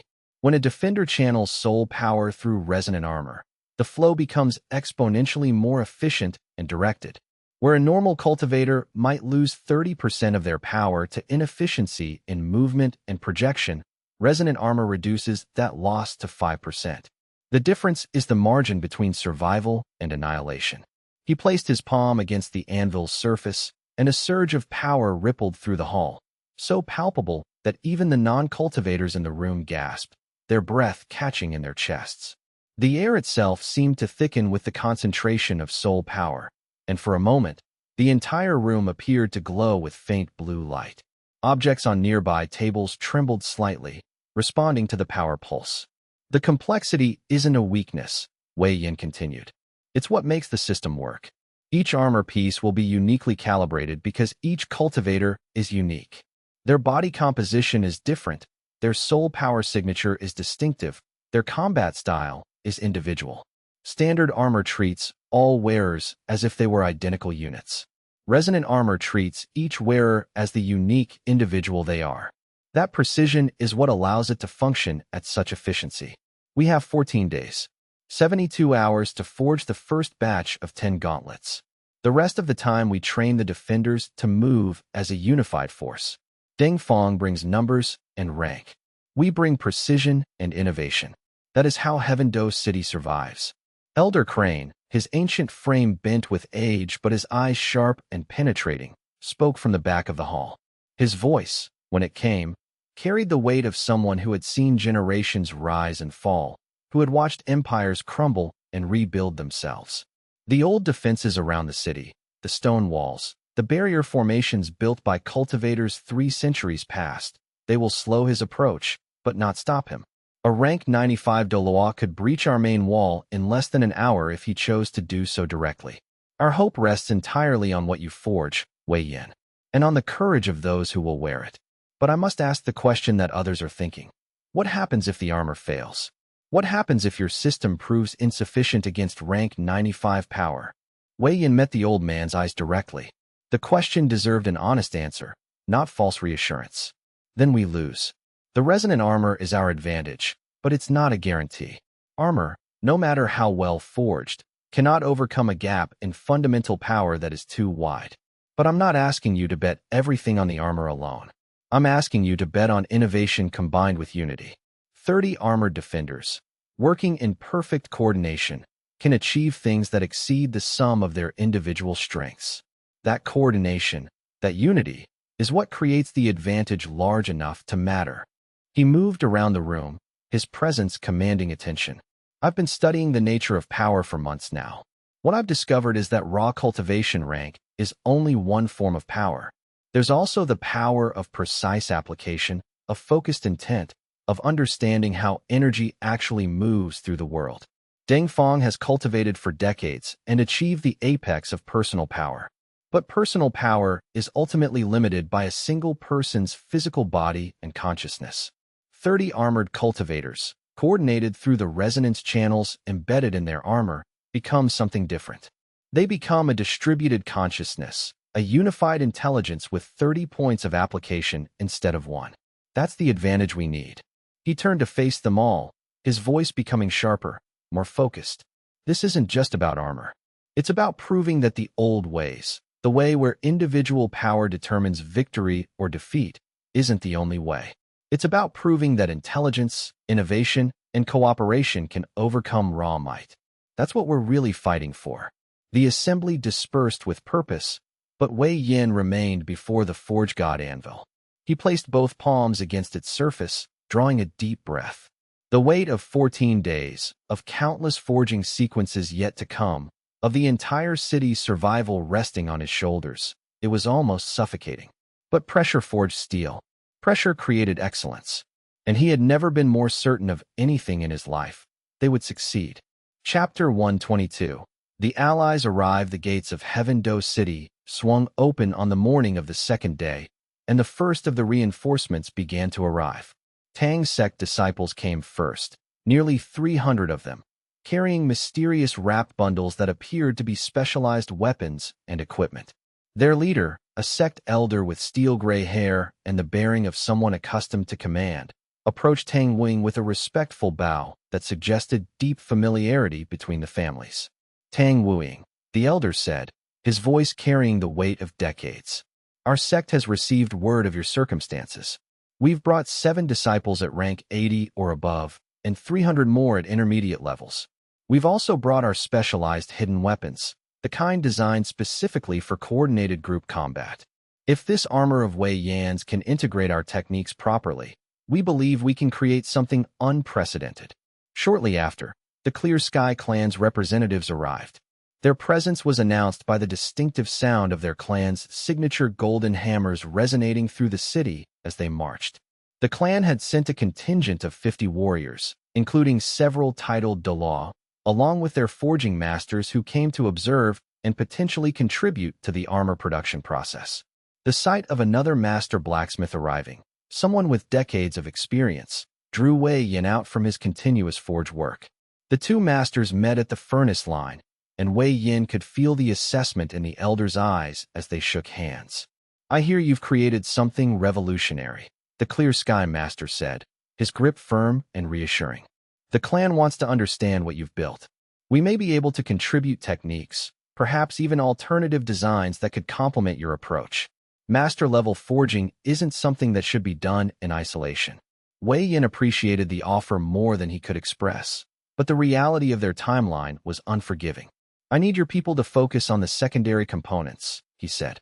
The body armor pieces, chest plates, leg guards, gauntlets for those who aren't facing the heaviest combat. Your experience will be crucial for maintaining quality control across multiple pieces simultaneously. I can't supervise everything personally and still complete the primary gauntlets myself. By the third day, independent soul masters began arriving, drawn by the message that Heaven Do City was making a stand against Spirit Hall. Some came for ideological reasons, believing that Spirit Hall's monopoly on power needed to be challenged. Others came for practical reasons, sensing an opportunity to gain access to this revolutionary armor technology. Still others simply came because word had spread that Wei Yin was forging the most advanced equipment in centuries. The courtyard became a hub of organized chaos. Tents rose. Training grounds were established. Weapons were distributed and inspected. The defenders began their synchronized drills under Tang Wuying's exacting direction. She moved through the crowds like a general organizing an army. And indeed, that's what she was doing, transforming individual warriors into a coordinated force. Wei Yin watched from the forge's entrance as the first training session took place. The 30 defenders selected to receive primary gauntlets moved through a series of coordinated striking patterns, learning to read each other's movements and respond intuitively. Their footwork was heavy and uncertain at first, but Tang Wuying's instruction was relentless and precise. Feel the space between you and your neighbors, she called out, her voice cutting through the afternoon air like a commander addressing legions. You're not 30 separate warriors. You're one organism with 30 manifestations.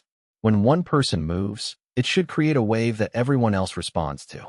When one person strikes, it should open space for the next person to follow. You're one force, one will, expressed through 30 bodies. The defenders began to improve noticeably within hours. What Wei Yin was watching was the birth of a new kind of military formation, one designed not for traditional warfare with arrows and shields, but for coordinated soul master combat, where every cultivator's power flowed into and reinforced their neighbor's power. That evening, Wei Yin met with the Clear Sky Master and several of the Tang sect elders in a private chamber. Maps of the city were spread across the table, along with sketches of proposed defensive formations. Deng Feng will not approach strategically, Wei Yin said, his finger tracing the most direct route from the northern plains to Heavendo City's center. A rank 95 Douluo doesn't need strategy in the conventional sense. He'll come down this main avenue, and he'll expect his presence to break our resistance through psychological pressure alone. Most cities surrender or attempt to scatter when they see a rank 95 approaching. But we're going to make him earn every step of ground. We're going to force him to expend power against organized opposition. We're going to show him that individual rank, however high, isn't automatically decisive when faced with coordination and innovation. How much time do you estimate between when he reaches our walls and when he actually breaches through to the inner city? Tang sect's elder asked, leaning forward with intense focus. In normal circumstances? Wei Yin considered, his mind performing rapid calculations. Perhaps 4 to 6 hours. But Deng Feng is arrogant. He'll test us first. He'll send his subordinate Douluo. He'll probe our defenses to understand what he's facing. That arrogance, that assumption of superior power, is the only real advantage we have. It will buy us time. The Clear Sky Master leaned back, studying the maps. Your resonant armor, it can really coordinate with itself across 30 different wearers? That seems almost impossible from a theoretical standpoint. What prevents the resonance signals from interfering with each other? Wei Yin explained the principle of harmonic tuning, how each gauntlet would be calibrated to a specific frequency, unique to each wearer, in the same way that multiple musical instruments playing in different keys could coexist without creating discordant noise. It's based on ancient principles of natural resonance. Everything in existence vibrates. The system allows me to attune those vibrations so that they reinforce each other instead of canceling each other out. He paused, realizing he was getting too theoretical. What mattered was that the system worked, not the precise mechanism of why it worked. The important point is this. By the time Deng Feng reaches us, every defender will have worn their armor and trained with it for at least 10 days. The armor will be more responsive to them than their own bodies are. They won't have to think about coordination. The armor will do that thinking for them, creating feedback loops that synchronize their movements and power projection automatically. The meeting stretched into late evening, discussing contingencies and fallback positions. But Wei Yan's attention was only partially present. The other part of his mind was already in the forge, already seeing the adamantine cores that waited to be transformed into the 30 gauntlets that would determine whether Heavendo City lived or died. Chapter 123. Resonant Armor Production. The forge roared like a living beast, its hunger for fuel and work seemingly insatiable. Wei Yin had foregone sleep for 38 hours, moving through the forging sequence with the precision of someone who had performed it 1,000 times before, even though this was the first true test at this scale and complexity. The Forge God system guided his hands, channeling knowledge and technique directly into his muscles and consciousness. But it was more than mechanical instruction. It was a dialogue between his will and the system's knowledge, each informing the other in real time. The Forge God Gauntlet was his personal weapon, and it needed to be perfect. If the first piece failed, or even merely succeeded in an ordinary way, the psychological impact on the defenders would be catastrophic. They would lose faith in the armor's capability, would doubt their own ability to survive the coming battle. Wei Yan's role was not merely to forge, it was to create a symbol of certainty, a tangible proof that the path he'd proposed was viable. He pulled the adamantine core from the primary furnace, using tongs that themselves had been forged specially for this work, crafted from materials that could withstand the extreme temperatures without warping or degrading. The ore glowed white-hot, almost impossibly bright, a luminescence so intense that his eyes watered despite his years of working with intense heat and light. The adamantine's internal structure was already beginning to shift under the extreme heat, the crystalline lattice rearranging itself in preparation for the imprinting process. 17 minutes in the furnace, exactly 17, no more, no less, had brought it to the precise temperature where it could accept the imprint of his soul power without degradation or rejection. "The metal is singing," one of the apprentices whispered from across the forge, and Wei Yin understood what they meant perfectly. At this heat, at this level of preparation, the adamantine resonated with a frequency just below the threshold of normal hearing, a vibration that could be felt in the bones of anyone standing near the forge. It was a sign that the ore was ready to transcend its ordinary nature, that it was prepared to accept the integration of soul power that would transform it from mere mineral into a sophisticated resonance tool. Wei Yin positioned the gauntlet form on the anvil with meticulous care. This was his design, an armored glove that covered from fingertip to elbow, articulated at every joint for maximum mobility, with reinforcing bands that could channel soul power from the forearm in controlled bursts. The system had calculated that a power-type Douluo like Deng Fong would channel most of his offensive force through his arms and upper body, concentrating his power in strikes and waves of force projection. The gauntlet needed to do two things. First, deflect and distribute that force laterally, away from the vital organs. Second, collect and redirect that energy, converting it into a counter-strike effect that would punish the attacker for their aggression. He raised the hammer, the forge god's own hammer, the tool that seemed to understand his intentions as if it were an extension of his own will, responding to his grip with almost sentient awareness, and brought it down with controlled force. The blow was not a wild strike, but a calculated impact, precisely measured in force and angle. The sound was different from ordinary forging, fundamentally different in ways that made the hair on the back of Wei Yin's neck stand upright. This was a hammer strike that carried intent, that carried soul power, that carried the weight of destiny and determination. Where the hammer impacted the adamantine, the metal didn't merely deform in the way ordinary materials would.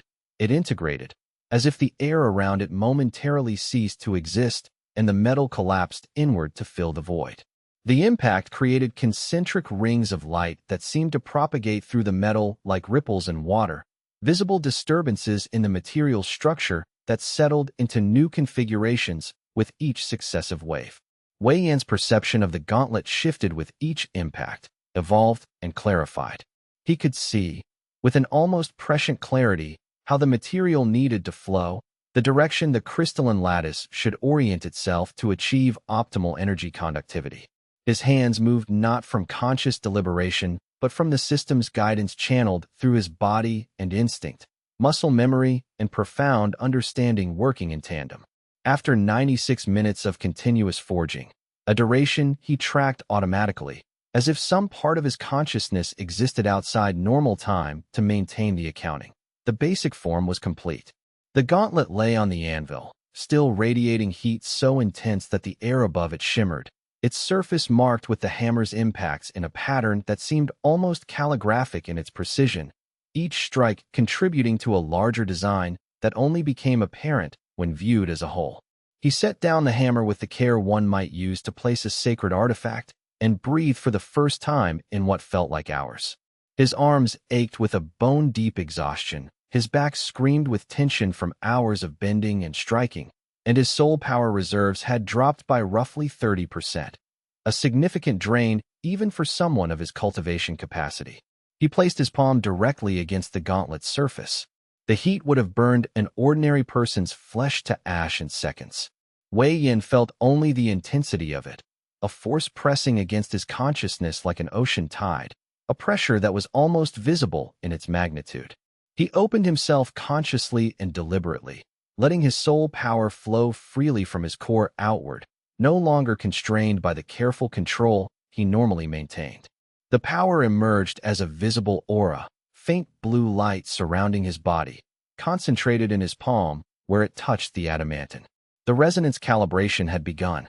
This was the process that the Forge God system had been designed for from the beginning, the ultimate expression of its purpose and potential.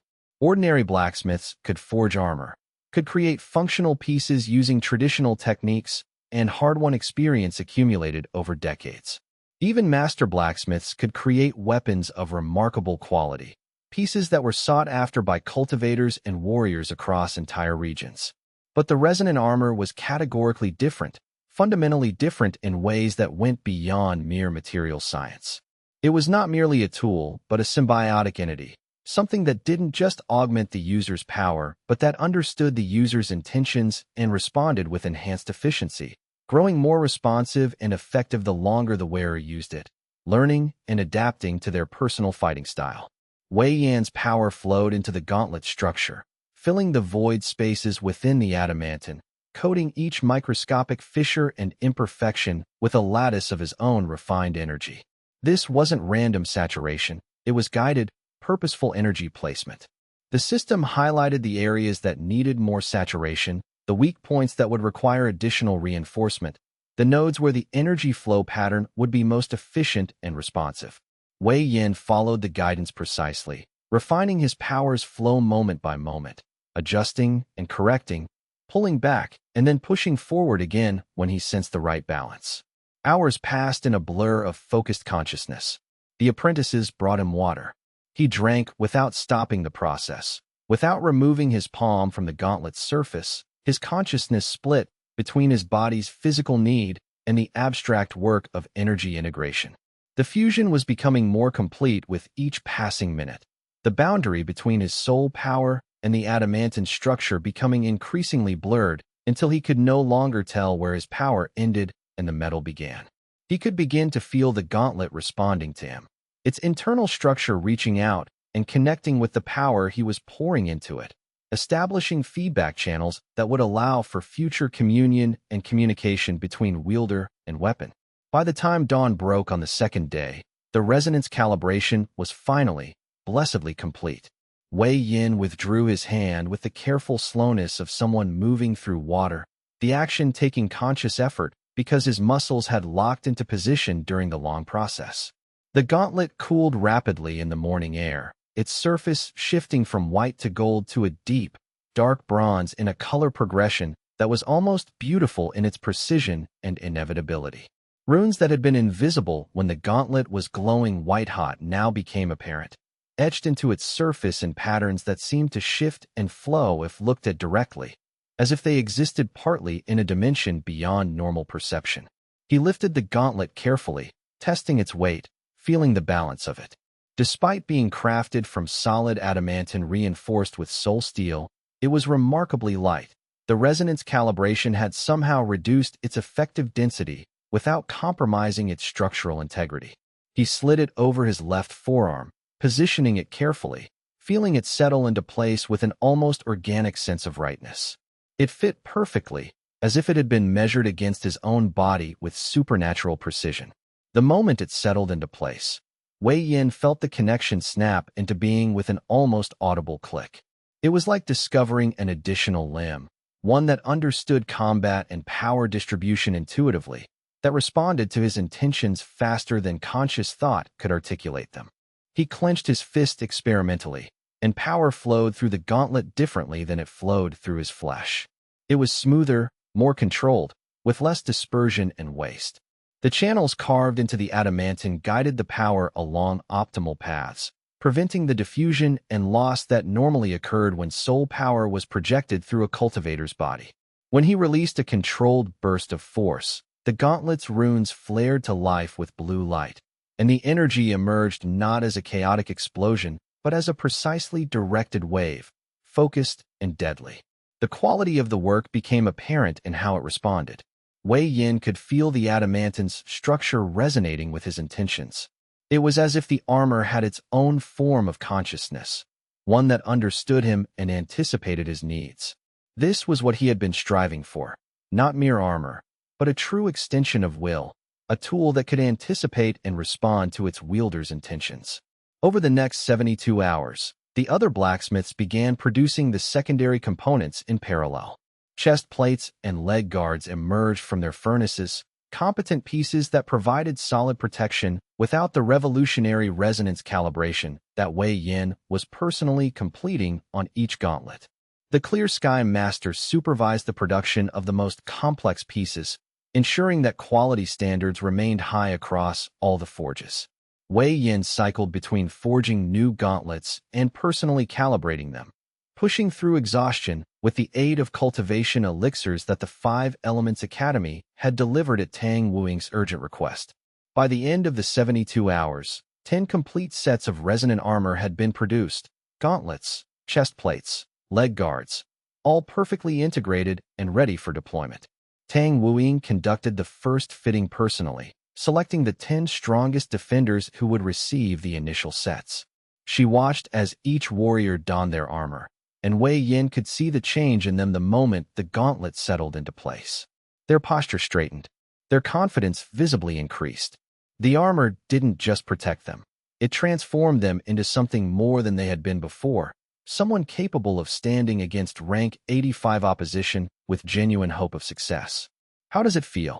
Wei Yin asked the first defender, a warrior named Xiao Fong who had trained under Tang Wuing for 5 years and was one of the most reliable defenders available. "Like awakening," Xiao Fong replied, his voice filled with wonder as he flexed his gauntlet hand. "I can feel the armor understanding what I want to do before I fully decide to do it. When I move, it moves with me, amplifying my power so naturally that it feels like my own strength has suddenly doubled." This feedback was crucial. It told Wei Yin that his designs were working as intended, that the gauntlets were creating the intuitive connection with their wielders that he'd calculated they should provide.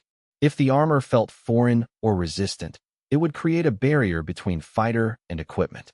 But instead, it felt like an extension of the wielder's own will. By the 4th day, the 10 sets of armor were ready for testing in actual combat simulations. Tang Wuing organized a practice session where the armored defenders faced off against volunteer opponents, including some of the Tang sect disciples who were close to rank 85 themselves. The results were decisive and immediate. The armored defenders won every engagement. Their power output increased by an average of 38%, and their endurance dramatically extended by the energy recycling properties of the resonance channels.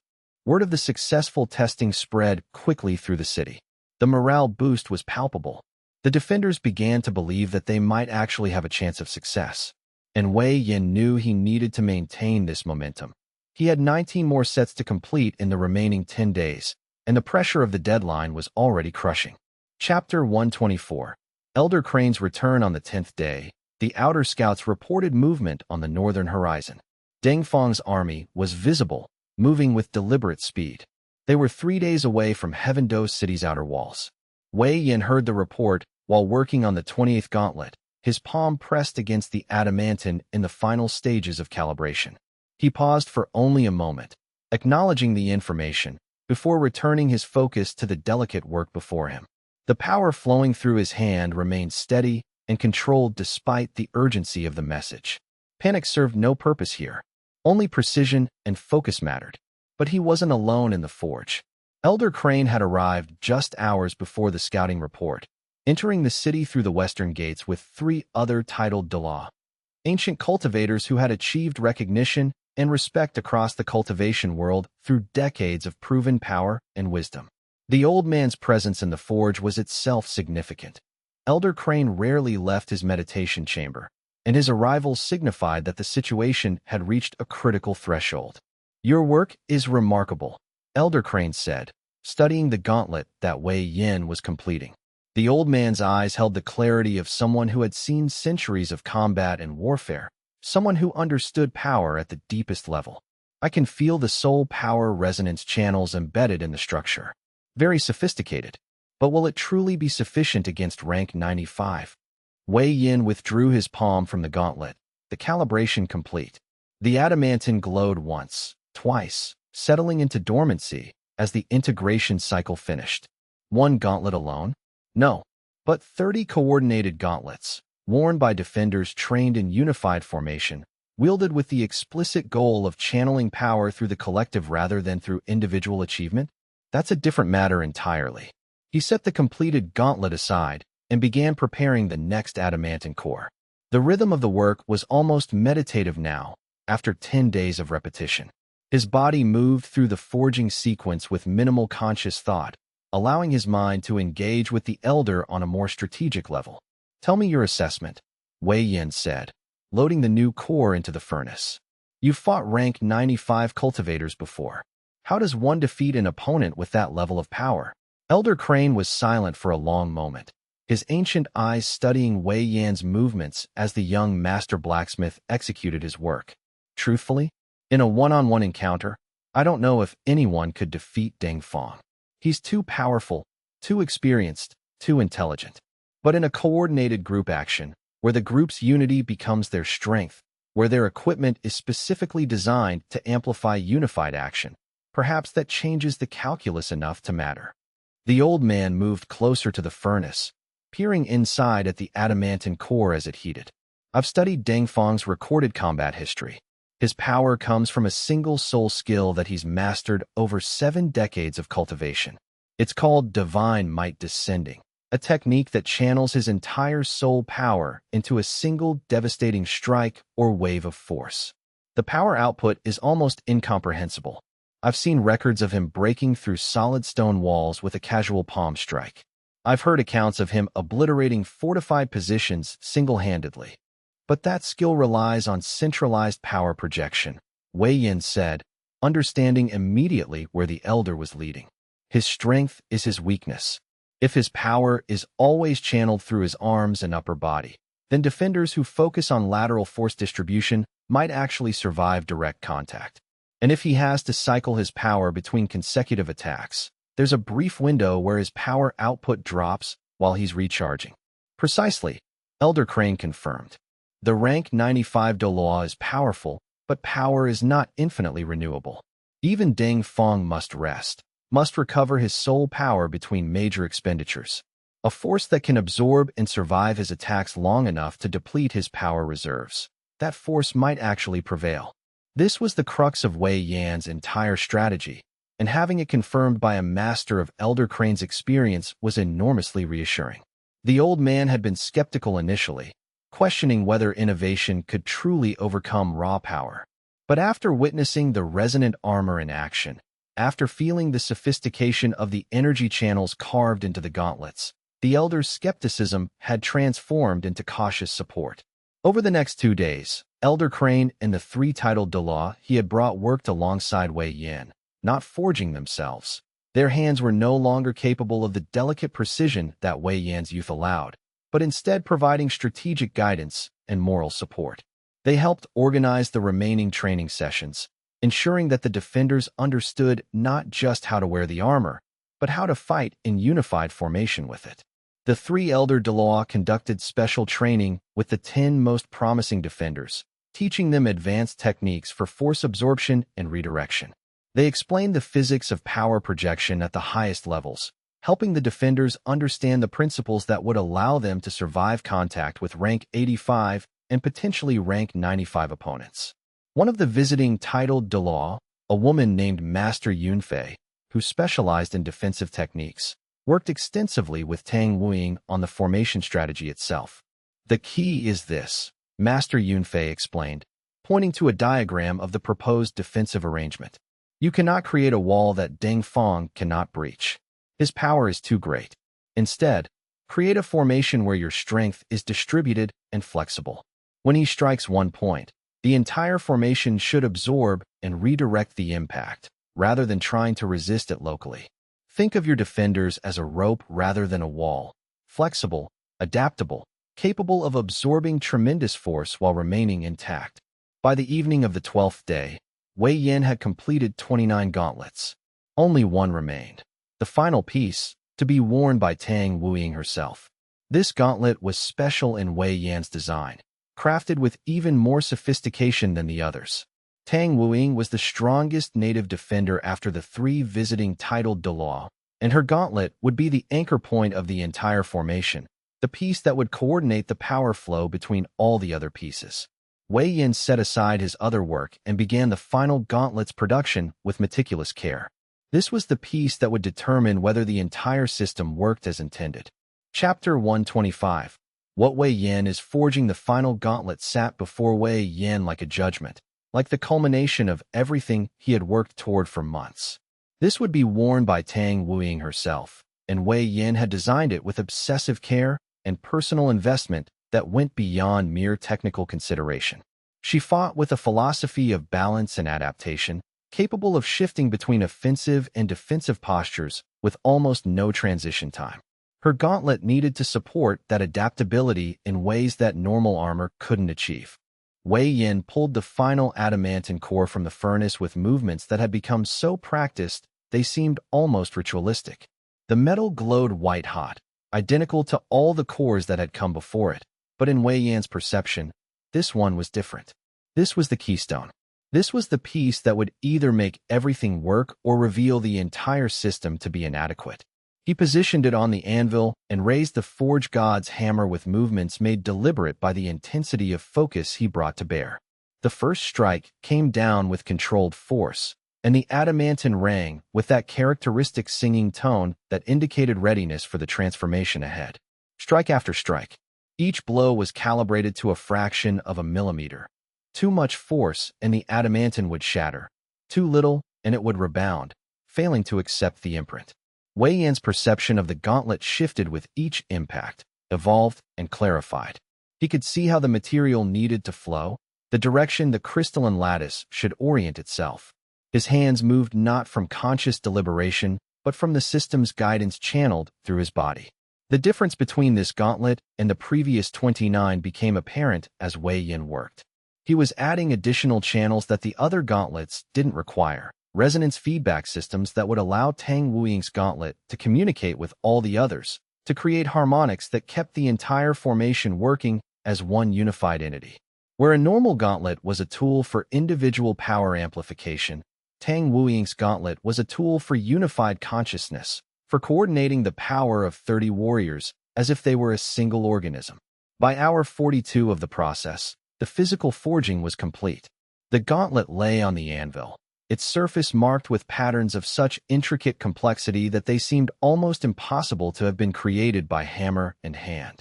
But now came the calibration, the infinitely more demanding part. Wei Yan placed his palm against the still-warm adamantine and opened himself completely to the resonance integration. His soul power flowed out in a carefully controlled stream, not random saturation but guided, purposeful energy placement following the system's precise guidance. He worked through the layers methodically, creating feedback loops where the armor could sense Tang Wuying's intent and adjust its power amplification accordingly.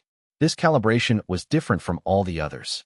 As Wei Yan poured his power into the gauntlet, he found himself thinking about Tang Wuying, about her strength and her grace, about her strategic brilliance and her unflinching courage, about the way she had stood by him through months of work that no one else believed could succeed, about the quiet confidence in her eyes when she discussed the coming battle. The armor seemed to respond to these thoughts, the rune channels appearing to glow with slightly greater intensity, as if the gauntlet itself understood the importance of its future wielder. Hours passed in this state of focused communion. Wei Yan became aware of other people in the forge, Tang Wuying herself, Elder Crane, possibly others, but they seemed to exist at a distance, as if Wei Yan was working in a separate reality where only the gauntlet and the power flowing into it held any substance. His mind drifted into abstract spaces while his hands continued their work. He thought about what he was creating, not just armor, but a fundamental transformation in how power could be applied. The implications were staggering. If the resonant armor succeeded in this battle, if it actually allowed 30 coordinated defenders to withstand a rank 95 Douluo, then everything that Cultivation Society believed about the relationship between power and victory would need to be reconsidered. Individual rank would no longer be destiny. Strategy and innovation would matter. Cooperation would matter. He thought about Deng Fong, about the Supreme Elder's arrogance, about the absolute confidence with which the old cultivator was marching toward Heaven Do City. The rank 95 Douluo believed himself to be beyond challenge, beyond the reach of innovation or coordination. But the resonant armor was going to prove him wrong. It had to. When the calibration was finally complete, Wei Yan withdrew his palm and simply stood there, unable to move further. The gauntlet glowed once, twice, 3 times, settling into its dormant state. It was the most beautiful thing he'd ever created, not because of its physical appearance, though it was indeed beautiful, but because of what it represented. It was humanity's answer to overwhelming power. It was innovation's response to tradition. It was unity's challenge to domination. "It's finished," he said, his voice barely audible. "The work is done. The armor is complete." Tang Wuing carefully lifted the gauntlet. Wei Yin watched as she positioned it on her left forearm, felt her slip it into place. The moment it settled, Wei Yin felt the resonance circuit snap into being. A sensation almost like a third presence in the room. A connection that was neither quite him nor quite her, but something that existed between them. "How does it feel?" he asked. "Like becoming myself," Tang Wuing said simply, her voice filled with wonder. She flexed her hand, watching the runes flare to life with blue light. "Wei Yin, this is remarkable. I can feel the armor understanding my intentions. It's not separate from me. It's an extension of my will. But there's more than that. I can feel the other gauntlets, can sense them somewhere at the edge of my perception. Is that intentional?" "Yes," Wei Yin confirmed. "Your gauntlet is designed to serve as the coordination center for all 30 pieces. When you move or channel power, the other gauntlets should respond instinctively, as if they're all extensions of your will. It's the only way 30 individual defenders can function as a unified force. They need a central consciousness that isn't overloaded by the complexity." Tang Wuing tested the connection by making a simple gesture, raising her gauntlet fist. A wave of power rippled through the forge, felt by everyone present, even those who weren't cultivators. The effect was subtle but unmistakable, an amplification of power that seemed to come not from Tang Wuing alone, but from somewhere beyond her, channeled through the mysterious connection that Wei Yin had built into the armor. "Then we're ready," Tang Wuing said. "The armor is complete. The defenders are trained. Now we just need to survive." And then, finally, his consciousness released its grip on coherence. His legs gave out, and he began to fall. Tang Wuing caught him with armored hands. "Get him to the medical wing," she commanded. "By sunrise, we begin the final defense of Heaven Do City." Chapter 126. The night before Wei Yan's consciousness returned in fragments and pieces. He became aware of Tang Wuing's voice nearby. He floated in and out of comprehension. At some point, he became aware of pain, a deep, radiating exhaustion. But he was alive. The 30 gauntlets were complete. Eventually, the sun was rising. Light through the window grew from gray to golden. Wei Yan forced his eyes open. The effort required to achieve this simple action felt enormous, as if his body had become a leaden weight that he could barely command. Tang Wuing sat beside his bed, still wearing the gauntlet he'd forged for her. Even at rest, it glowed faintly with the pulsing blue light that indicated it was in an active state, ready to respond to any command from its wielder. "How long was I unconscious?" Wei Yan asked. His voice was barely more than a croak, his throat raw from days of continuous work without proper hydration or rest. 11 hours, Tang Wuing replied. "It's now full dawn. Deng Fang's army is approximately 2 hours away from our outer wall.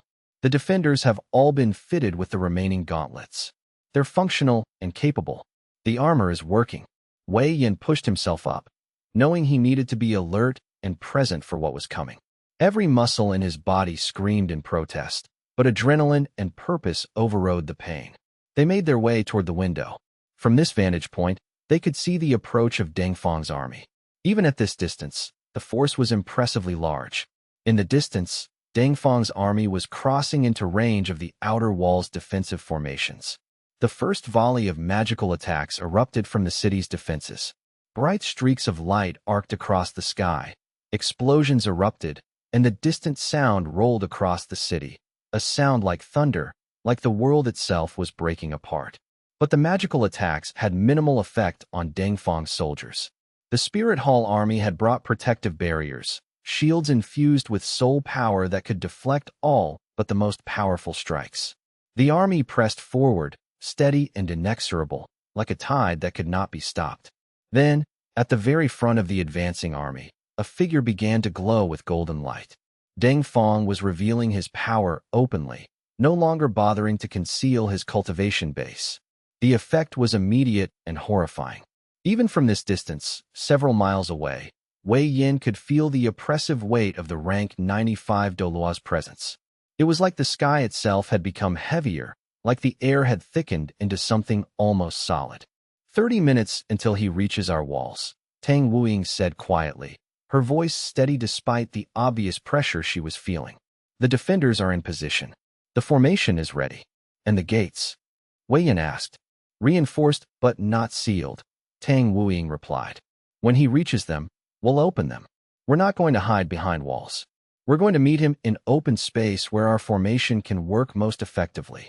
This was the strategy they had discussed at length, not to attempt to hold the walls, which Ding Fong could breach in moments, but to draw him into the city proper where the defenders could engage him in the kind of coordinated combat where the resonant armor would be most effective. It was a gamble, based on the assumption that Ding Fong was arrogant enough to pursue them into the city's depths, confident that his individual power would be sufficient to overcome any opposition. Wei Yin and Tang Wuying descended from the observation platform. The city had been transformed over the past 2 weeks. Defensive barriers had been repositioned. Training grounds had been converted into reinforced staging areas. The 30 defenders, now wearing their complete resonant armor sets, stood in formation in the central courtyard, waiting for the moment when they would be ordered into combat. The armor was a sight to behold. Each gauntlet was unique, colored and shaped to match its wearer's personal aesthetics and combat style, but all of them glowed with that characteristic blue resonance. All of them pulsed in a synchronized rhythm that suggested they were truly connected to each other at some fundamental level. The chest plates and leg guards provided additional protection while leaving the joints free for maximum mobility. The defenders looked like warriors from legends, more than human, transformed by technology into something approaching divine.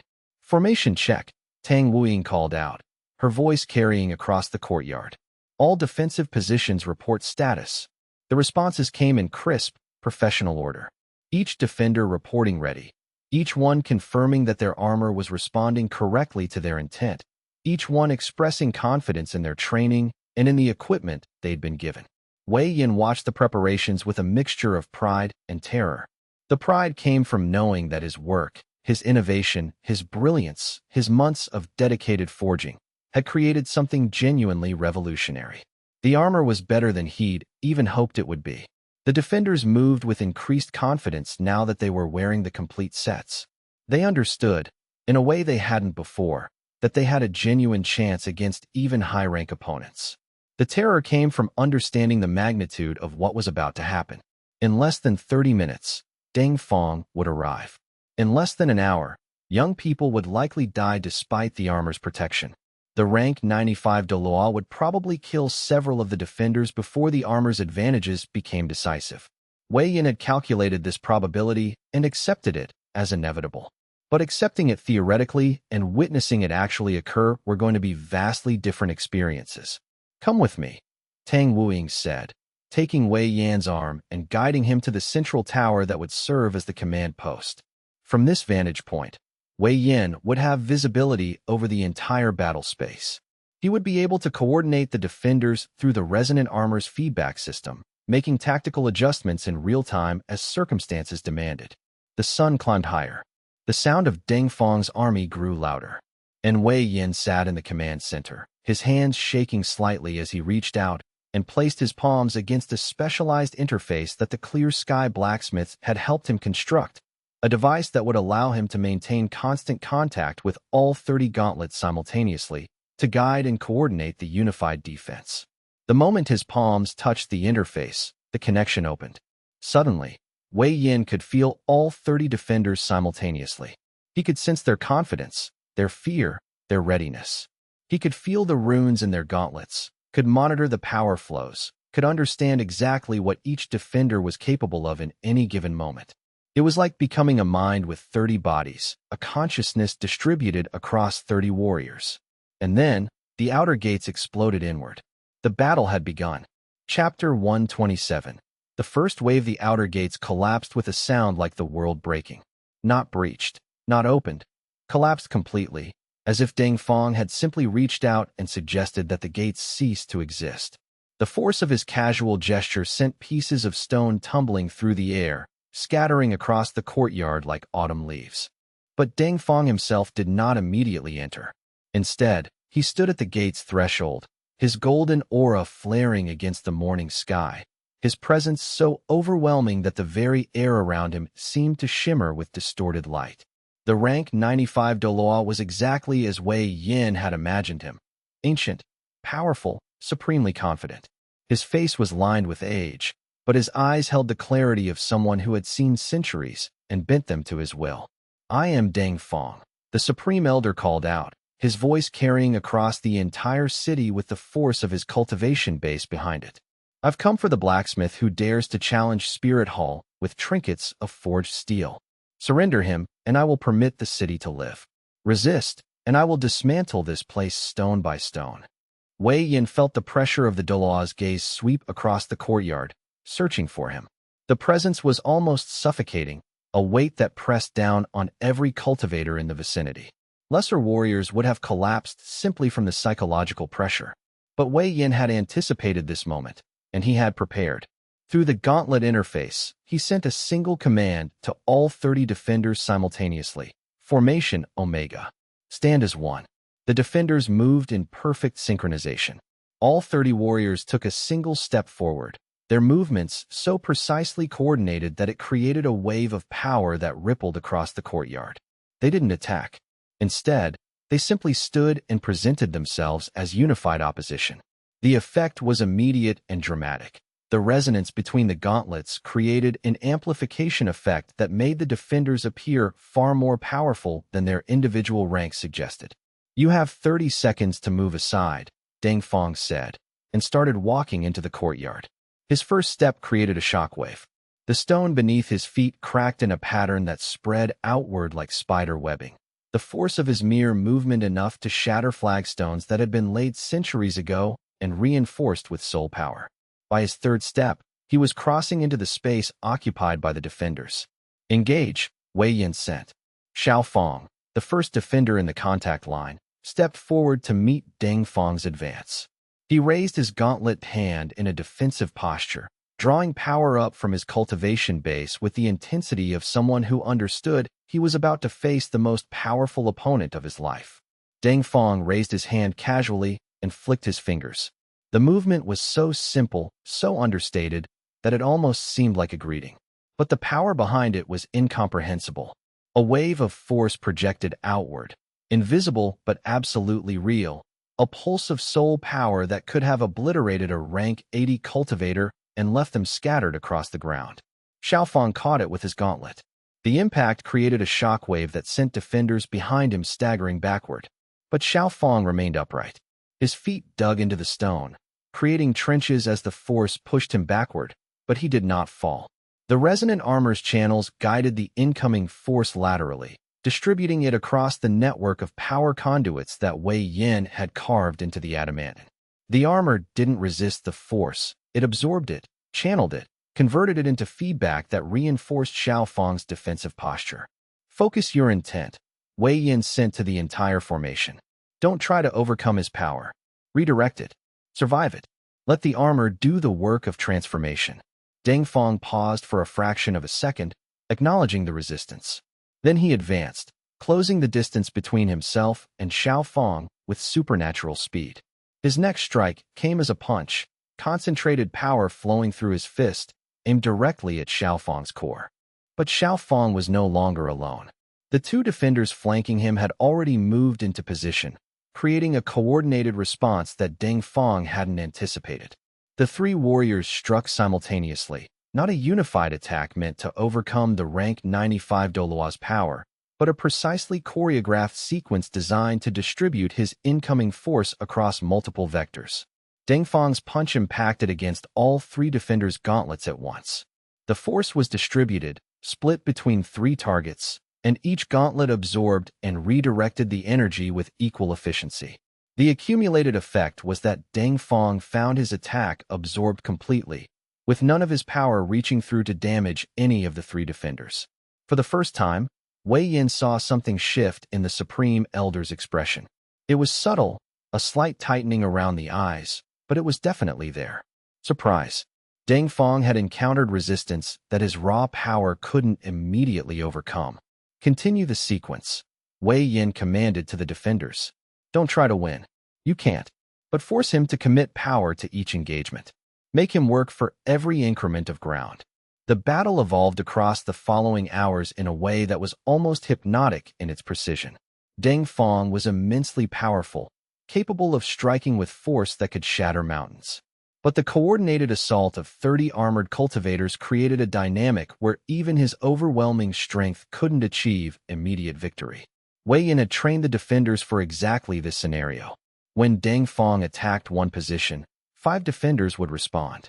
When he shifted his attention to a different area, those 5 would withdraw and 5 fresh defenders would move forward. The 30 warriors rotated in and out of combat in a pattern so smooth it seemed almost choreographed, like a dance rather than warfare. The key to the tactic was that no single defender ever engaged Deng Fong alone. Even the strongest of the defending cultivators would be immediately overwhelmed if forced into a one-on-one confrontation with the rank 95 Douluo. But in group formations of 3 to 5, with the resonant armor amplifying their coordination, they could survive his attacks and force him to expend tremendous power to achieve even marginal progress. An hour into the battle, Deng Fong had advanced no more than 50 paces into the courtyard. His pristine appearance had become marred. His robes were torn in multiple places. His golden aura was flickering slightly, as if his power reserves were being taxed. His breathing had become audible. The rank 95 Douluo's confident stride had become less certain, his movements more calculated, less wasteful of power. "You've created something interesting," Deng Fong said during a momentary pause in combat. "These armor pieces are integrated tools, responding to your cultivator's intent with sophistication I haven't encountered before. I recognize the maker's hand. This is the work of that blacksmith, isn't it? The young master from the Heaven Forge Institute." Wei Yin allowed himself a moment of concern. He sent an immediate pulse through the armor channels. Deng Fong will shift tactics. He'll attempt to locate and isolate the command center. Interior defenders, stand ready. If he breaks through to the central tower, the battle becomes unwinnable. The inner 15 defenders, who had been held in reserve precisely for this contingency, immediately moved into higher alert, circling the central tower in a protective formation. Deng Fong's eyes swept across the courtyard, searching for any sign of Wei Yin. The rank 95 Douluo had clearly understood that the coordination the defenders displayed required a central consciousness directing the operation. If he could locate and eliminate that consciousness, the 30 defenders would lose their unified focus and become 30 separate, vulnerable warriors. "All available defenders, converge on the command post position," Wei Yin sent. "Move now, and move with conviction." The defenders responded instantly. They formed a moving barrier between Deng Fong and the tower, drawing him deeper into the courtyard where additional defenders could support the primary combat line. The coordinated response demonstrated the power of the unified formation. No individual could match the Supreme Elder, but working together they could create an impenetrable wall of synchronized defense. Deng Fong struck like a falling star. His power concentrated into a lance of force, unimaginably dense and sharp, aimed directly at the cluster of defenders blocking his advance. The air itself seemed to scream as the power lance moved through it, leaving trails of distorted space in its wake. It was a technique that was clearly meant to breach through all of them simultaneously, to clear a path toward the central tower. "All defensive gauntlets, activate unified resonance," Wei Yin sent with absolute conviction. All 30 defenders activated their gauntlets simultaneously. Their combined power rose to meet his assault. It wasn't enough to overcome him completely. No distributed defense could completely negate the focused power of a rank 95 Douluo. But it was enough to stop him, to redirect the worst of his assault energy, to force him to expend power at an accelerating rate. The unified response created a resonance backlash that surged backward into Deng Fong's position, forcing the rank 95 Douluo to absorb the rebound with his own cultivation base. Deng Fong landed, his expression shifting. For the first time since the battle began, the Supreme Elder was questioning whether this battle would truly end in his victory. "Stand firm," Wei Yin sent to the defenders. You've proven that you can withstand his assault. The armor is working exactly as designed. The defenders gripped their gauntlets and held, their formation unbroken, their resolve unshaken. The armor continued to glow with brilliant blue light, synchronizing in perfect harmony across all 30 pieces. Chapter 128. Deng Fang enters the gates by sunset of the first full day of battle. Deng Fang's penetration had reached only the inner courtyards. The outer walls were breached, but the inner fortifications were holding against all assaults. The Supreme Elder had tried everything in his considerable arsenal of techniques, but the coordinated defense of 30 armored defenders had proven sufficient to slow his advance and prevent his complete breakthrough toward the central tower. The defenders remained unbroken despite sustained assault. Wei Yin stood on the command post's upper platform, watching as the final coordinated assault of the day began. The defenders were showing signs of exhaustion. Their movements were becoming slightly slower, their power outputs slightly reduced. But the armor was still functioning perfectly, still amplifying their efforts, still keeping them just barely capable of surviving contact with the ancient Douluo's overwhelming power. The defenders rotated through their formations with the precision of long practice, fresh warriors replacing those who needed brief respite. Tang Wuing moved through the formation like a conductor orchestrating an orchestra, her every movement creating waves of coordinated response throughout the defending line. He's going to try psychological warfare next, Wei Yin said to Tang Wuing, who stood beside him in full armor during the brief command respite. He'll attempt to isolate and eliminate key defenders, trying to create fractures in the unified formation. If he can get 3 or 4 defenders to fall in close succession, the rest will begin to doubt whether they can survive. Doubt will destroy the formation faster than any power attack. As if in response to this prediction, Deng Fang shifted his targeting strategy. Instead of attacking the frontline defenders, he began targeting the edges, the places where defenders rotated in and out of combat. These transition points were the formation's weak spots, where defenders were most vulnerable because they weren't yet fully synchronized with their neighbors. 3 defenders fell in quick succession as Deng Fang took advantage of these gaps. They were struck while in partial rotation, while their gauntlets were still synchronizing with the formation's unified resonance pattern. 2 collapsed from the impact, their armor absorbing the force but their bodies unable to withstand it. The 3rd defender actually died, pierced through the armor by a spear-like projection of force that Deng Fang had created through extreme concentration of his power at a single point. The loss was devastating psychologically. These were defenders who had trained together for 2 weeks, who had bonded through shared danger and preparation. Seeing one of their number not just fallen but actually killed was a blow to the formation's cohesion. But Wei Yin had anticipated this as well. Replacement defenders move in immediately, he commanded. Fill the gaps. Don't pause to grieve. Don't acknowledge the losses. The armor preserves lives. It cannot preserve them all. The 3 fallen were necessary sacrifices to prove that even in losing, we survive longer than Deng Fang can sustain his assault.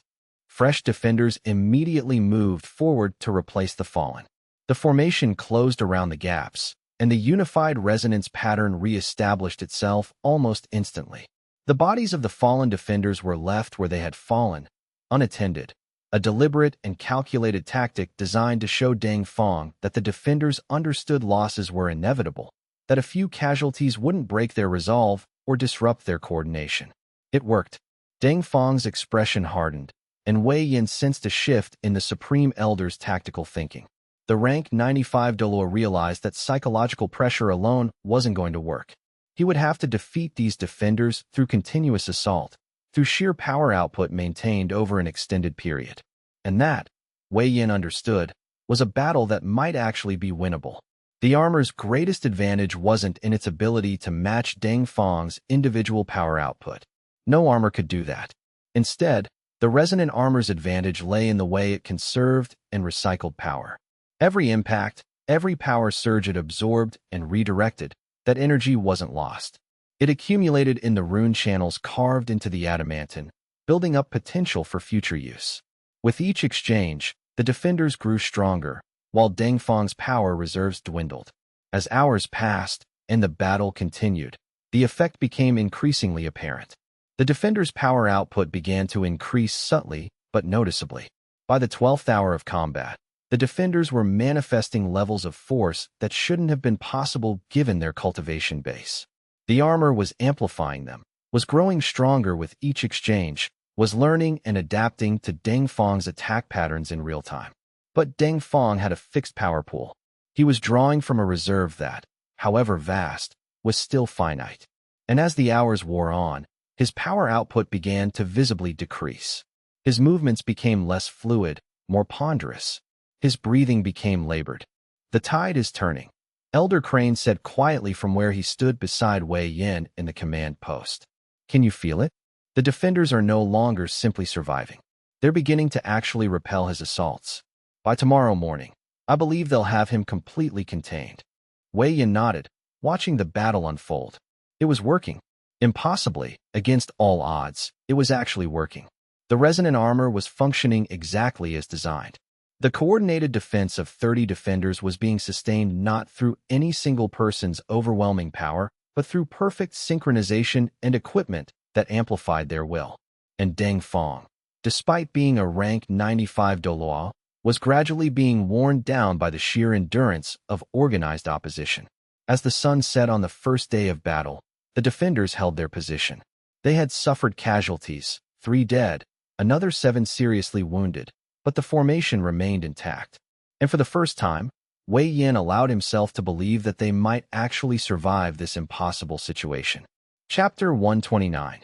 The second day of battle began with Deng Feng making one final massive push, an assault of pure power that was clearly meant to break through or break the formation through sheer force. He stood at the center of the courtyard and released his energy in all directions simultaneously, a sphere of force expanding outward that picked up defenders and threw them backward regardless of their formation or armor. 8 defenders were knocked away by the initial blast. Several others staggered but held their positions. For a moment, the formation broke apart completely, and Wei Yan's heart nearly stopped thinking this was the moment when Deng Feng would exploit the opening and breach through to the central tower, ending the battle in immediate defeat. But the defenders recovered faster than any conventional warriors could have. The gauntlet's resonance channels communicated the breach to each defender simultaneously, and all remaining defenders converged toward the gap even as the 8 displaced defenders were recovering their footing and moving back into position. By the time Deng Feng tried to move forward through the disrupted formation, it had already reformed, was already in perfect coordination again. The response was almost supernatural in its speed and precision. This was the moment when Wei Yin felt the shift in Deng Feng's presence. The Supreme Elder's overwhelming confidence began to crack. The rank 95 Douluo had expended an enormous amount of power in that ultimate assault, more power than he had expended in the entire previous day of combat combined. And despite that expenditure, despite the temporary breakthrough he achieved, he had failed to make meaningful progress toward the central tower. The defenders had recovered and reformed too quickly. He had failed to exploit the momentary weakness. "Stand your ground," Wei Yin commanded to the defenders. He spent his major power reserves. "What comes next will be different. You're no longer fighting against his offensive capabilities. You're fighting against his will to continue." And he was right. Deng Feng shifted tactics entirely. Instead of attempting to blast through the defenders through sheer force, he began fighting more strategically, more carefully, attempting to achieve maximum effect with the power he had remaining. His strikes became less wild, more precisely targeted. His defense became more active rather than passive. The rank 95 Douluo was no longer attempting to win decisively. He was attempting to survive as long as possible while gradually whittling down the defenders' numbers through focused, economical strikes.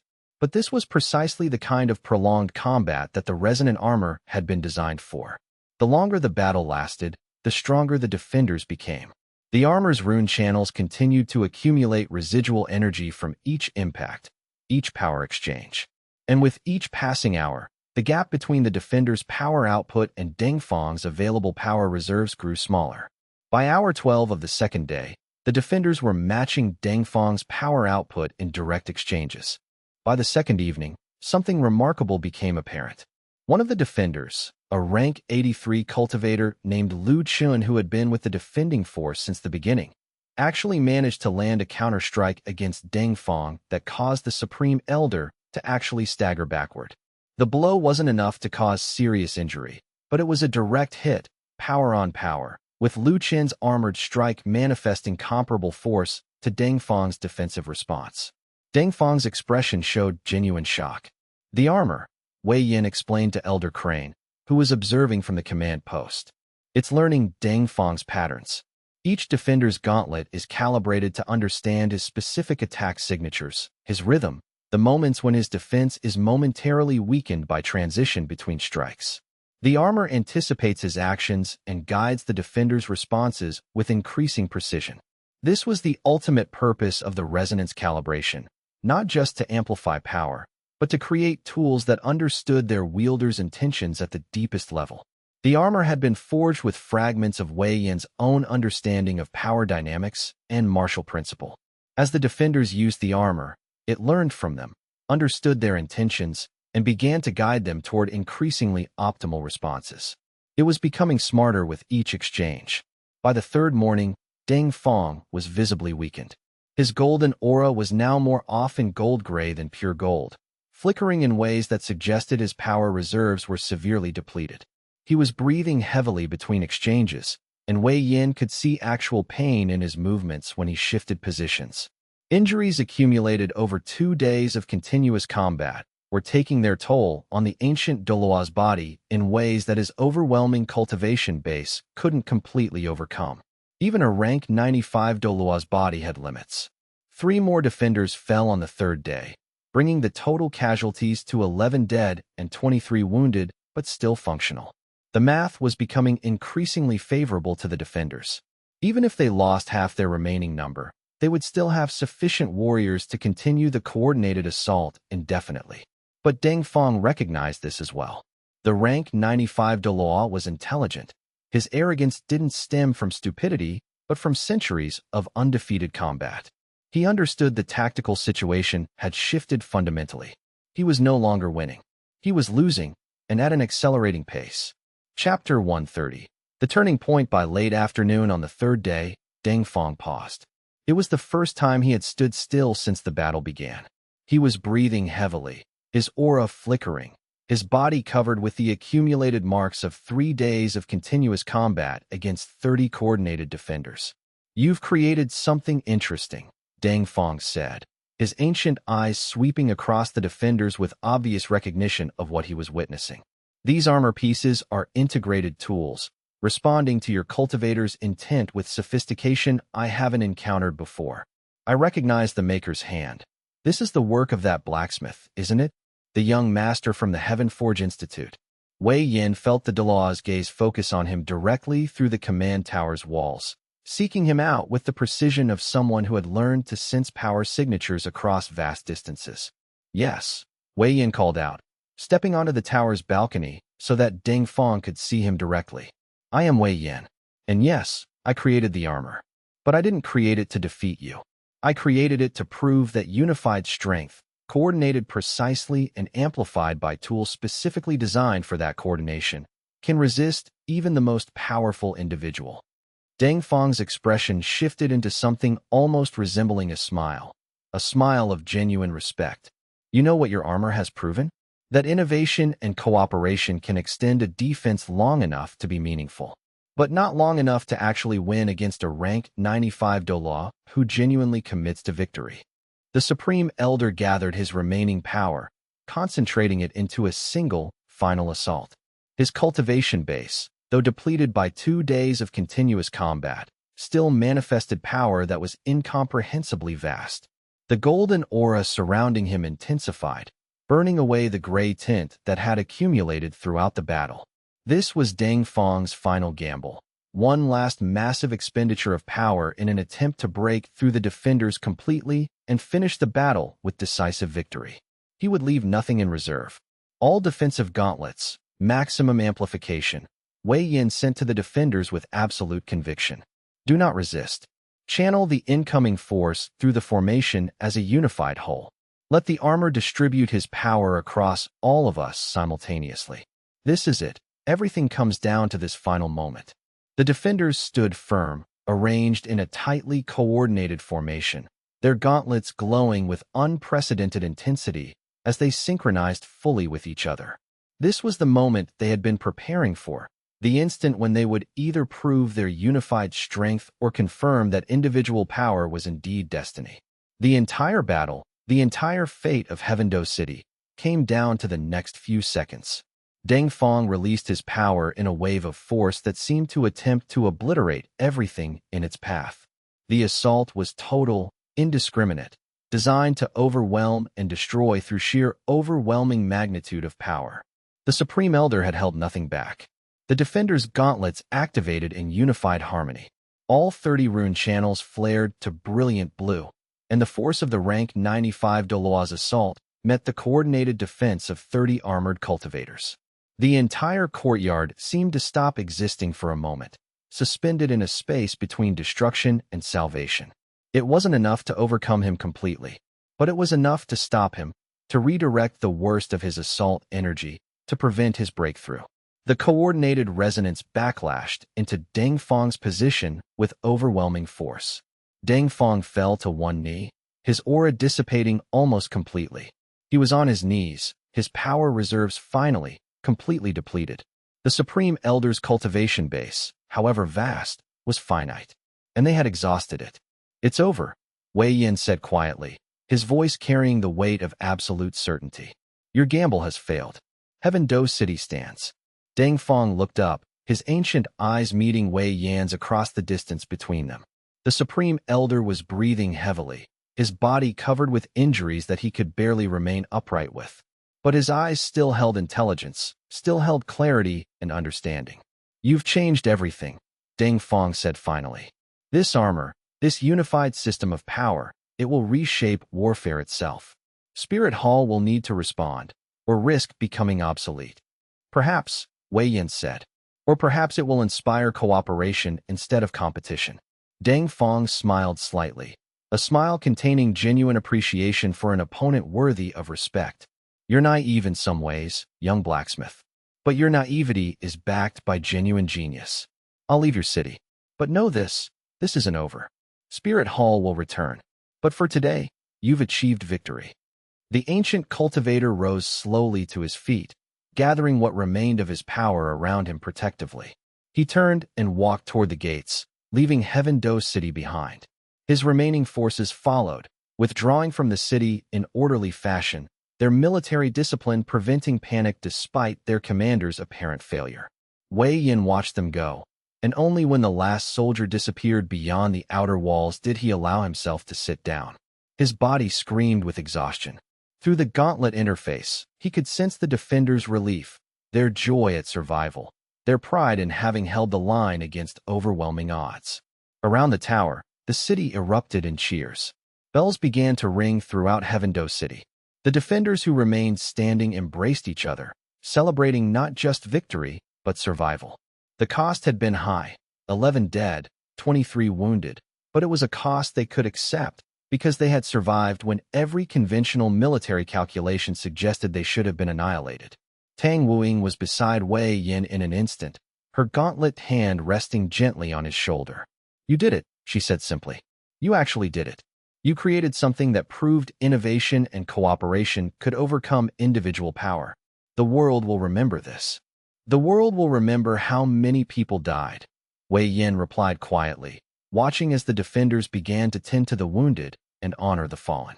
"The world will remember the cost. Yes, we won, but remember the cost." And with that sobering thought anchoring him to reality, Wei Yin closed his eyes and allowed himself the luxury of genuine rest for the first time in more than 70 hours. The battle was over.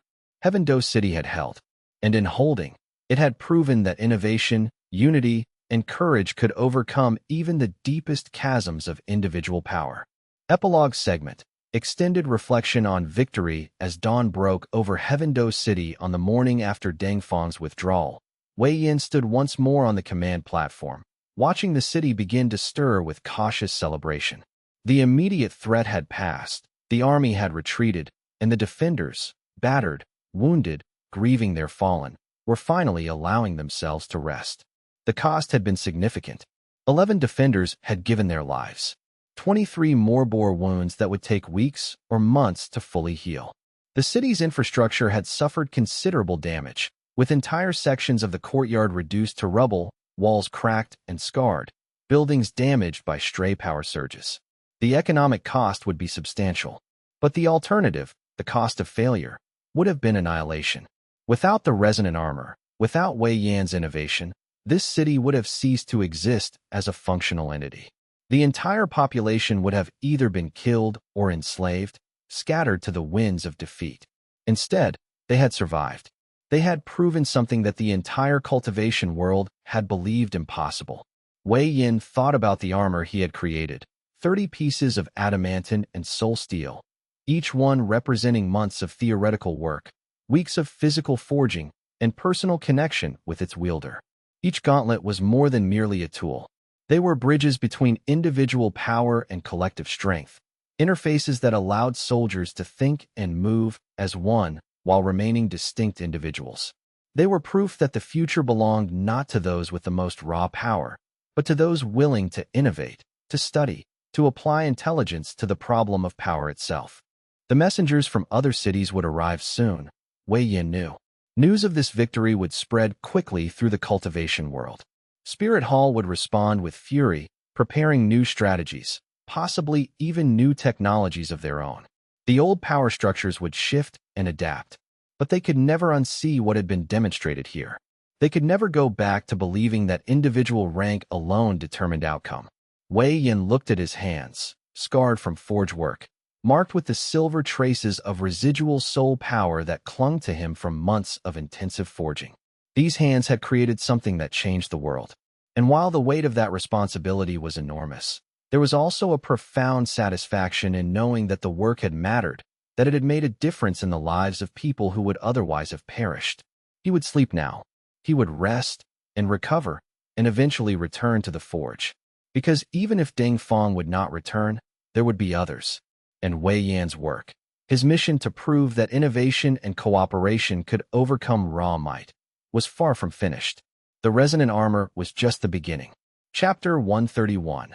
The disruption strategy. The realization struck Wei Yan like a perfectly struck hammer blow delivered at exactly the right moment with exactly the right force. Not the crushing force he'd been expecting in the abstract, but clarity sharper than any blade he'd ever forged in the entirety of his career as a blacksmith dedicated to perfecting his craft. He parried another of Deng Feng's black tiger claw attacks with his gauntlet, feeling the rank 95 Douluo's immense power compress through the steadily diminishing space between them like a vice tightening inexorably, and understood in that moment with absolute and unshakable certainty what the Forge God's gauntlet had truly been designed and forged to do. The impact jolted up through his arm and into his shoulder socket. Even with the gauntlet's supernatural resilience, the force was immense. Wei Yan could feel each individual claw. There were 6 of them, arranged in a pattern that mimicked the way a real tiger's claws distributed impact, pressing against the golden surface. The pressure was like having a mountain pushed down on his arm. The gauntlet held, its design keeping the pressure distributed evenly across its surface, but Wei Yan's body still felt the concussive force ripple through his core. He'd been analyzing this moment for the past 3 hours of continuous combat. The gauntlet wasn't designed to match Deng Feng's raw power in a direct confrontation. That would be like trying to cut stone with a feather. Instead, it was designed to work like the difference between a hammer and a saw. A hammer requires massive force to break stone. A saw requires only pressure and the right angle. The gauntlet was a saw, not a hammer. It couldn't kill Deng Feng. The power differential was still far too vast. The gap between a mortal blacksmith of humble origins and a 3-century-old spirit Hall Douluo, at the absolute apex of cultivation, an abyss that raw skill and talent couldn't possibly bridge, no matter how brilliant the forging, no matter how revolutionary the techniques employed. The physical power itself, the sheer magnitude of soul power that Deng Feng could channel through his 9 rings, was simply beyond anything that Wei Yan could hope to match through direct confrontation. For 3 hours they'd been fighting, and Deng Feng had barely needed to elevate his power beyond 60% of his true capacity. But it could break. It could disrupt. It could find the seams in the armor that held such terrible power together and pry them open, at least for a moment, long enough to change everything that would follow. That was what a Forge God's tool did fundamentally. It found weakness. It found the places where perfect armor had imperfections. It found the joints, the seams, the integration points, and it applied pressure exactly where that pressure would matter most. A hammer wasn't always meant to bludgeon. Sometimes it was meant to tap, to find the stress points, to work with surgical precision. The gauntlet pulsed against his wrist, cool gold metal against his heated skin, as if responding to his revelation with a quiet acknowledgement of its true purpose revealed at last. Elder Crane. Wei Yin called between exchanges, his breath heavy and labored, sweat running down his temples beneath the gauntlet's radiant band. He could taste copper in his mouth, whether from exertion or from the strain his meridians were beginning to experience. He couldn't quite tell. The afternoon sun was climbing higher, and with each passing minute, his body was running hotter, burning through reserves of stamina that he'd been consciously conserving all morning. The soul ring connections, Deng Fang's 9th ring especially. It requires precision channeling at his tier, requires exact, perfect concentration to maintain the connection. If he tries to activate it while the gauntlet disrupts the linkage, while you disrupt the linkage, the concentration threshold breaks. Elder Crane finished, her aged crane form's talons scraping against Deng Fang's spirit body in a defensive arc that was becoming almost rhythmic in its precision and timing. The old titled Douluo's eyes narrowed with sudden understanding, the tactical insight of someone who'd spent 6 decades reading the patterns of battles in all their infinite variation and complexity. He loses the activation entirely. The ring initialization sequence resets. He has to start from scratch. Every failure wastes soul power. Exactly. Wei Yin gasped, rolling aside as Deng Fang pivoted with predatory grace that would have been impossible for any lower-ranked warrior, the Black Tiger's claws leaving trails of dark energy through the afternoon air like brushstrokes of shadow on canvas.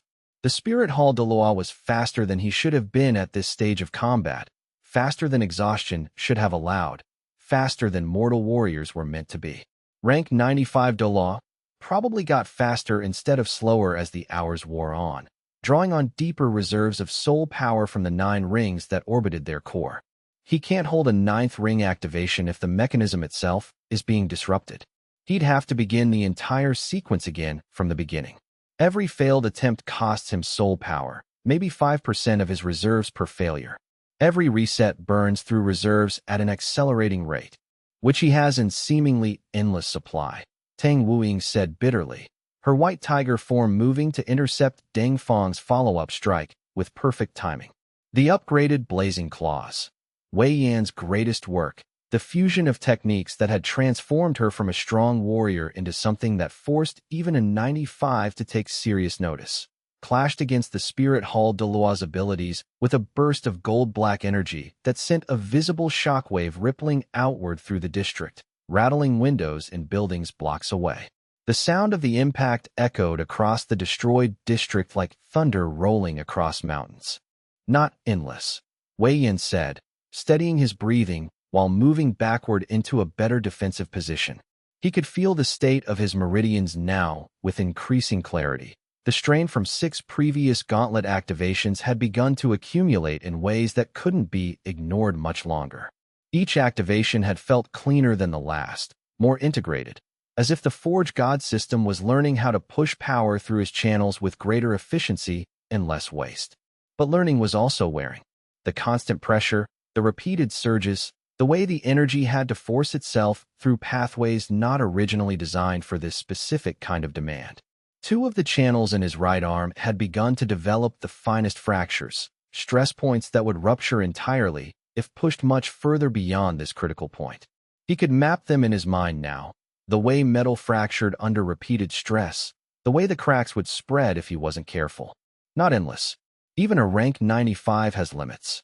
The limit is just extraordinarily high. But if we force him to spend soul power attempting activations that we're disrupting, if we force him to commit and fail repeatedly, we drain him faster than he can sustain the loss. Not to depletion, probably, but enough to shift the balance of engagement. Enough to make this survivable. Elder Crane flowed through another exchange with the grace of a master warrior perfected across a lifetime of continuous battle, her crane form manifesting the subtle beauty of movement refined across 6 decades of combat. Her strikes weren't trying to damage or injure.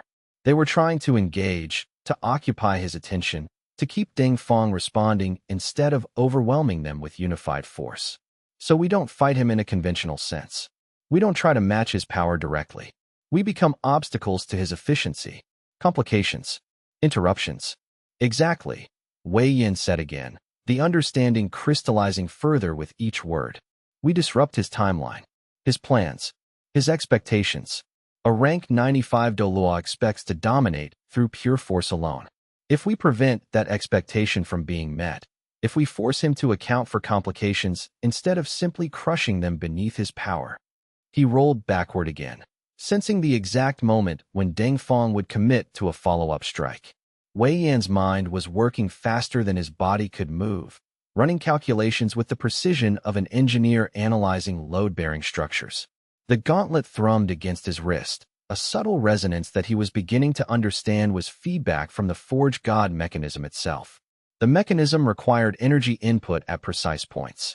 Ding Fong's soul rings were essentially a vertical stack of power sources, each ring feeding into the next, building exponentially toward the apex 9th ring.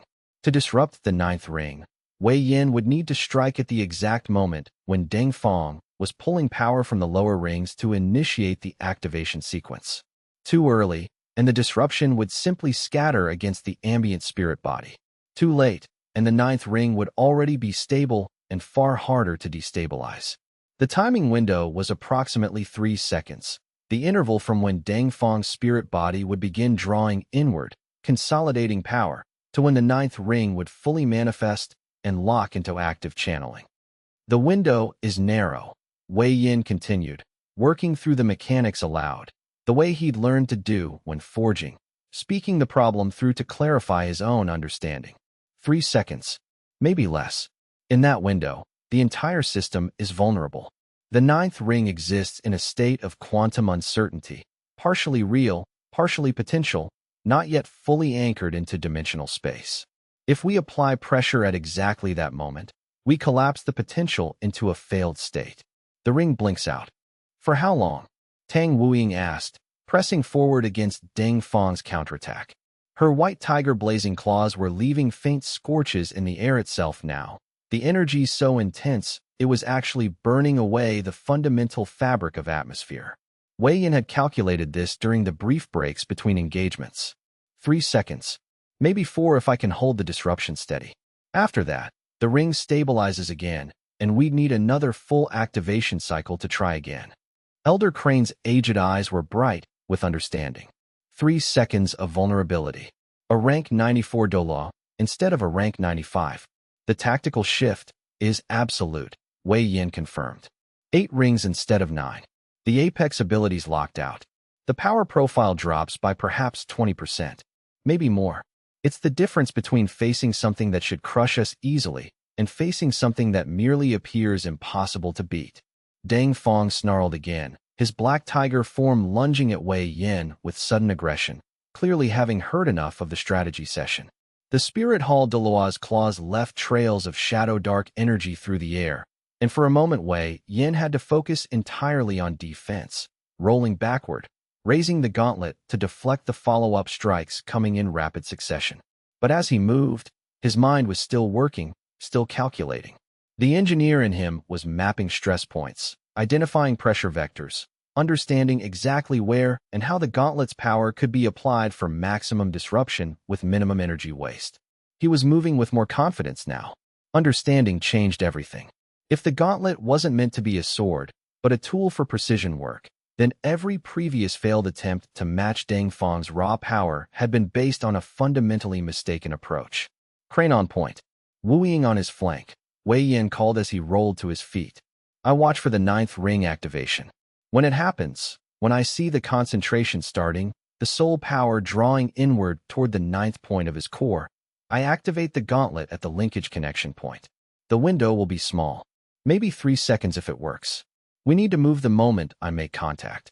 How many times can you use it before you collapse? Tang Wuying asked, not taking her eyes off Ding Fong even as she parried another of his attacks. Her claws met his with a spray of gold-black and shadow-dark energy mixing in the air between them. Colors that shouldn't have been able to exist in the same space colliding with a pressure that made her arm ache from the concussion. Wei Yin didn't answer immediately. He could feel the state of his meridians in exquisite detail now. Every channel mapped by the strain of the previous activations, every point of stress identified and catalogued. The 2 fractured channels in his right arm were his limit. Another full power activation on top of the 6 he'd already completed might not destroy his arm completely, but it would come terribly close to that point. After that, after one final activation, his right arm would simply refuse to answer his commands until the channels healed properly. That could take days, maybe a week, as many times as necessary, he said quietly, which was technically the truth, just not the whole truth. However many it takes to complete our plan. Deng Fang's voice cut through the sounds of battle, heavy with contempt and something else, something approaching frustration that even he seemed surprised to be feeling. You think this coordination changes anything? I have 3 centuries of power behind me. I have refined my soul rings across a lifetime of cultivation and study. I have stood at the apex of the spirit hall's hierarchy. You are playing children's games with that trinket, blacksmith, playing at a tier that will never, ever touch mine. But as the words emerged, Wei Yin detected something crucial in the cadence, the timing, the precise emphasis that Deng Fang placed on certain syllables. The spirit hall Douluo was testing ideas as he spoke them, hearing his own arguments, using the words as a way to think through the tactical situation. A warrior who was confident in their victory simply crushed their opponents. A warrior who was beginning to strategize was a warrior who had started to doubt. But Wei Yin noticed something that the spirit hall Douluo clearly didn't realize he was revealing through his very words. Deng Fang had moved from the assumption of simple dominance to actual analysis. He was no longer attacking with overwhelming force deployed carelessly. He was testing them, probing at their coordination, trying to find the weak points in their strategy before fully committing to engagement. His attacks had become considered, measured, analytical, professional. For the first time in hours of continuous battle, the rank 95 Douluo was treating them as something worth genuinely strategizing against, rather than merely a problem to be solved through escalating force. Wei Yan's mind was mapping the implications as they played out in real time. If he could disrupt the 9th ring, even temporarily, even for just a few seconds, it would shift the entire engagement. A rank 94 Douluo was still extraordinarily powerful, still far beyond anything the 3 defenders could defeat in direct combat. But a rank 94 without the apex abilities of a 9th ring was measurably, meaningfully weaker. The 9th ring's power was roughly 20 to 30% of a rank 95 Douluo's total combat capability, depending on the specific ring abilities granted. Losing access to that ring would be like a blacksmith losing the strongest hammer in his collection. He could still work effectively, could still accomplish most tasks, but his options would be severely limited. And more importantly, and this was the part that made Wei Yan's pulse quicken, a disrupted 9th ring would require Deng Fang to spend significant soul power to stabilize it. Every failure, every attempt to reactivate the ring while the gauntlet was actively disrupting it, would burn through reserves that even a rank 95 Douluo would eventually feel. He'd essentially turned the battle into a resource management problem. And Wei Yin understood resource management the way a blacksmith understood metal. You didn't need to break the most expensive sword in the world. You just needed to force its owner to use it in ways it wasn't designed for, to make every use more expensive than the benefit it provided. The mathematics of it were elegant in their simplicity. A rank 95 Douluo soul power reserves were essentially infinite from the perspective of a rank 73 or lower opponent. A human could hold perhaps 100 units of soul power before reaching critical exhaustion. A rank 95 Douluo could hold perhaps 50,000 units or more, depending on their cultivation and soul ring configuration. But if Wei Yin could force Deng Fang to spend that power inefficiently, to burn 10 units of power to accomplish what should have cost 1 unit, then the calculus changed dramatically. Over a prolonged engagement, inefficiency became catastrophic. A rank 95 Douluo burning reserves at 10 times normal efficiency could be brought to critical exhaustion in the span of a few hours, rather than the weeks or months that would normally be required. And that was the true genius of the disruption strategy. It wasn't about defeating Deng Fang. It was about making him lose, about forcing him into inefficiency, about making him spend resources faster than he could sustain. The gauntlet thrummed against Wei Yan's wrist, a sensation like a tuning fork resonating at precisely the right frequency. He could feel the weapon's responsiveness, the way it was learning his movements, his intentions, the specific way he channeled the Forge God energy through his meridians. Each activation made the next one slightly cleaner, slightly more efficient, slightly less damaging to his physical form. If he had another 30 activations available to him, his body would probably adapt fully, would develop new pathways to handle the Forge God energy without rupturing existing meridian channels. But he didn't have 30 activations. He had maybe 2 more before his arm became completely useless. That was the price of pushing his body to these extremes. Chapter 132. Tang Wuing's moment had happened in the space between heartbeats, in that microsecond of opportunity that only the truly exceptional in combat could even recognize, let alone capitalize on with perfect execution. Deng Fang's attention had narrowed entirely onto Wei Yan, the blacksmith having become the clear focus of his strategic assessment and analytical study. The rank 95 Douluo had been growing increasingly fixated on understanding the gauntlet, on learning its mechanism and limitations through controlled engagement. He'd been executing subtle feints toward the blacksmith, baiting responses, studying the exact way Wei Yan positioned himself, the timing of his defensive movements, the patterns of his guard, and the rhythm of his breathing. It was a form of warfare that only emerged at the highest tiers of cultivation. The art of studying an opponent through controlled engagement, learning their tells through careful observation, mapping their weaknesses through the patterns of their responses. Deng Fang had been fighting at the absolute peak of cultivation for 3 centuries. He'd done this dance 1,000 times before. He'd almost certainly forgotten that even a rank 95 Spirit Hall Douluo could make errors in tactical judgment when their attention became too narrowly focused. For just a moment, Deng Fang believed the secondary threat was beneath noticing. Tang Wuing saw the exact moment that his right shoulder blade rotated slightly as he turned to face Wei Yan more directly, shifting his weight and stance forward to commit to a more sustained assault against the blacksmith. It was a pure tactical error, the kind of openness that happened when a warrior believed so profoundly in their own superiority that lower-ranking opponents registered less as genuine threats and more as complications to be swatted aside once the real problem was dealt with. She didn't announce herself. There were no dramatic battle cries, no words of warning or challenge. Tang Wuing simply accelerated from her position on Deng Fang's left flank, moving with the flowing grace of the white tiger, and closed the distance in the exact moment when the rank 95 Douluo's spirit body was most completely turned away from her, his attention entirely focused on Wei Yan and the mysterious gauntlet. Her white tiger blazing claw emerged in full, brilliant glory, that fusion of gold and black energy that Wei Yan's heaven-forged technique had awakened from the deepest parts of her spirit form. The energy felt alive in her limbs, eager, responding to her intent with perfect clarity and immediacy. She'd spent weeks learning to control this power, to integrate it into her combat patterns, to allow it to flow through her movements without overwhelming her consciousness. All that training led to this single moment of opportunity. She struck at an angle toward his right shoulder, aiming precisely for the junction where his spirit body and his active soul power converged, where the integration between his physical and spiritual aspects was momentarily least robust. For the first time in the entire battle, Deng Fang actually felt pain. It wasn't severe. His ranking protected him from any true harm, prevented her strike from causing lasting damage or permanent scarring.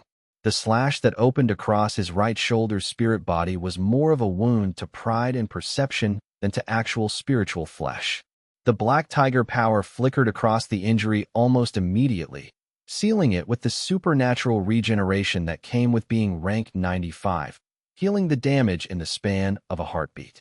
But he felt it, and more importantly, he stopped moving entirely for a fraction of a second, not from the pain itself, but from the sheer shock of discovering that he could be injured at all by someone at Tang Wuing's tier. The wound was barely a scratch, perhaps 2 inches across, diagonal from upper right shoulder toward the center of his chest. But that wasn't what mattered. What mattered was the impossibility of it. What mattered was the fact that a rank 73 Douluo had just succeeded in piercing his spirit form's outer defenses and drawing actual damage. Dang Feng's head turned with deliberate slowness to lock eyes with Tang Wuing. And in that gaze, she saw something that hadn't been present since the battle had begun: genuine surprise. Not alarm. A rank 95 Douluo's confidence ran far too deep for that, built on centuries of undisputed superiority. But clear, unmistakable shock at discovering that an opponent he'd been casually half ignoring, treating as background noise, could actually land a meaningful blow on his spirit form. "The white tiger," he said, and his voice had shifted in texture and weight. Some of the contempt that had permeated every earlier word had burned away, replaced by something that might have been grudging acknowledgement. "You've been upgraded by him. The Heaven Forge technique. I underestimated the degree of enhancement involved." Tang Wuing didn't respond with words. Communication took time, and time was something they couldn't afford to waste. Instead, she moved again, pressing forward before Dang Feng could fully regain his equilibrium, her claws creating trails of gold-black light that seemed to have substance and weight in the air. She knew with absolute certainty that she couldn't hurt him significantly.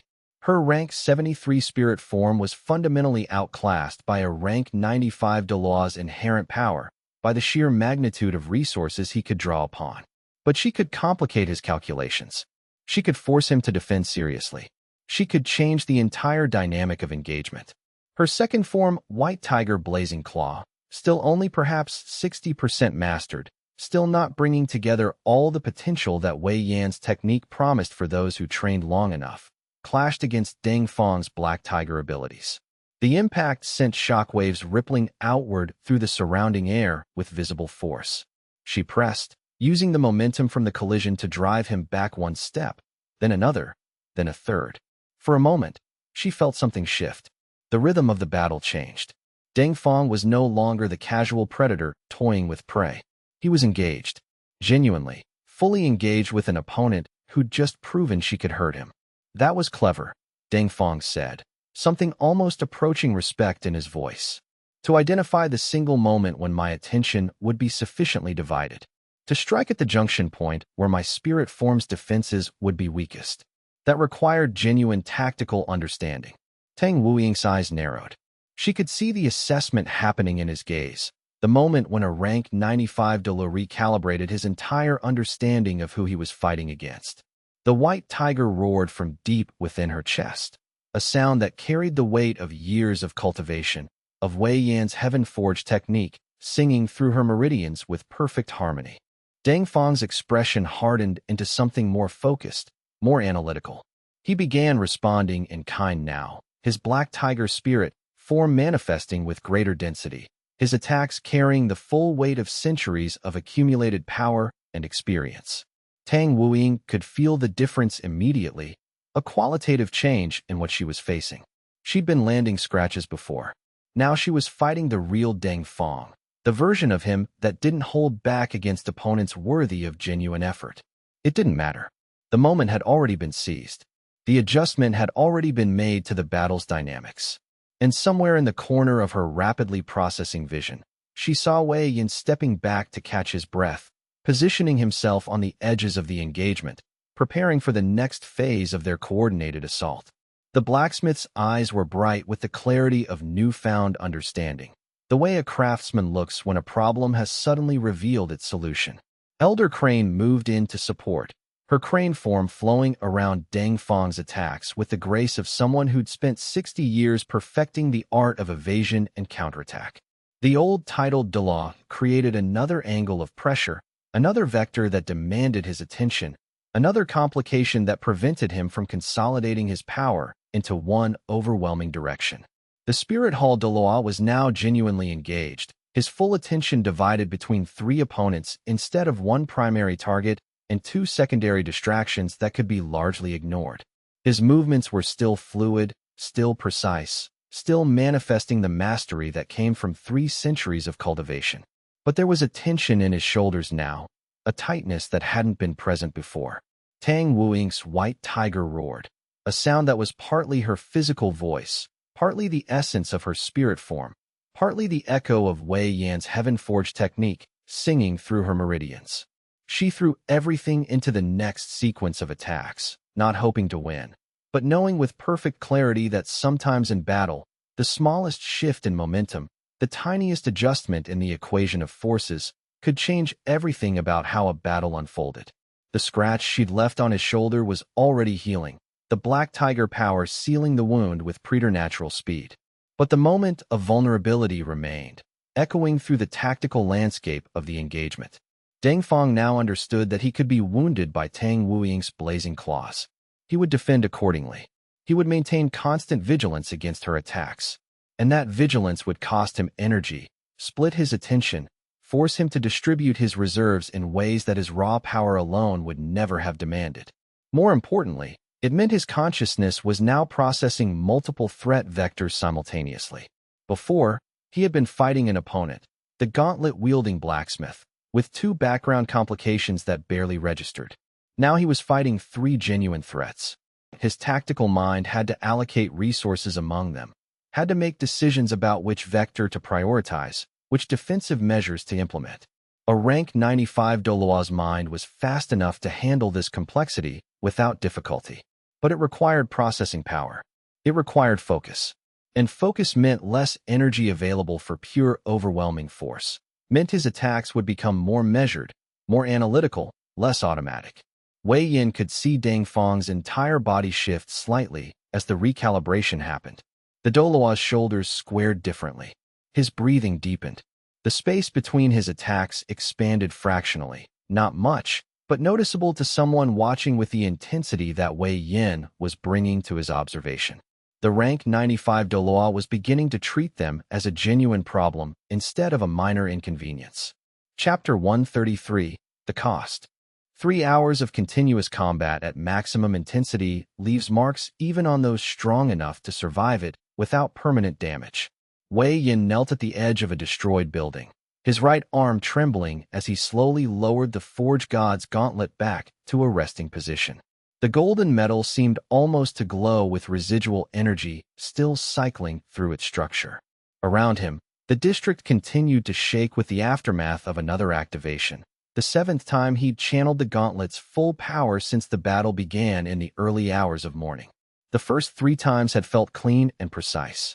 The gauntlet responded to his will like an extension of himself that he'd been born with, the Forge God energy flowing through his meridians with the precision of water running down a predetermined channel.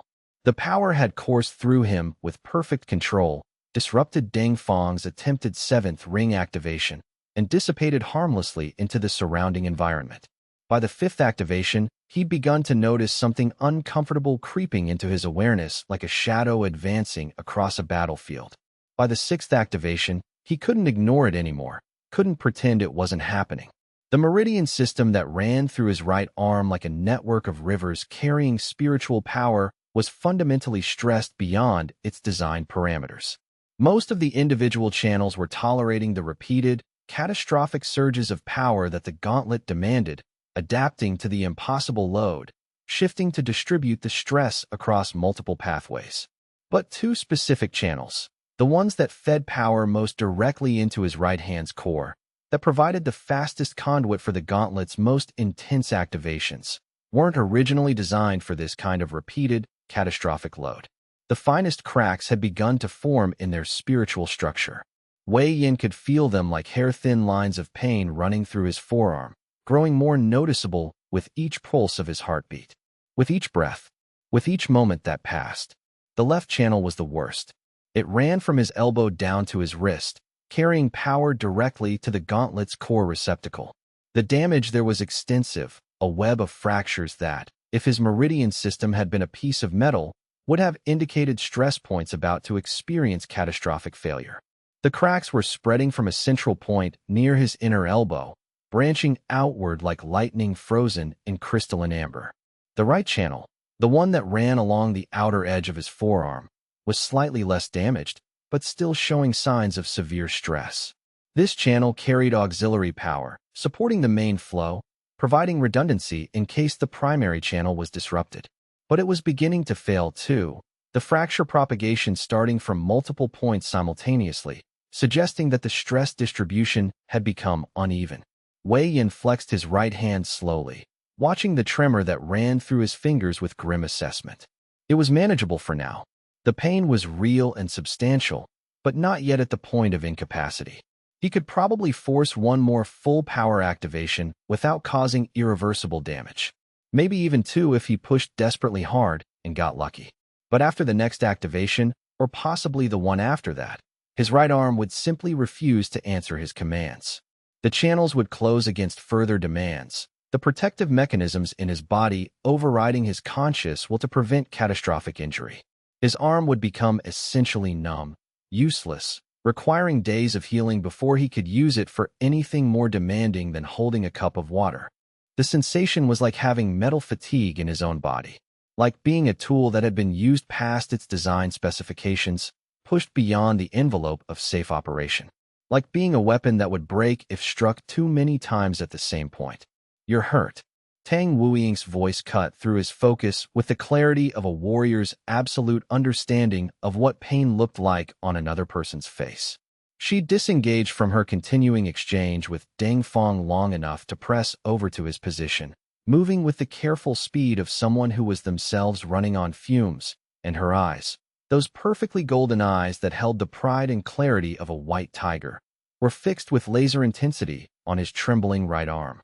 Wei Yin started to deny it, started to construct some dismissal or explanation, but Tang Wuying was already moving closer.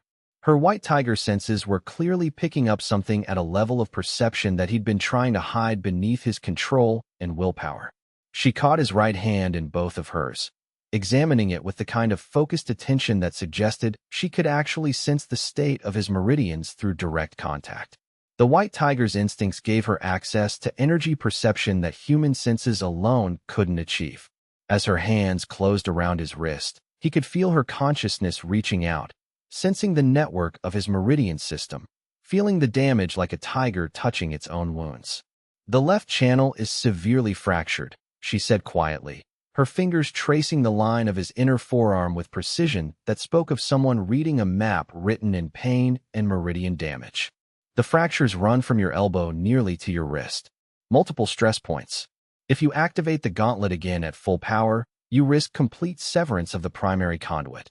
Wei Yin had to admire her diagnostic accuracy. That was exactly what he'd assessed. The right channel is supporting it now, carrying some of the load distribution. "The right channel is failing too," Tang Wuying said, and her voice carried the weight of absolute certainty. "I can feel the secondary fracture pattern forming. The damage is spreading. Your arm is approaching a critical failure state." She pulled her hands away slightly, her eyes meeting his with fierce intensity. "Two of the channels are rupturing," she said quietly, certainty in every syllable. It wasn't a question, wasn't a request for confirmation. It was a statement of fact, delivered by someone reading information that was clear to her enhanced perception. Wei Yin had no point in lying at that stage. "Yes, two channels in my right arm. The ones that handle the most intense power flows from the gauntlet. When I channel the full power of the gauntlet, it's like pushing a torrent of water through pipes that were designed for a trickle. The pressure is immense. The stress is accumulating." "How many more times?" Tang Wuying's question was crisp, demanding precision.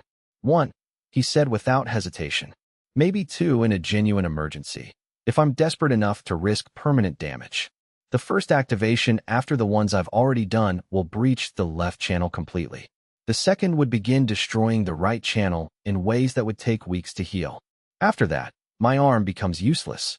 Complete numbness, complete lack of voluntary control, requiring extended rest and medication to recover." "That means one final strike," Tang Wuying corrected sharply, and something in her voice shifted, a note of determination that carried the weight of tactical decision made. She pulled her hands away from his arm and turned back toward Deng Fong with renewed purpose, her golden eyes blazing with the intensity of a warrior who'd just decided on her path. "We make the final one count. We don't waste it." She accelerated back into the engagement without waiting for response, moving with renewed urgency. For the next 12 minutes that followed, Wei Yin watched as Tang Wuying drove herself entirely, completely into the battle with Deng Fong. She wasn't trying to seriously injure him anymore. She was trying to exhaust him, to force him to maintain active defense against an opponent who, while she couldn't possibly defeat him through direct confrontation, was determined to be nothing less than exhausting to deal with. Her white tiger blazing claws created intricate patterns of gold-black light in the air. She moved with the predatory grace that was the essence of her spirit form, hitting angles that forced Ding Fong to respond to her attacks, to maintain his guard, to spend soul power on defense when he'd probably prefer to simply overwhelm everything in his path through sheer concentrated force. Ding Fong's frustration was beginning to show itself in tiny fractures in his composure. The way his attacks became slightly less fluid, the way his breathing began to show evidence of exertion, the way his eyes narrowed with increasing concentration. There was sweat on his forehead now, moisture that spoke of a body being pushed beyond its comfort zone. He was older, stronger, more powerful in every measurable way. But there was something about the relentless, perfectly timed coordination of the three defenders that was starting to wear on him in ways that raw power alone couldn't overcome. His Black Tiger attacks were still absolutely devastating, still enough to shake the earth and crack nearby buildings where they landed. But they were also becoming slightly less frequent, slightly more measured, requiring more conscious thought and less automatic response. By the time Tang Wuing finally stepped back, her body heaving with exhaustion, her white tiger form flickering at its edges as fatigue began to seriously set in, she'd accomplished her primary mission with perfect execution. Ding Fong was tired, not exhausted, not even significantly depleted by any measurable standard. A rank 95 Douluo's reserves of soul power were vast enough that a few thousand cycles of high-intensity channeling barely registered as consumption. But he was tired in a way that truly mattered in close combat. His responses had slowed fractionally. His breathing was noticeably heavier. And most importantly, he'd been forced to activate his 7th soul ring ability twice in rapid succession just to keep Tang Wuing's white tiger blazing claws from landing hits that could have been genuinely serious. He had these 12 minutes of rest to show for his efforts, and even a rank 95 Douluo recognized the significance of that. His voice, when he spoke, carried a note of something that might have been respect. You push harder than circumstances should allow. That shows either courage or desperation. I suspect the latter. Tang Wuing didn't respond. She collapsed beside Wei Yan, her breathing coming in deep gasps, her entire body shaking slightly from the effort she'd expended. Her white tiger form was still partially manifested, the golden eyes blazing in her human face with an intensity that spoke of a warrior operating at the absolute edge of her capabilities. Wei Yan watched her for a moment, seeing the tremor in her limbs, the way her breathing came in controlled gasps, the absolute exhaustion that was etched into every line of her face. And for the first time in the entire battle, he allowed himself to feel something genuine and warm like hope. It was small, fragile, barely a single flame in the darkness of their desperate situation. But it was there. One more, Tang Wuing said, her words gasped between desperate breaths. Make it final. Make it matter. I will. Wei Yan promised her quietly, meeting her golden eyes with absolute certainty. I promise you I will. Chapter 134. What Tang Wuing bought. The next 12 minutes belonged entirely to Tang Wuing versus Ding Fong, and it was in many ways the most one-sided exchange of the entire battle. Not in the way a rank 95 Douluo would normally understand one-sided, but rather in the specific, grinding exhaustion that comes from being forced to engage with a genuinely annoying opponent who simply will not concede. Tang Wuing couldn't win. She knew this with the clarity of perfect self-assessment. Wei Yan could see her eyes, could read the absolute understanding written in every movement. That victory against a rank 95 was impossible, that all she was doing was buying time, was purchasing minutes and seconds with her own endurance and pain. But she threw herself into it anyway, with a commitment that transcended mere tactical necessity. Her white tiger blazing claws created trails of gold-black light that seemed almost alive, snapping and snarling through the air with a will of their own. She moved with the weight of someone who understood that she was fighting against impossible odds and had decided in that moment that it didn't matter, that the attempt was worth making regardless of the outcome. The white tiger form wasn't inherently built for endurance. It was a spirit form designed for explosive bursts of power, for overwhelming displays of force. But Tang Wuing stretched it, pushed it, demanded more from it than its standard framework should have allowed. She was finding reserves she didn't know existed, channeling depths of spirit power that she'd previously only accessed in moments of absolute crisis. In the first minute of engagement, her claws met Deng Feng's shadow dark abilities in a flurry of exchanges that created visible shockwaves. Strike, block, counter. The rhythm became almost hypnotic in its intensity. She could feel the raw power flowing through her limbs, the way the white tiger blazing claw energy responded to her will with perfect clarity. Third exchange from the start. She landed a legitimate strike on Deng Feng's left side, drawing another thin line of injury across his spirit body.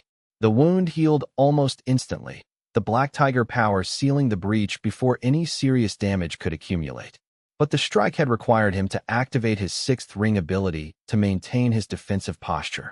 "You're learning," Deng Feng said between exchanges, his voice carrying something that might have been dark amusement. "Each strike is refined from the previous one. You're analyzing my patterns, adjusting your approach. That level of tactical thinking typically takes years to develop. Yet you're managing it in real time." Tang Wuing didn't respond. Conservation of energy was critical now. Every breath she took was breath she needed for the next exchange. She pressed forward instead, her claws creating patterns that she'd been developing with Wei Yin over the past weeks, specific combinations that flowed from one another with perfect continuity. Fifth exchange into the engagement, Deng Feng was forced to deploy his seventh ring ability to defend against a combination she threw at him. The shadow dark energy spiraled outward from his form, creating a barrier that blocked her follow-up strikes completely. But deploying that ability cost him soul power. Real, measurable reserves that his body would need to replenish. By the 8th minute of sustained engagement, Deng Feng had been forced to activate his 7th ring 3 times. By the 10th minute, he'd begun to draw on his 8th ring ability to keep up with the sheer volume of attacks Tang Wuing was throwing at him. Each activation was deliberate, controlled, nothing like the overwhelming force he'd been deploying earlier. But each one represented a commitment of resources that he hadn't planned to spend in this engagement. The math was simple. Each ring activation cost approximately 3 to 5% of a Douluo's immediate soul power reserves. Activating his 8th ring cost more than activating his 7th, but he'd had no choice. "It won't matter," he said, and the words carried absolute certainty. "Whatever soul power I expend defending against you, I have centuries' worth of reserves backing me up. You're fighting against an ocean with a cup. Even a perfect cup won't achieve anything meaningful. I don't have to win," Tang Wuing replied, gasping the words between attacks. "I just have to tire you. I just have to make this cost more than you want to spend." She threw herself at him again, her white tiger claws creating patterns of gold-black light that were becoming increasingly desperate in their intensity. Her movements were slowing now. She could feel the fatigue accumulating in her limbs, the way her body was burning through reserves at a rate that couldn't be sustained indefinitely. But minutes were passing. That was what mattered. Each second of engagement was a second that Wei Yin wasn't fighting directly, a moment when the rank 95 Douluo was occupied, divided, unable to consolidate his full power against a single target. 7th minute. She forced another exchange that required Deng Feng to activate his 7th ring a second time. The shadow dark barrier erupted from his form again, blocking her combination strike, forcing her to pull back and reset her positioning. 8th minute. She landed another shallow cut across his left arm, this one requiring active soul power channeling to seal before it could deepen into anything serious. 9th minute. She pushed into an angle that forced him to divide his attention between defending against her direct assault and maintaining his guard against potential follow-up strikes from Elder Crane, who was still flowing around the periphery of the engagement, waiting for opportunities. Deng Feng's Black Tiger abilities responded with the terrible grace that only a rank 95 Douluo could manifest. His shadow dark claws met her gold-black ones in exchanges that created shockwaves visible to observers from blocks away. He had all the time in the world, infinite patience, unlimited reserves of soul power available to him. He could wait her out, grind her down through sheer attrition if that's what the battle required. But he couldn't quite dismiss her as beneath notice. That was the crucial key to everything. A lesser opponent, anything below rank 70, would have been simple background noise, something beneath his attention. But Tang Wuying occupied that peculiar middle ground of power. She was weak enough that her victory should have been trivial, yet strong enough to demand genuine attention. So Deng Feng gave her that attention, whether he wanted to or not. He was forced to maintain active defense.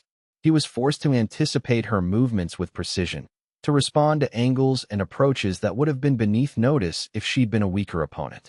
He was forced to activate his soul ring abilities just to keep her from landing increasingly serious blows on his spirit body. 10th minute. She executed a combination that she'd clearly been planning for. A 3-strike sequence that flowed directly from one movement into the next, each strike positioned to make the next one more difficult to defend against. The first strike came high, forcing him to bring his guard up. The second came low, exploiting the momentary gap that the first strike created. The third was positioned to exploit whatever defensive stance he took in response to the first two. He responded with a 7th ring activation again, his third activation of her solo engagement against him. The shadow dark barrier erupted outward, blocking all 3 strikes. But the sheer fact that she'd forced him to react so dramatically spoke to the effectiveness of her assault. 11th minute. Her entire white tiger form was flickering at its edges. She was approaching the absolute limits of her physical and spiritual endurance. But she pressed on anyway, her movements becoming more desperate, more frantic, driven purely by will and determination. Her breathing was ragged now, each breath costing her as her lungs burned with exertion. The 12th minute found both of them breathing heavily. Tang Wuying's white tiger form was barely visible now, flickering between full manifestation and nearly complete dissolution. Her legs were shaking, barely holding her up under their own weight. She'd thrown everything she had into this 12-minute solo engagement, and she was completely depleted. Yet she had succeeded. The cost had been paid.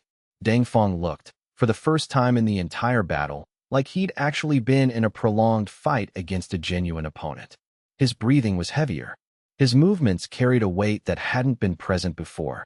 The shadow-dark aura surrounding his black tiger form was slightly less brilliant than it had been hours ago. He'd activated his ring abilities repeatedly, had burned through soul power reserves that he normally didn't need to access. The numbers were small in absolute terms. Even with all his activations, Deng Feng had burned perhaps 5 to 7% of his total reserves. But the principle was profound.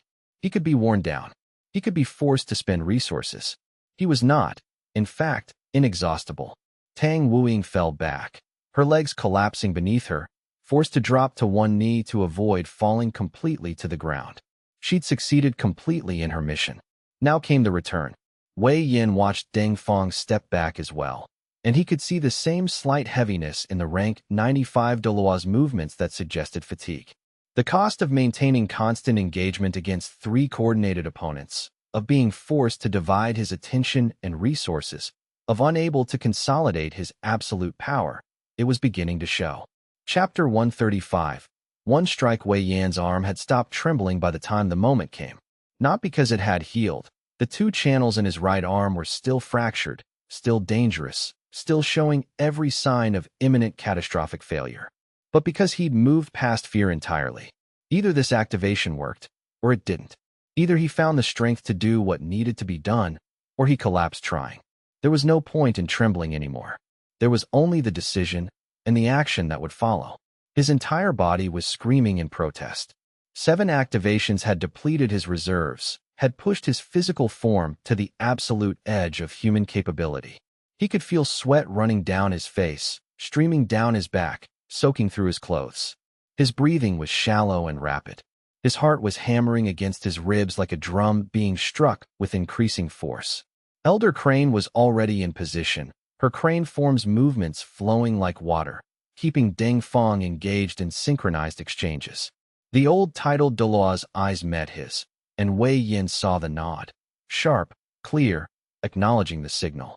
6 decades of combat experience compressed into a single gesture of understanding. Now, Wei Yin said, but quietly.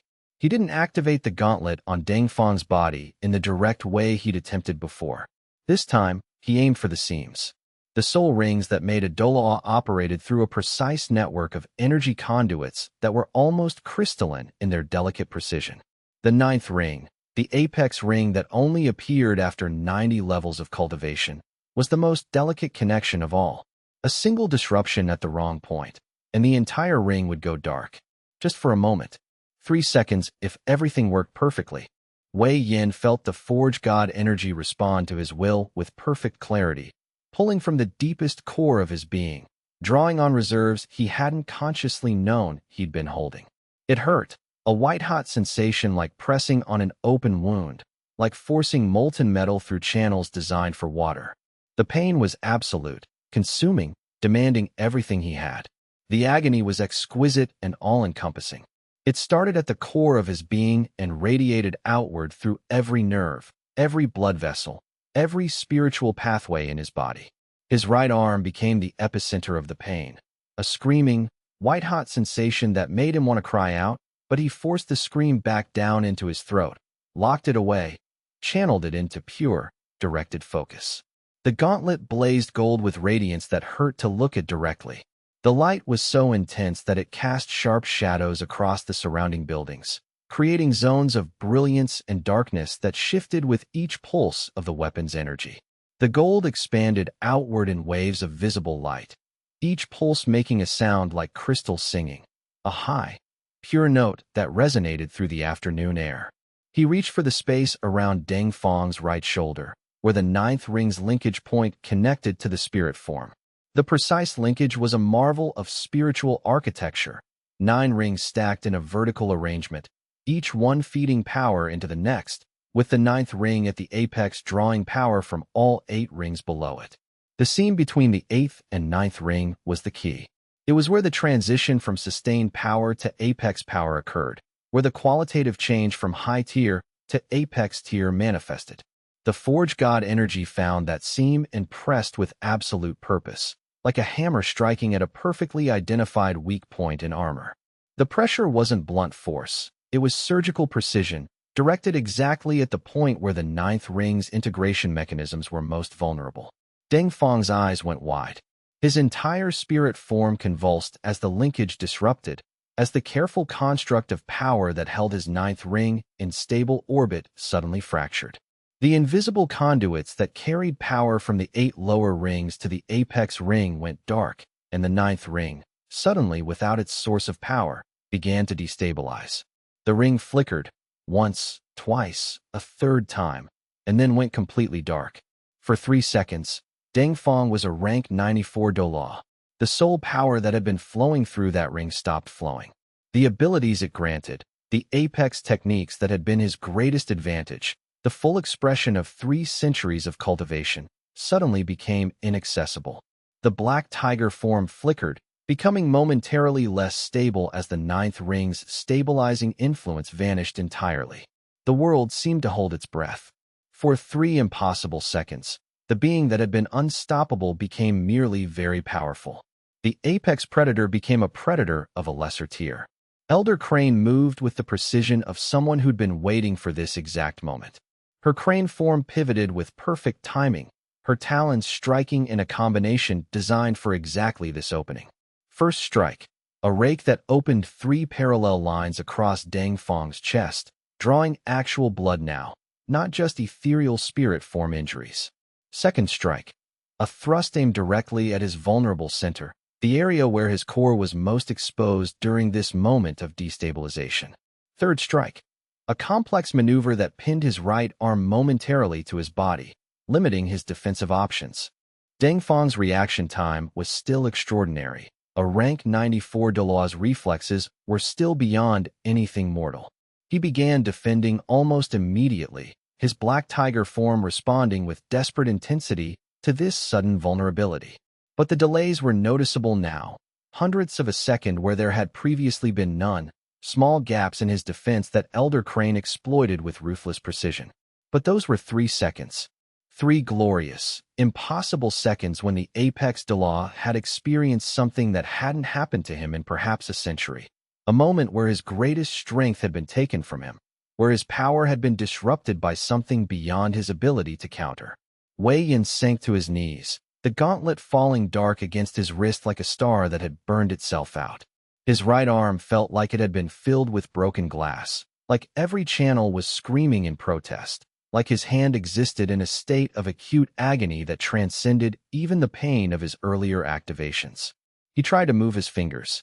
They responded, but slowly, reluctantly, with tremors that spoke of systems operating far beyond their design specifications. The two channels in his arm had ruptured completely. That final activation had destroyed the carefully balanced distribution of power that had been allowing him to function. The ruptures were severe, actual breaks in the fabric of the spiritual pathways, separations that would require days of careful meditation and energy work to repair. His right arm was essentially a dead weight now, numb and useless, and requiring immediate rest if he wanted to preserve any capability to use it in the coming weeks. But the moment was complete. Deng Fang's ninth ring flickered back to life, the power conduits reconnecting, the apex abilities returning to his arsenal. But the damage was done. He'd been forced to confront his own mortality, to experience a moment when his absolute power had been disrupted by something beyond his ability to counter or predict. And Wei Yin had done it. Wei Yin smiled through the pain, through the exhaustion, through the overwhelming agony radiating from his shattered right arm. He'd found something greater than raw power. He'd found precision. He'd found the art of breaking the mechanisms that held the strongest structures together. That was what a true Forge God worked with. That was what the Heaven Forge had been teaching him all along. Not how to fight with strength, but how to fight with understanding, with precision, with the wisdom to know where to press to break even the unbreakable. Deng Fang's ninth ring stabilized, glowing with renewed brilliance as the power conduits reconnected. But there was something different in the Spirit Hall Douluo's eyes now, a quality that hadn't existed in them at any point during the preceding hours of combat. It was a recognition, a dawning awareness that the game had fundamentally changed. "Remarkable," Deng Fang said, his voice softer now, more measured, carrying the weight of someone reassessing an entire situation. He flexed his right arm, testing the return of full sensation, the re-establishment of connection to his apex ring. "In 300 years, I have faced many opponents. I have defeated enemies who were skilled, determined, talented, and powerful. But I have never faced an opponent who understood how to break the mechanisms that held power together." Wei Yin tried to respond, but found that speaking took more energy than he could currently summon. Instead, he simply raised his left hand in a gesture of acknowledgement, a blacksmith's acknowledgement, from one craftsman to another, from someone who understood the art of creation to someone who had just demonstrated that they understood the art of destruction. "The city will hold," Wei Yin managed to say, his voice barely audible. But the certainty in those words was absolute. He could feel it settling into place in his consciousness, a knowledge that came not from hope, but from mathematical certainty. They had forced Deng Fang to spend reserves. They had demonstrated that the apex Douluo could be disrupted, interrupted, made to use his power inefficiently. Even if Deng Fang returned to his original plan of simply overwhelming them through sheer force, he was no longer operating at optimum efficiency. The equation had shifted. The balance point had moved. And that was all that had ever been necessary. The battle wasn't over. Deng Fang still outranked every defender by personal power, still had reserves of soul power that could crush them all if he so chose. But something fundamental had shifted.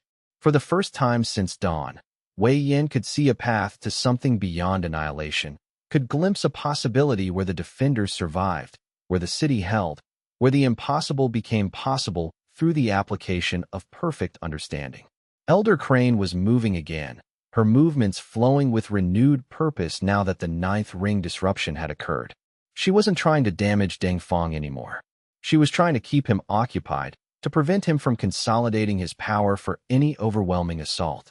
And now that she understood what Wei Yin had accomplished, that the ninth ring disruption was possible, that the apex tier could be compromised, her movements carried an entirely different tactical purpose. Tang Wuying was stirring as well, her body still trembling from the exhaustion of her 12-minute solo engagement. But her golden eyes were bright with recognition of what had just occurred. She understood as clearly as Wei Yin did. The impossible had just become possible. He'd forged more than a weapon. He'd forged hope. And more than that, He'd forged a path forward, a tactical innovation that would ripple through the remainder of this battle and beyond. Deng Feng would be more careful now.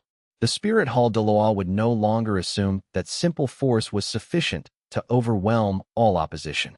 And in that shift from assumption to awareness, from dominance to caution, lay the seed of possibility that the city could endure, that the defenders could survive, that the impossible might yet be achieved. Wei Yin felt the gauntlet's warmth against his wrist, the residual energy still cycling through its golden form.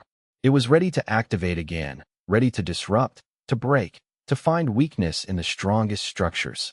But not yet. His body couldn't sustain another activation. His meridians had reached their breaking point. But it wouldn't be necessary. The point had been made. The mechanism had been revealed. And Deng Feng, for all his 3 centuries of power and cultivation, would never again be able to face an opponent who understood where his weaknesses lay without at least considering the possibility of disruption. That was the true gift of the Forge God. Not strength, not power, but the understanding of how strength and power could be broken, disrupted, and undermined through perfect knowledge of the mechanisms that held them together. Chapter 136. Elder Crane's Window. The darkness in Deng Feng's 9th soul ring lasted exactly 3 seconds. In the mathematics of high-level cultivation, 3 seconds at the threshold of a rank 95 Douluo's power level was an eternity, an impossibly long window through which a fundamental vulnerability had been exposed. 3 seconds in which the most powerful figure on the battlefield became, temporarily, mortal. 3 seconds in which Heaven Do's fate pivoted on an edge sharp enough to cut reality itself. 3 seconds. That was all it took to transform an impossible situation into an opening.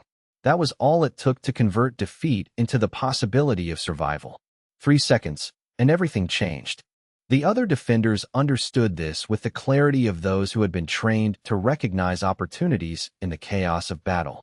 They had positioned themselves during the preliminary engagements, had conserved their strength, had waited with the patience of hunters for the moment when vulnerability would appear.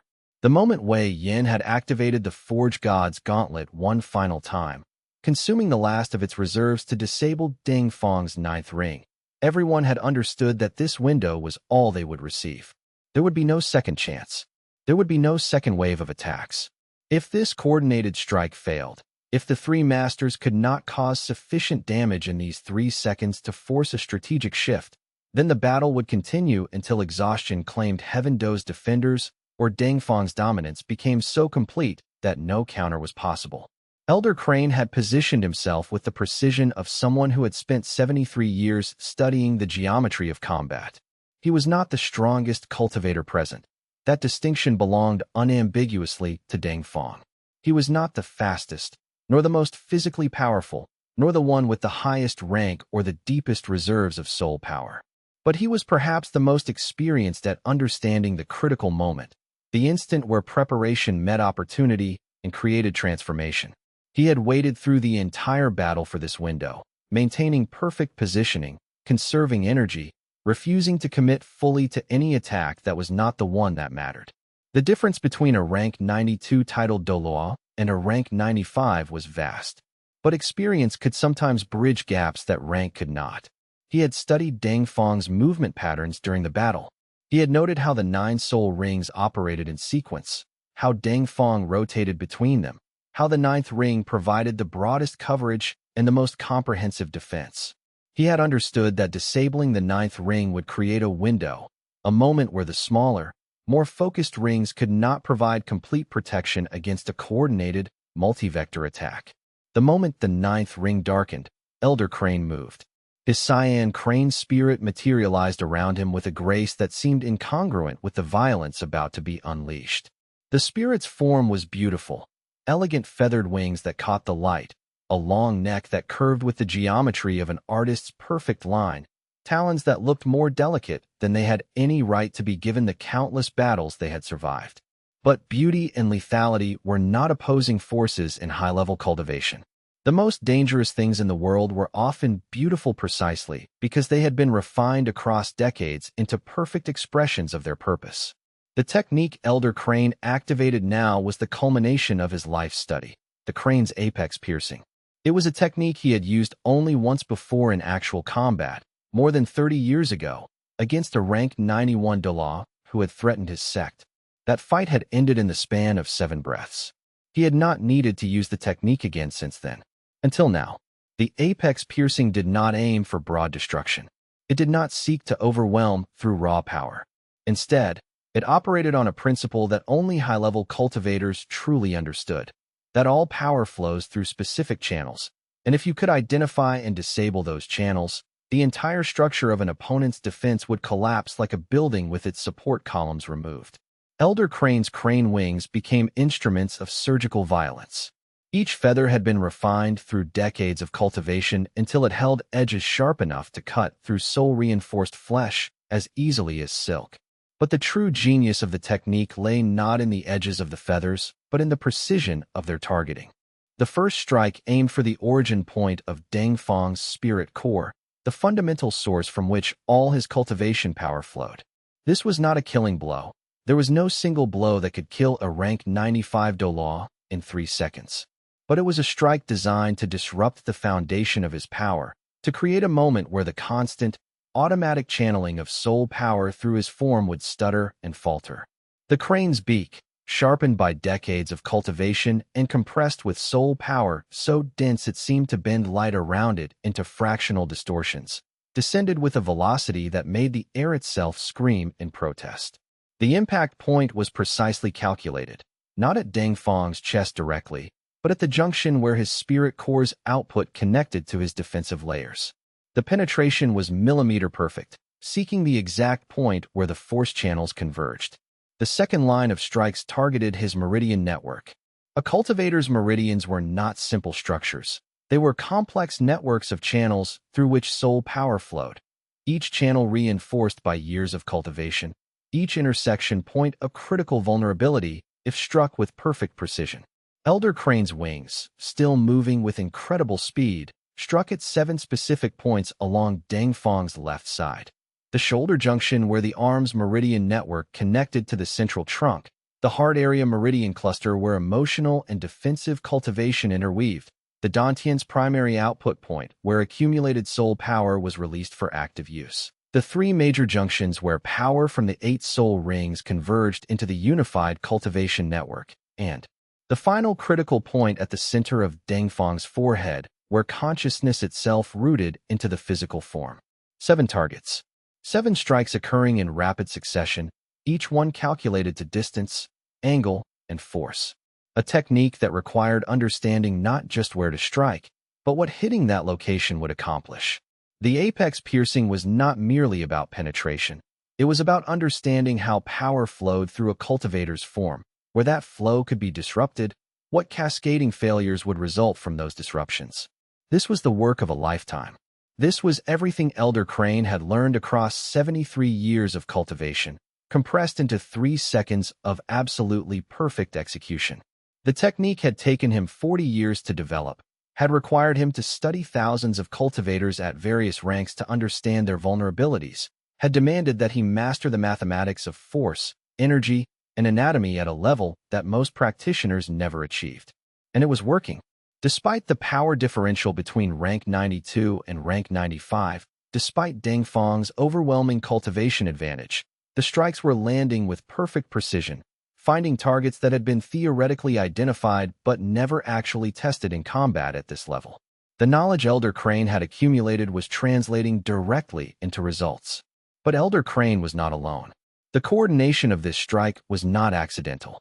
It had been planned during the preliminary meetings, discussed in detail, timed and practiced, so that 3 separate attacks operating from 3 separate vectors would arrive at the same moment, creating overlapping damage that no single defense could counter. Titled Douluo Shifeng moved from a different angle, and his attack came from a diametrically opposite philosophy of violence. Where Elder Crane sought precision, Shifeng brought the immovable, overwhelming weight of geological permanence. His granite body spirit had transformed him completely. His skin had become stone, refined stone that had been subjected to 10,000 years of pressure in the earth's depths. His muscles had become compressed earth, dense beyond the normal limits of material reality.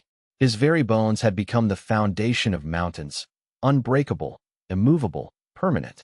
He weighed nearly 800 pounds. Every ounce of that weight carried the concentrated density of a spirit ability evolved to titled Douluo Mastery. Shifeng had spent the entire battle moving slowly, precisely, positioning himself for this single moment. His speed was deliberately limited.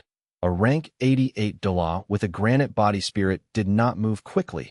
Such a spirit was designed for stability, immobility, the refusal to be moved. Speed was a luxury Shifeng could not afford. Instead, he had cultivated positioning. He had moved incrementally, millimeter by millimeter, to place himself exactly where he needed to be when the moment arrived. Now that moment had arrived, but 3 seconds was all he needed. That was the agreement, the unspoken understanding between the 3 coordinators of this strike. 3 seconds. That was the window. That was all Heaven Do could guarantee. Make it count. Shifeng drove forward with the inexorable momentum of a mountain that had decided to roll downhill. His shoulder, reinforced with the hardness of marble that had survived geological epochs, that had been treated with techniques developed over centuries of earth cultivation, became a battering ram. The impact was not aimed at precision. It was aimed at the fundamental principle of overwhelming force meeting immovable object. It was aimed at the principle that if you could accelerate mass with sufficient force, if you could concentrate density to sufficient levels, the laws of physics themselves would need to negotiate the outcome. This was stone cultivation taken to its extreme endpoint. Not the fragile stone of human architecture, but the stone of mountain cores, of the earth's deep foundations. Stone that did not break. Stone that did not yield.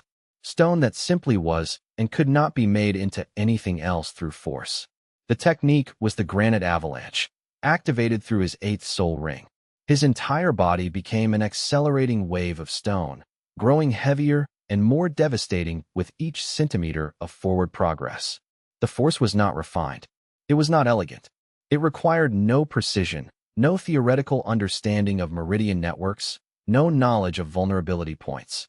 It was simple, primal, devastating, mass multiplied by acceleration, force concentrated into a single direction, directed at the center point of Dangfang's form.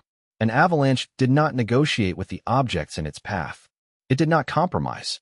It did not slow down or find alternatives. It simply moved forward, and everything in its path moved or was destroyed. That was the philosophy of stone cultivation at Shifeng's level.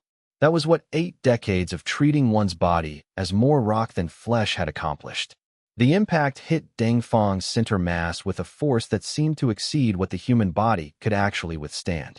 The shockwave of the collision expanded outward like a contained explosion, shattering the nearest buildings and sending fragments of debris tumbling across Heaven Do's central plaza like confetti scattered by a hurricane wind. The plaza's ground fractured outward in a radial pattern, the cracks spreading outward from the point of impact like spiderwebs made of concrete and earth. From above, descending from the sky, where she had maintained position throughout the entire battle, Du Yunmei arrived with the grace and fury of a hunting storm. Her storm hawk spirit was the opposite of Shifeng's solid, immovable weight.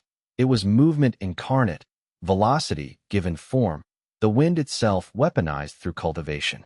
She had circled during the battle's chaos, waiting with the patience of a predator for the precise moment when all 3 of the most powerful defenders of Heaven Do could strike in unison with the maximum possible lethality.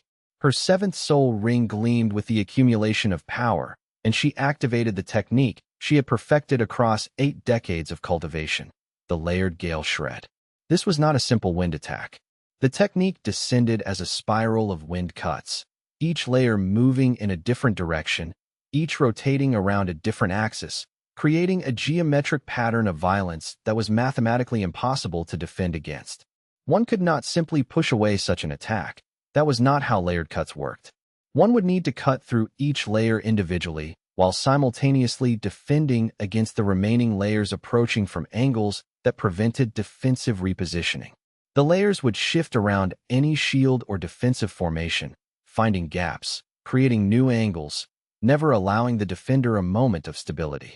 The Stormhawk's form streaked through the air with such velocity that she left trails of distortion in space itself, small ripples of reality stretching and contracting in her wake.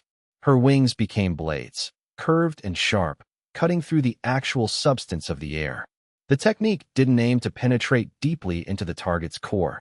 Instead, it aimed to shred surface defenses, to expose the underlying vulnerabilities, to strip away the protective layers and leave the critical points vulnerable. 3 attacks. 3 different philosophies of destruction. 3 titled Douluo operating at the absolute peak of their cultivated abilities. They hit Deng Fong simultaneously in the moment when his 9th soul ring was dark. The impact point became a nexus where the fundamental forces of cultivation collided with such intensity that the very fabric of reality seemed to recoil. The collision of Elder Crane's precise strikes finding meridian junctions, Shifeng's overwhelming weight compressing inward, and Yunmei's layered wind cuts shredding outward created a moment where the 3 forces converged. The ground fractured outward in increasingly complex patterns. The remaining standing structures crumbled into rubble. The sky itself seemed to darken for a moment, as if reality needed a moment to process and accept what had transpired. Deng Fong did not die. He was rank 95, one of the highest cultivators on the continent, existing at a power level that only a handful of individuals across the entire world could match. A rank 95 Douluo had transcended many limitations that bound lower-rank cultivators. They could survive injuries that would kill 10 ordinary people. They could recover from damage that would take years for others to heal. They could continue functioning even with significant portions of their meridian network damaged. 3 seconds of vulnerability. Even 3 seconds of vulnerability against 3 masters operating at the peak of their abilities could not simply erase that fundamental level of power and cultivation. The fundamental difference between rank 95 and rank 92 was too large to overcome through strategy alone, even with coordinated attacks and superior positioning. But for the first time in the battle, his spirit form bore genuine wounds. Actual, measurable, visible damage that could be seen and would require time and energy to repair. This was not simply the metaphorical wounding that came from a failed attack or a defensive position that had been compromised. This was physical damage to the actual substance of his spirit form. The precise strikes from Elder Crane had found their meridian targets, piercing through the outer defensive layers and creating damage along the critical channels that carried his soul power from his core outward to his limbs and senses. The wounds would not kill him immediately, but they would impair the efficiency of his power channeling for hours or even days. The weight of Shifeng's body had crushed inward, deforming his right shoulder, snapping the reinforced bone beneath the skin, leaving fractures that would take weeks to fully repair even with cultivation. The layered wind cuts from Yunmei had shredded the protective outer layers of his spirit form, leaving raw, exposed areas where the meridians lay vulnerable to further strikes. Blood appeared on Deng Fong's form. Not a small amount, blood mixed with energy and flowing from multiple wounds simultaneously. The sight of it created a psychological shift in the entire battle's momentum. The rank 95 Douluo could actually bleed. He could be wounded. He was not invincible. Deng Fong's remaining 8th soul ring, the one that had not yet been used, held in reserve as a final backup defense, activated immediately in response to the trauma. It was an automatic defensive reflex, born of centuries of continuous cultivation, the kind of instinct that kept a high-rank cultivator alive. The ability was the essence barrier reconstruction, and it consumed an enormous quantity of his remaining soul power in a desperate attempt to create a protective layer around his damaged spirit form. The energy expenditure was wasteful, inefficient, but Deng Fong could not afford to care about efficiency. His body was genuinely damaged, and he needed to stabilize before the next wave of attacks arrived. The activation of the 8th ring ability sent a visible shockwave expanding outward in all directions, raw soul power converting into kinetic force, pushing away all 3 of his attackers simultaneously with tremendous violence. Elder Crane was thrown backward, his aged body tumbling through the air before he managed to orient himself and land gracefully on a nearby rooftop, momentum controlled. Shifeng, whose immense weight made him harder to move, slid backward across the plaza's stone surface, his granite form leaving deep gouges and grooves in its wake, friction creating sparks against the stone. Yunmei shifted gracefully in midair, her storm hawk spirit form allowing her to redirect the force along the wind's natural paths. turning the shockwave into something she could ride rather than resist. Deng Feng stood, breathing heavily, clearly favoring his undamaged left side, his wounds exposed and active, bleeding energy that would need to be recovered, his spirit form bearing marks that would require weeks to heal. And he understood with absolute clarity what had just happened. The battle's nature had fundamentally changed in an instant. He was no longer fighting opponents he could simply overwhelm through the application of superior rank and power. He was fighting a coordinated team with equipment that negated his advantages and with strategic positioning that prevented him from using his superior power effectively. The three attackers, Elder Crane, Shifeng, and Yun Mei, had understood exactly how to capitalize on the 3-second window, had executed their attacks with the precision of long-practiced coordination. The cost of pressing forward was now measurable in his own life force, his own injuries, his own remaining strength. Continue this battle, and his wounds would deepen. Press further, and his energy reserves would deplete faster than he could recover them. Push even harder, and he risked actual, permanent damage to his meridian network. The calculation shifted. The math of victory and defeat changed. What had begun as a straightforward military operation, a high-rank force descending on a city to eliminate a target, had become something more complex, more dangerous, more expensive. The equation no longer balanced in Spirit Hall's favor. Chapter 137. Deng Feng's retreat. High-rank cultivators understood something that lower ranks often failed to grasp even after a lifetime of cultivation. There was a critical, fundamental difference between possessing power and achieving victory. The distinction was not semantic. It was practical. A rank 95 Douluo could possess more raw power than any 3 opponents combined, could exceed their energy reserves, could surpass their individual techniques in direct comparison.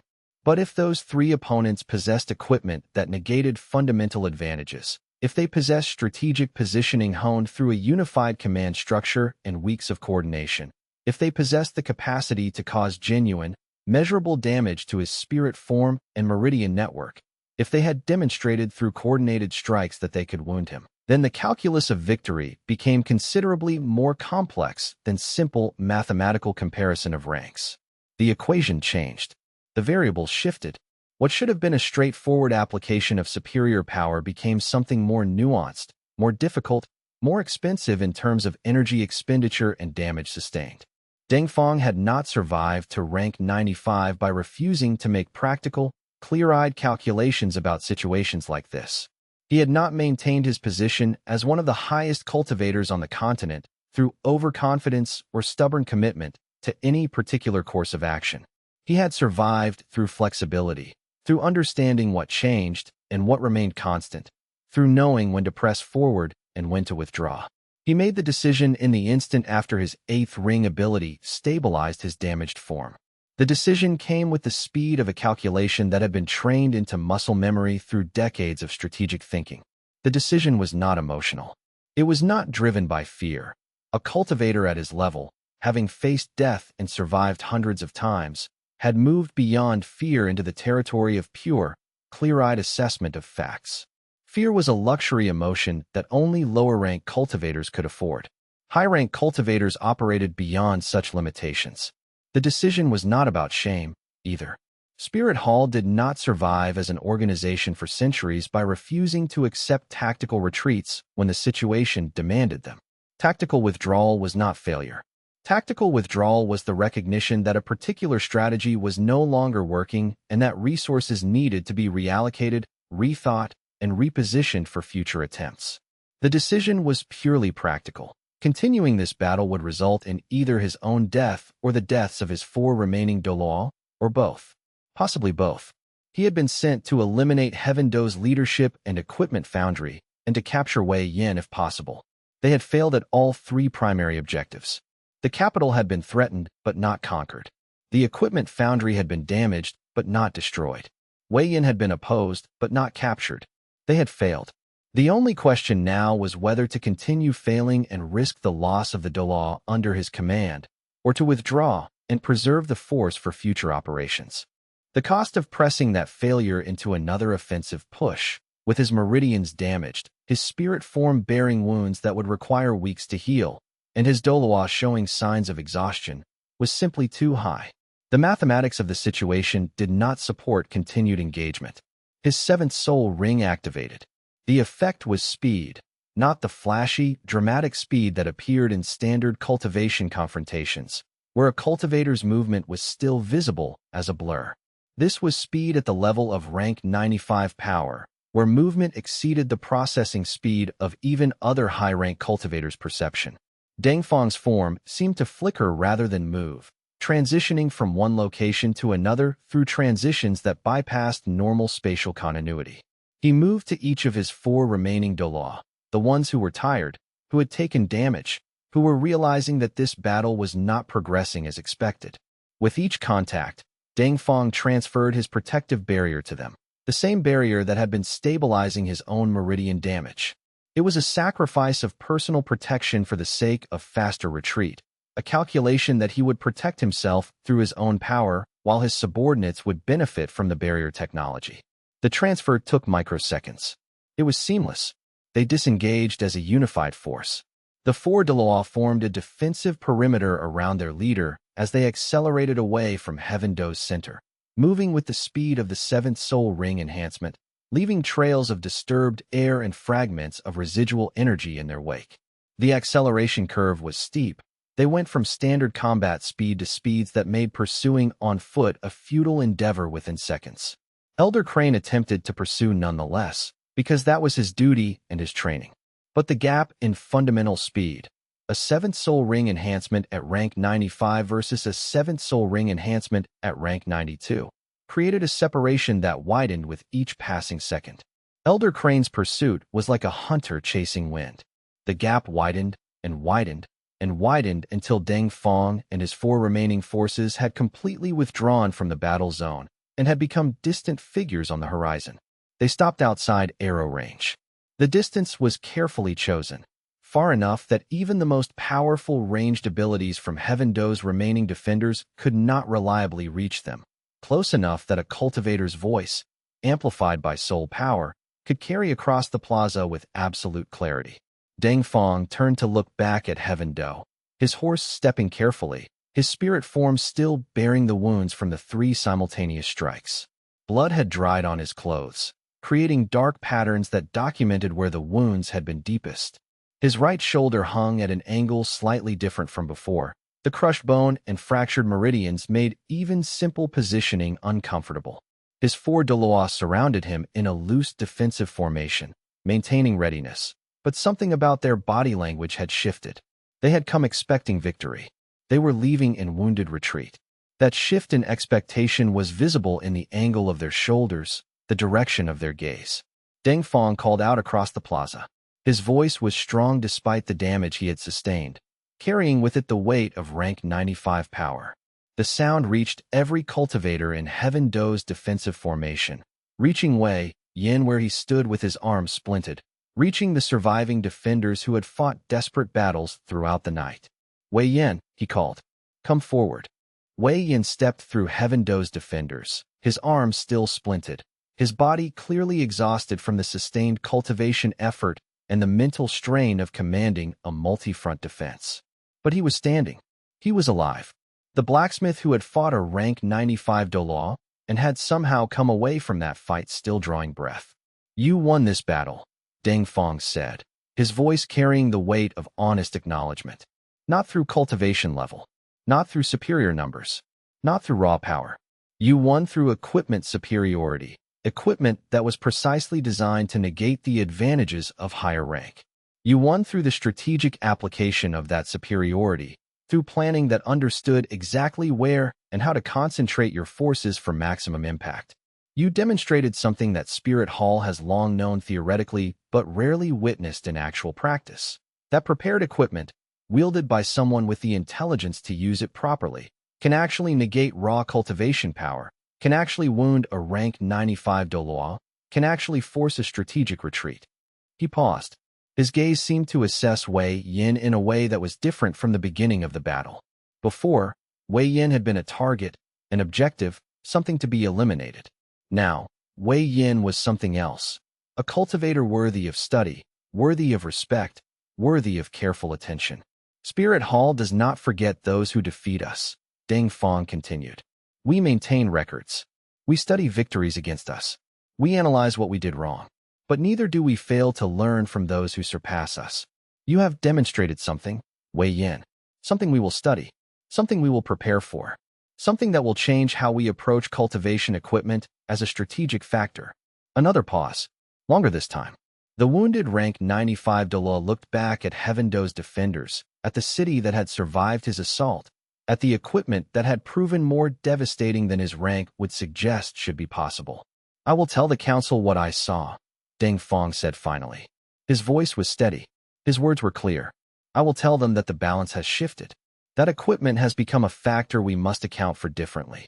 That a blacksmith cultivator at moderate rank, using superior forge work and strategic positioning, can stand against the highest tier of cultivators and win.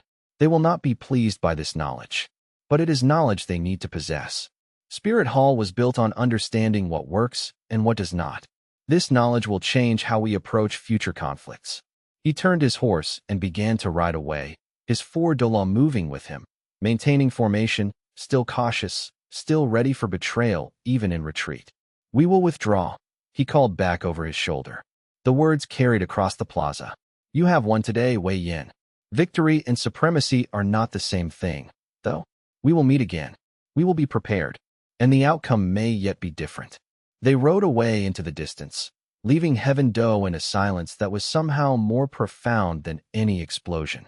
The battle was over. It was not a rout, where the enemy was completely destroyed and scattered in disorganized flight. It was not a miraculous last-stand victory, where a smaller force pushed back an overwhelming horde through courage alone. It was something more mature than either of those outcomes. It was a formal acknowledgement of defeat, a recognition that the day had not gone according to Spirit Hall's calculations, a military withdrawal by a commander who had lost this engagement and who understood the broader implications of that loss. It was a promise that the organization would study this encounter and prepare accordingly. It was a statement that this battle had changed something fundamental about how the world's power structures would operate going forward. In that withdrawal lay a different kind of finality. Not the finality of death, but the finality of a situation changing fundamentally and permanently. Spirit Hall would be different now. The way they approached equipment as a factor in combat would be different. The way they thought about rank, 60-something blacksmiths would be different. The way they allocated resources for understanding new forge techniques would be different. And in Heaven Do, in the wreckage of the battle, a new understanding was beginning to form. That rank was not destiny. That equipment could matter as much as cultivation, that preparation and strategy could overcome power. Chapter 138. The aftermath. Midnight found Wei Yin in his workshop, his arm immobilized in a splint that restricted unnecessary movement while maintaining precise positioning for the ongoing medical treatment. The splint was not simple cloth and bone. It was a cultivator-grade support structure, reinforced with refined materials that maintained proper alignment while allowing the healer's soul power to flow through the damaged tissue.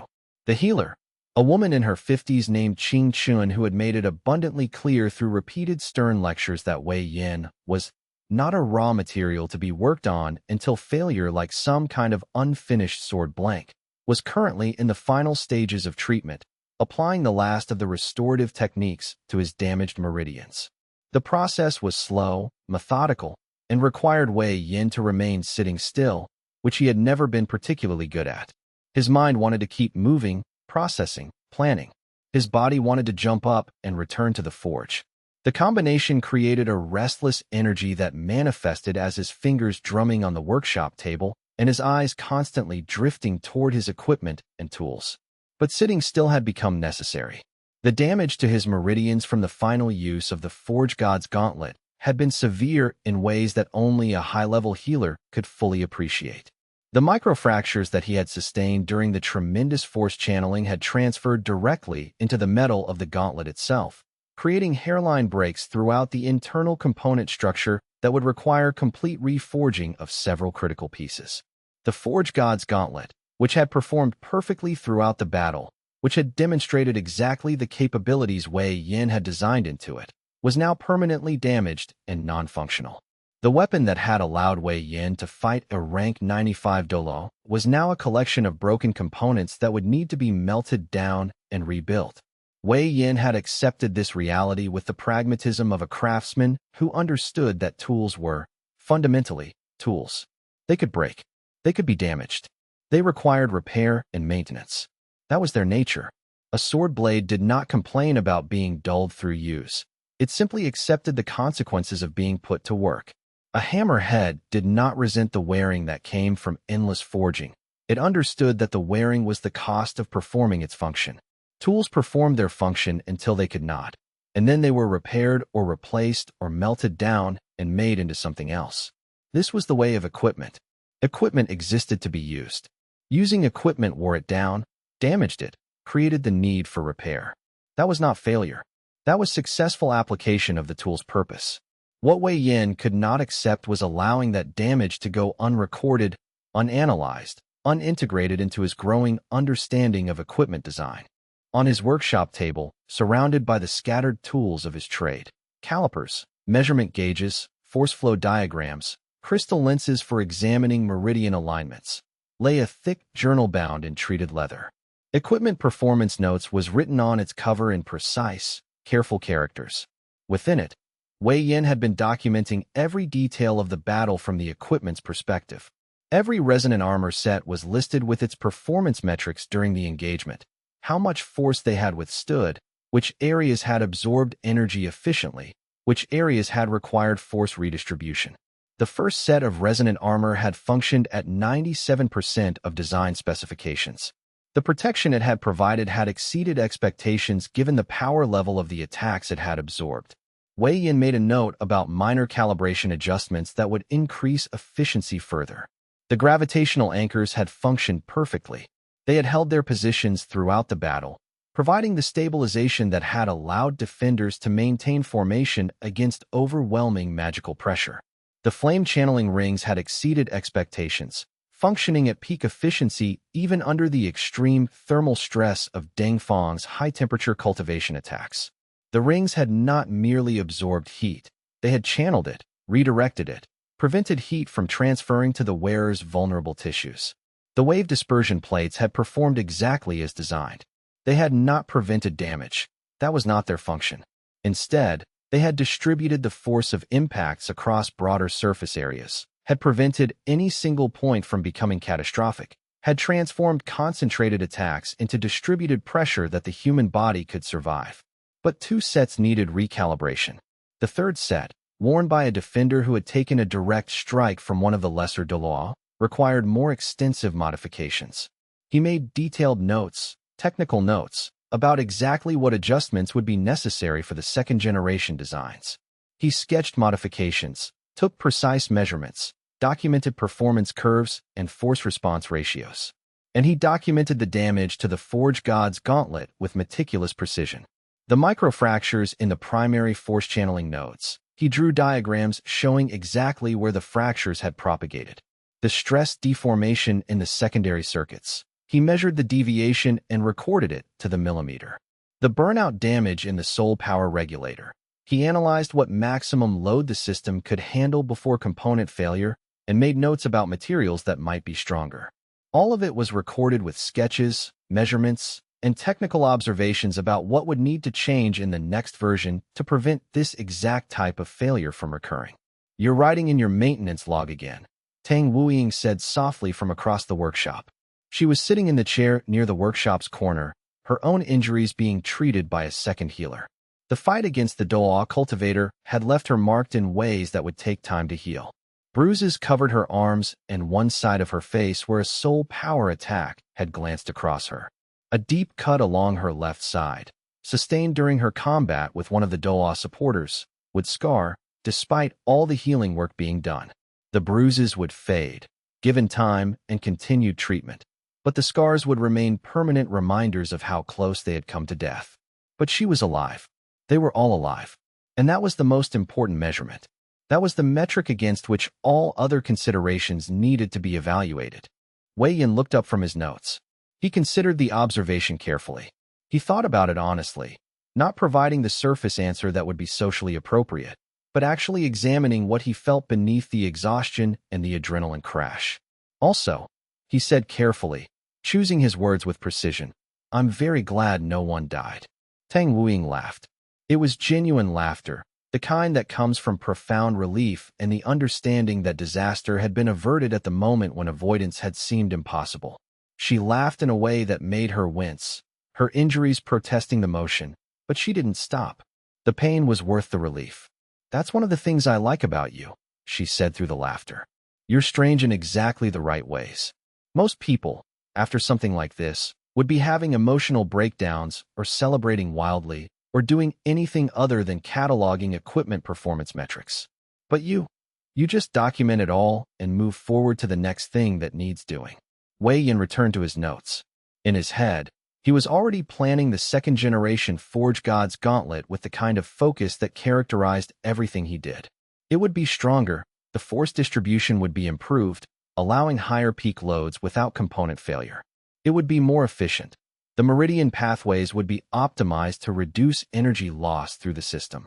It would have better force distribution patterns. Multiple redundant channels would ensure that if one primary channel was compromised, the system could route the energy around the damage, and it would not break the next time it needed to function at maximum capacity.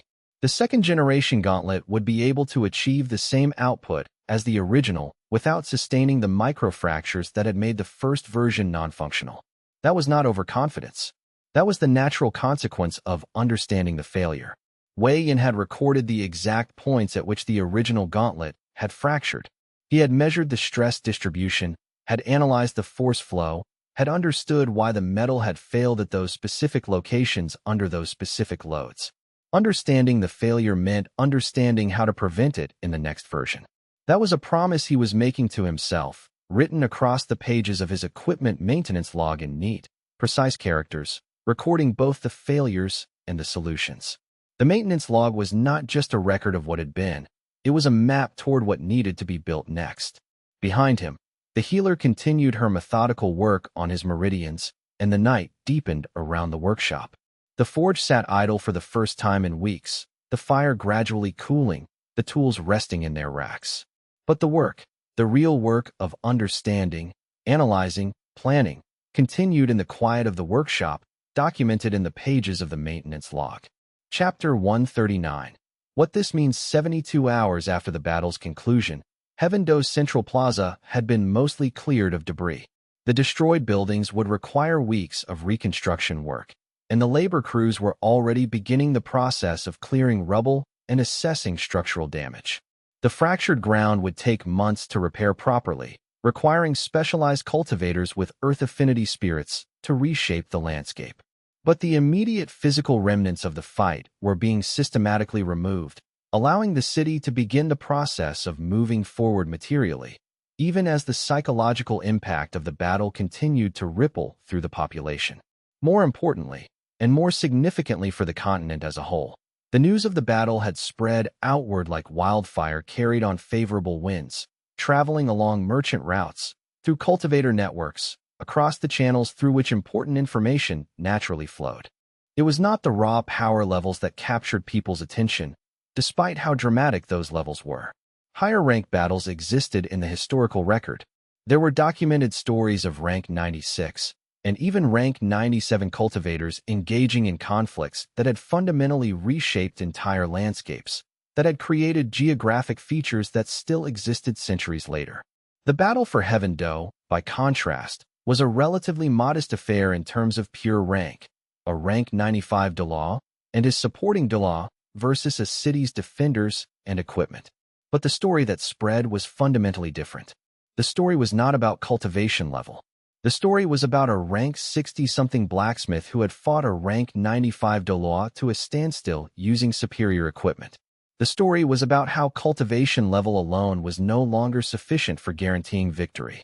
The story was about how a properly prepared blacksmith could become a war-changing factor, a game-altering variable that would need to be accounted for in future military planning. The implications rippled outward like stones thrown into still water, creating ever-widening circles of impact that would eventually touch every aspect of continental cultivation practice. The first implication was the most obvious. If a rank 60-something blacksmith could fight a rank 95 Douluo to a standstill using superior equipment, then rank alone was no longer a guarantor of victory. That statement, obvious as it seemed once articulated, overturned centuries of cultivation theory that had placed primary emphasis on rank advancement as the path to power. The second implication was more subtle but more significant. Equipment had moved from being a supplementary factor to being a primary strategic variable. Military planners across the continent began reconsidering how they allocated resources. Instead of focusing exclusively on cultivating higher-rank fighters, they began considering how to acquire or develop superior equipment that could amplify their existing forces. The third implication touched every blacksmith, every equipment crafter, every cultivator who had ever considered trying their hand at equipment design. There was enormous economic value in equipment advancement. The gap between what Heaven Do could produce and what was being demanded created a supply shortage that would remain unfilled for years. Every blacksmith who could master equipment design suddenly had access to wealth and status that had previously been unattainable. Orders flooded into Heaven Do within the first week after the battle's conclusion. The orders came not from individual cultivators or small cities, but from institutional forces with genuine resources and significant power. 47 cities sent formal requests to the Heaven Forge Institute. They wanted resonant armor sets. They wanted wave dispersion plates. They wanted gravitational anchors. They wanted equipment that could change the fundamental calculus of their military power, equipment that could allow mid-rank cultivators to withstand attacks from high-rank opponents. Some requests were reasonable in their expectations. Some were extortionate, demanding that the Heaven Forge produce hundreds of sets within months. All of them understood, with absolute certainty, that the nature of cultivation power had been fundamentally altered by what happened in that battle. 3 empires outside Heaven Do's region sent formal diplomatic representatives within 2 weeks. They arrived with full delegations, ambassadors, military strategists, equipment specialists who wanted to understand exactly how a city had survived a rank 95 Douluo's direct assault. The representatives brought wealth with them. They brought offers of trade agreements and favorable diplomatic status. They brought recognition that Heaven Do possessed something valuable that extended far beyond the city's walls. The Forge God system, which had been tracking Wei Yan's progress through the cultivation path with cosmic awareness, delivered a notification that appeared in his mind with the weight of fundamental significance. Heaven Forge Doctrine, continental recognition achieved. New unlocks available. Wei Yan read the notification carefully, understanding its implications. The achievement represented more than just personal growth. It represented institutional growth. The Heaven Forge had moved from being a local forge, known primarily to Heaven Do's citizens, to being a continental force, recognized across multiple empires, studied by military strategists, pursued by cultivators who understood the strategic implications of equipment superiority. And Wei Yan did what seemed most appropriate given the nature of his mind. He opened his equipment maintenance log and wrote down the notification word for word, dating the entry carefully and filing it in the section labeled System Achievements. The entry was written in the same careful, technical language that he used for all his other observations about equipment and cultivation. Tang Wuying, watching over his shoulder as her own wounds continued their slow process of healing, asked with genuine curiosity, "Why are you putting that in the maintenance log? That's a system notification. That's something major. Something that should go in some kind of personal achievement record." Wei Yan finished writing and set down his pen. He considered the question with genuine thoughtfulness, taking time to articulate something that had become foundational to how he understood his own work. "Everything important goes in the maintenance log," he said finally, his words carefully chosen. "The maintenance log is the continuous record of what happened, why it happened, what it meant for our work, and what we learned from it.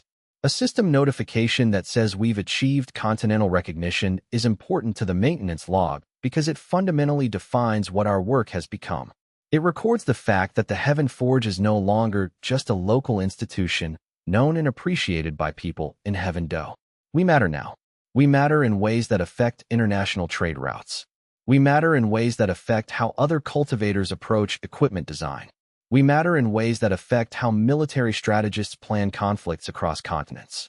It's important to record, in the maintenance log, that this shift has occurred. He closed the maintenance log carefully and set it on the shelf where every other volume of notes sat, forming a complete, continuous chronicle of the Heaven Forge's existence. Everything important goes in there, he repeated quietly, his gaze moving across the shelf to look at the dozen volumes of maintenance logs that documented years of work. Because the work is what we're building toward. The work is what matters. And the maintenance log is the record of that work. Chapter 140. The work continues 1 month later. Wei Yan's arm had fully healed. The healer Qing Chun had released him from treatment after giving him a final, stern lecture about treating your body like it's made of infinitely regenerating material rather than finite biological systems. Despite her stern tone, she had smiled slightly, the expression of someone who had successfully prevented a talented cultivator from destroying himself through sheer single-minded focus on work. The damage to his meridians had been completely repaired, and while the healing process had left scars, energetic scars that would never fully fade, they had left no permanent weakening of his cultivation pathways. His arm functioned at full capacity. His meridian network was intact. He was whole. He stood at the forge, the clear sky hammer held in both hands, feeling its weight the way a musician feels the weight of an instrument that has become an extension of themselves, that has become a part of how they express themselves and understand the world. The hammer was familiar. The forge was familiar. The work was familiar. But the context around that work had changed fundamentally and permanently. The Heaven Forge Institute now employed 23 apprentices. 3 months ago, the institution had been staffed by Wei Yan, one other senior blacksmith, and a handful of apprentices who came from wealthy families wanting to learn the legendary Heaven Forge technique as a status symbol. Now the apprentices were selected through a competitive process that received applications from across the continent. Now requests came from beyond Heaven Do, from cities that had heard stories of the battle, from cultivators who understood that equipment was becoming a critical factor in cultivation power. For senior blacksmiths now worked at the Heaven Forge. The original senior blacksmith, who had been training Wei Yan for years. Wei Yan himself, now recognized as the primary innovator. 2 new senior blacksmiths recruited from other cities at considerable expense. Master craftspeople who were learning Wei Yan's techniques, adapting them, pushing them in directions Wei Yan had not yet explored. The work was expanding at a pace that even the most optimistic projections would have underestimated. Orders backed up for a year. 47 cities had submitted requests for equipment. 3 empires had standing orders for resonant armor sets and specialized defensive plates. Individual wealthy cultivators had submitted requests for custom-tailored equipment. The Heaven Forge could produce, at maximum capacity, perhaps 50 complete sets of resonant armor per year. The demand exceeded 300. That gap, the space between what was requested and what could be delivered, was where the true significance lay. It was evidence that equipment had moved from being a luxury item to being a strategic necessity. It was evidence that the battle had changed not just Heaven Do's perception of the world, but the world's perception of what equipment could do. Tang Wuying was recovering well. Her injuries had been severe, leaving marks that would scar permanently. But her cultivation level and her spirit form's regenerative capabilities were working in her favor. She had been training her White Tiger Blazing Claw independently, pushing her rank higher, training harder, preparing for the next conflict. She was stronger now than before the battle, pulled forward by the urgency of knowing that Spirit Hall had not forgotten, that Dengfang's promise of future meetings was not an idle threat. The Douluo who had fought alongside Heaven Do had become recurring visitors to the Heaven Forge. Elder Crane came regularly, discussing techniques with Wei Yan, learning how cultivation theory could be mathematically encoded into metal and force channels. He brought his own diagrams, his own understanding of how crane cultivation operated, and together he and Wei Yan developed specialized equipment that could enhance crane-based techniques. Titled Douluo Shifeng had become fascinated with the relationship between stone cultivation and equipment design. He spent hours discussing with Wei Yan how to create equipment that could amplify the stability properties of granite body cultivation, that could distribute force in ways that complemented rather than contradicted stone cultivation philosophy. Douluo Yunmei had requested custom equipment that could channel wine cultivation more efficiently. She wanted armor that was lighter than standard designs, that could move with her techniques rather than restricting them, that could enhance rather than impede Stormhawk cultivation. And Deng Fang's warning remained true and present in everyone's thoughts. Spirit Hall had not attacked again, but the organization was studying. The ambassadors arriving from Spirit Hall were different now. They came with questions about equipment rather than threats. They came to understand how to counter the equipment that had defeated them. They came to prepare for the next encounter. Wei Yin had accepted this as a permanent part of the world now. Spirit Hall was a factor. The battle for Heaven Do had created consequences that would ripple forward for decades. But those consequences were not Wei Yan's direct concern. His concern was the work. He positioned the clear sky hammer over the forge's fire and began striking the metal. The first blow was precise, creating a resonance in the metal that made the force channels beneath the surface vibrate in harmony. The second blow continued that resonance, building on it, creating layered vibrations that would allow force to flow through the completed item with perfect efficiency. Each strike was methodical, purposeful, and completely absorbing. Wei Yan's entire consciousness contracted into the moment of hammer meeting metal, of force being transferred, of the metal's molecular structure being aligned and refined. This was not defiance of Spirit Hall or preparation for the next battle. This was simply the work, done by someone who understood that this was their purpose. The Forge God's heir, working at the forge, creating equipment that would allow others to push their cultivation higher. The second-generation Forge God's gauntlet was taking shape beneath his hands. The design was stronger. The force distribution pathways were more sophisticated, allowing higher peak loads without component failure. The internal channels were more efficient. The energy loss through the system had been reduced by an estimated 15%. The force distribution was more sophisticated. Multiple redundant pathways meant that if one channel was compromised, the system could route around the damage. The microfractures that had broken the original gauntlet would be prevented by fundamental redesign, not just by superficial strengthening. As Wei Yin worked, he reflected on something that most cultivators never fully understood. Every forge teaches something new. Every failure is data. Every successful creation is a milestone on a path that extends infinitely forward. The work of cultivation was not about reaching an endpoint where nothing more could be learned. The work was about understanding, incrementally and continuously, how to move more efficiently, how to create more powerfully, how to approach the next challenge with knowledge earned through previous attempts. The Heaven Forge had become something bigger than Wei Yin alone. It had become an institution, a center of knowledge, a place where the future of cultivation itself was being written in metal and force channels. Apprentices came from across the continent to learn. Other blacksmiths came to study the techniques. Military planners came to understand how equipment could change strategy. That was significant. That was exactly as it should be.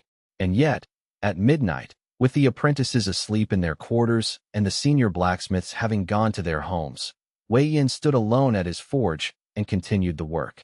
Not for recognition. Not for the continental acknowledgement that the system notification had awarded him. Not for the orders that backed up for a year ahead. Simply because this is who he was. This is what the Forge God's heir does. The work continues.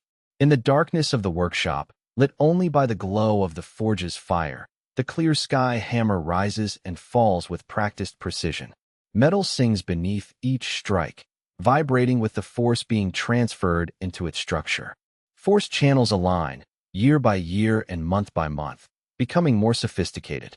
The next generation of equipment takes shape, waiting for the battles yet to come, ready for the cultivators who will wield it, prepared for a world where the balance between power and preparation has shifted forever. If you've walked this journey with Wei Yin from his first hesitant steps in the forge to this moment, standing as the Heaven Forge expands across continents, then you understand what it means to build something that lasts. Every blade, every piece of armor, every gauntlet that bears Wei Yan's mark is a promise that equipment can change the world. That preparation matters as much as cultivation level. That a blacksmith cultivator's work is as important as any swordmaster's technique. That the future belongs not just to those with the highest ranks, but to those with the wisdom to understand how to use every tool available. Subscribe to follow what comes next. The Heaven Forge's story is far from over. New challenges approach on the horizon. New disciples will arrive seeking to learn the forge techniques. New battles will demand equipment beyond what even Wei Yin has yet imagined. Ring the bell so you don't miss the moment when the next arc of the Heaven Forge begins, because in this world, the greatest weapons are not always wielded by the highest-ranked cultivators.